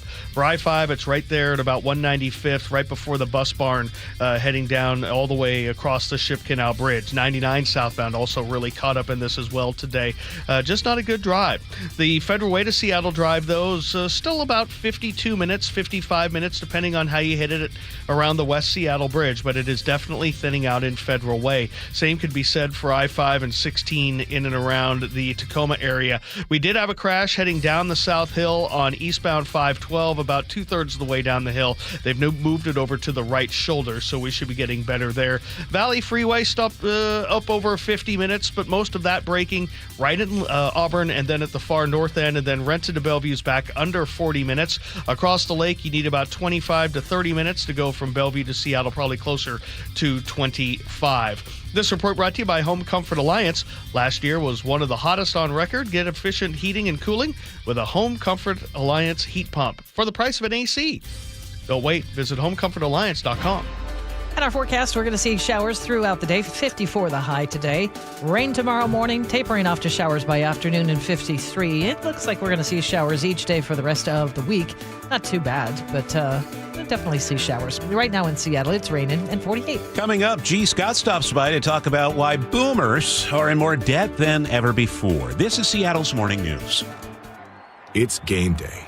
Are your moderate to severe Crohn's disease or ulcerative colitis symptoms keeping you from the action? Skyrizi, risankizumab Riza, could help you get back to the game. Skyrizi is proven to help people feel significant symptom relief, achieve remission, and visibly improve damage of the intestinal lining. Skyrizi is a prescription injection medicine for adults. Don't use if allergic to Skyrizi. Serious allergic reactions, increased infections, or lower ability to fight them may occur. Before treatment, get checked for infections and tuberculosis. Tell your doctor about any flu-like symptoms or vaccines. Liver problems leading to hospitalization may occur when treated for Crohn's or ulcerative colitis. Control is everything to me. Ask your doctor about Skyrizi, the #1 prescribed biologic in Crohn's and ulcerative colitis combined. Learn more at skyrizi.com or 1-866-SKYRIZI. The stock market was on fire in 2025 due to AI and tech stocks. Now is the time to set a strategy for 2026. It's a good opportunity to lock in those gains and invest into a stable platform. With $8 trillion in cash sitting on the sidelines, investors are either scared or unsure where to go. Hi, I'm Scott Rurecka, CEO of Legacy Group Capital in Bellevue. Legacy Group Capital develops local real estate, lends money, and shares the profits with our investors. Diversify with Legacy Group Capital. Invest into our Northwest Fund, which is currently delivering 9% on a fixed rate term. It's our flagship fund for 19 years with 0 investor losses. And yes, we do accept IRAs. Find out why 1,300 local investors have invested over $350 million. Legacy Group Capital at legacyg.com. This is not investment advice. Investments available to accredited investors only. Details at legacyg.com. Hey there, Dawn Riding with Olympic Hot Tub. We're ready to clear our warehouse. This is a rare chance to save thousands on new and floor model hot tubs featuring our saltwater hot spring spas. Plus, outstanding deals on endless pool swim spas, Tilo saunas, and our great selection of pre-owned tubs. Warehouse clearance savings in all 8 Olympic showrooms now until March 8th. OlympicHotTub.com. Better you, better life. Olympic Hot Tub. Seattle's morning news. Hear it live, stream it online, watch the show, or catch the podcast anytime on mynorthwest.com.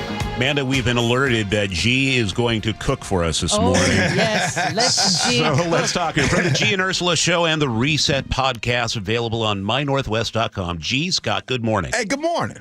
So we have this story about a lot of older Washingtonians. This is in the Seattle Times. Yeah. A lot of older Washingtonians going into debt, having to move out of their homes, downsize, come out of retirement just to afford to live in this state. It's crazy. By older, we're talking boomers, right? Yeah, talking boomers, Washingtonians, never been seen before. A lot of them are in debt, nearly bankrupt.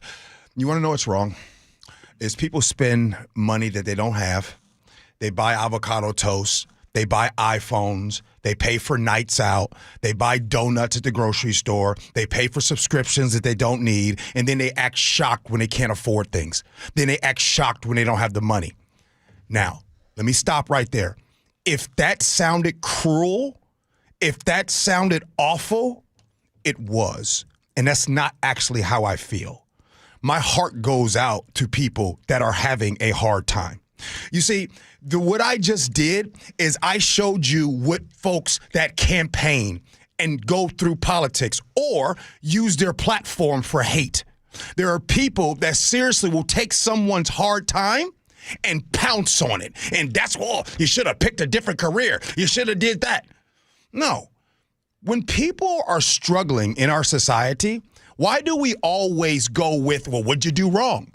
Sometimes it's not them. Sometimes it's a broken system that continues.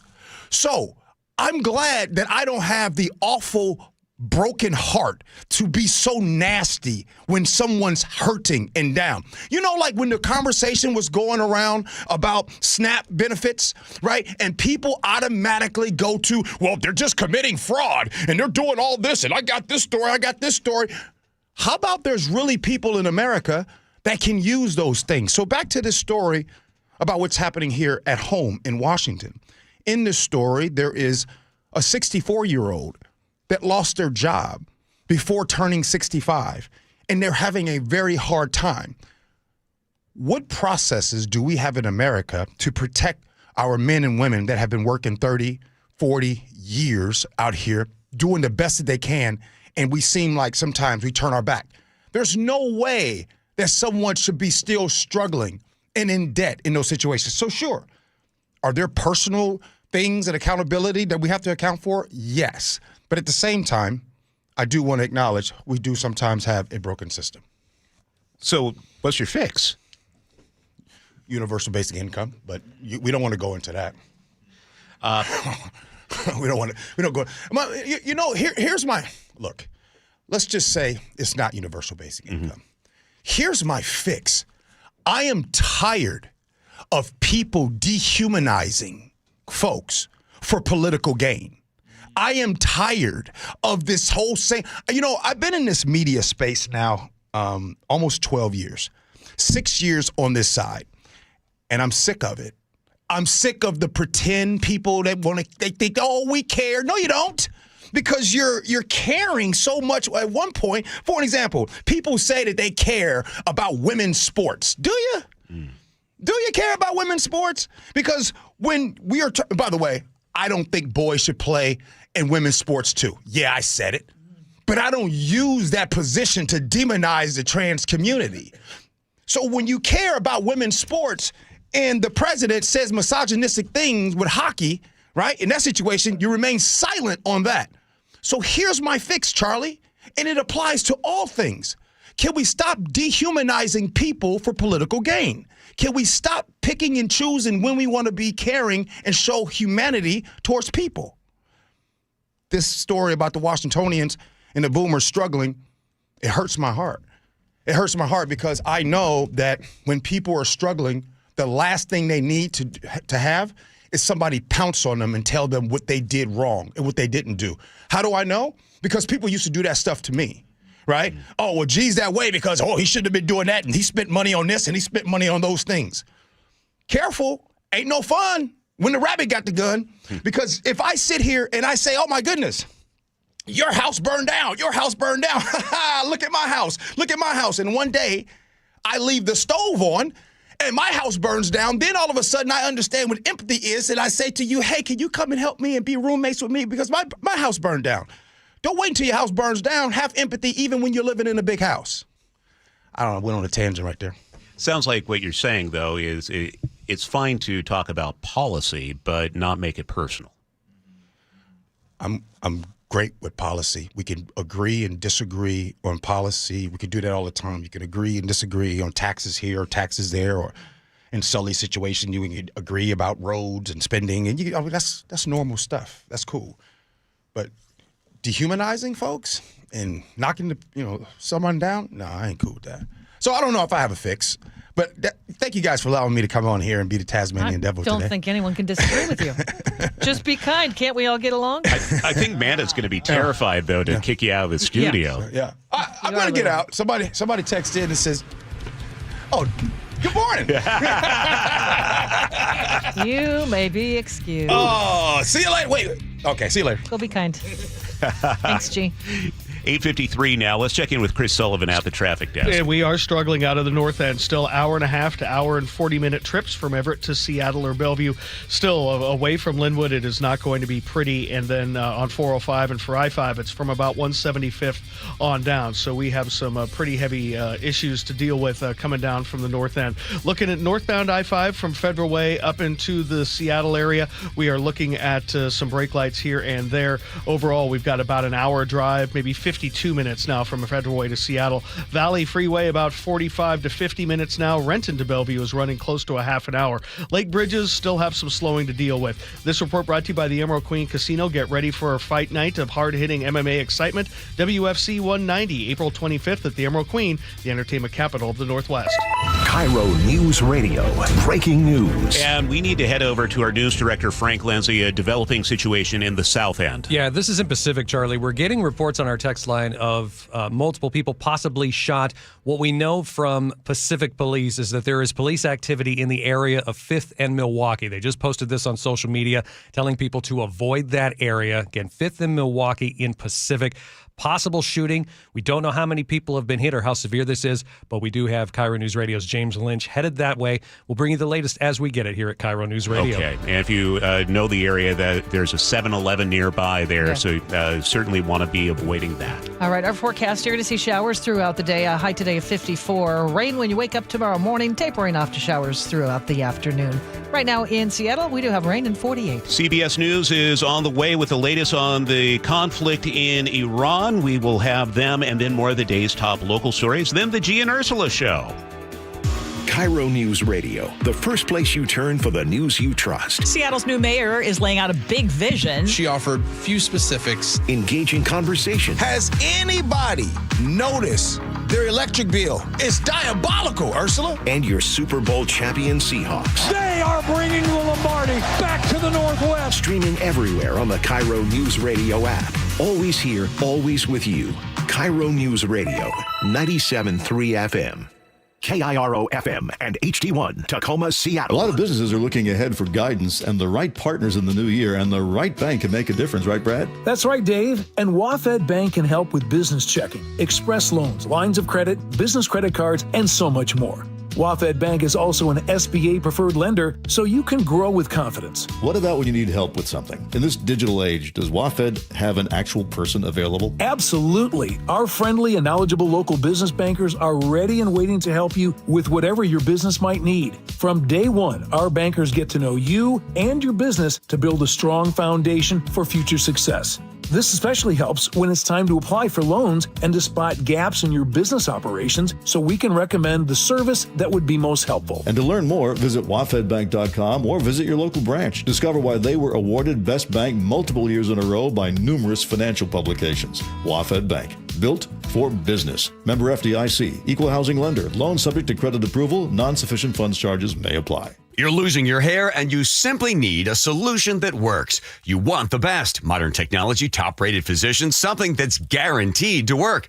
Guys, you need world-class Dr. Perungo and his team at Advanced Hair. Advanced Hair has completely redefined hair restoration. From the experience itself to their unmatched results. Receding hairline, bald spot, thinning hair, maybe all three like I had. Get your hair back with Advanced Hair's simple one-day treatment that begins to regrow your own natural hair the very next day. Advanced Hair has changed tens of thousands of lives, including mine. And get this, Advanced Hair is once again the winner of the 425 Business of the Year. For your free consultation, call 425-449-8185. Right now, you'll get $250 off and 250 free hair grafts.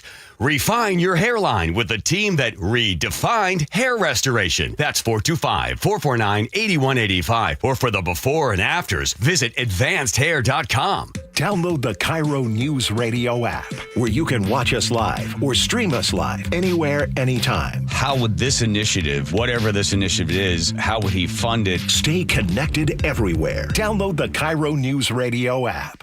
Thanks for calling CM Heating. Aren't you the company that gives away free furnaces? That's us. Buy a qualifying high-efficiency cooling system and the furnace is free. Wow. Yeah, and our home comfort advisors are tax credit and rebate specialists, so they'll handle the rebate for you. Go to CM Heating for better comfort, lower bills, and a free furnace you'll love for years. Get your free estimate for furnace replacement at cmheating.com. And remember, for furnaces, fireplaces, hot water, and total home comfort, including electrical, There's no beating CM Heating. I'm here with Wes Jones of sellwithwes.com. And Wes, you were just telling me you think 2026 is going to be a rebound year for the housing market. That's right. I think we're heading into the best real estate market of the past 4 years. And here's why. If you take a step back and look at the big picture, experts are anticipating a 15% increase in sales volume next year. Interest rates are at near 3-year lows and trending down, and home prices have held near all-time highs. There is a lot of pent-up demand. People have been sitting on the sidelines waiting for their time to jump into the market since 2022, and they need a place to buy. So, hey, 2026 might be your year. If you're considering selling your home, if you're thinking about moving, but there was something that was just holding you back, now might be a great time. So do this. Go to sellwithwes.com. You can see your home's real value there with Wes's home value calculator. Then schedule an appointment by giving him a call. Sellwithwes.com. Sellwithwes.com. It really just is a better way to sell your home. Your best source for local news. KIRO News Radio, KIRO FM and HD1.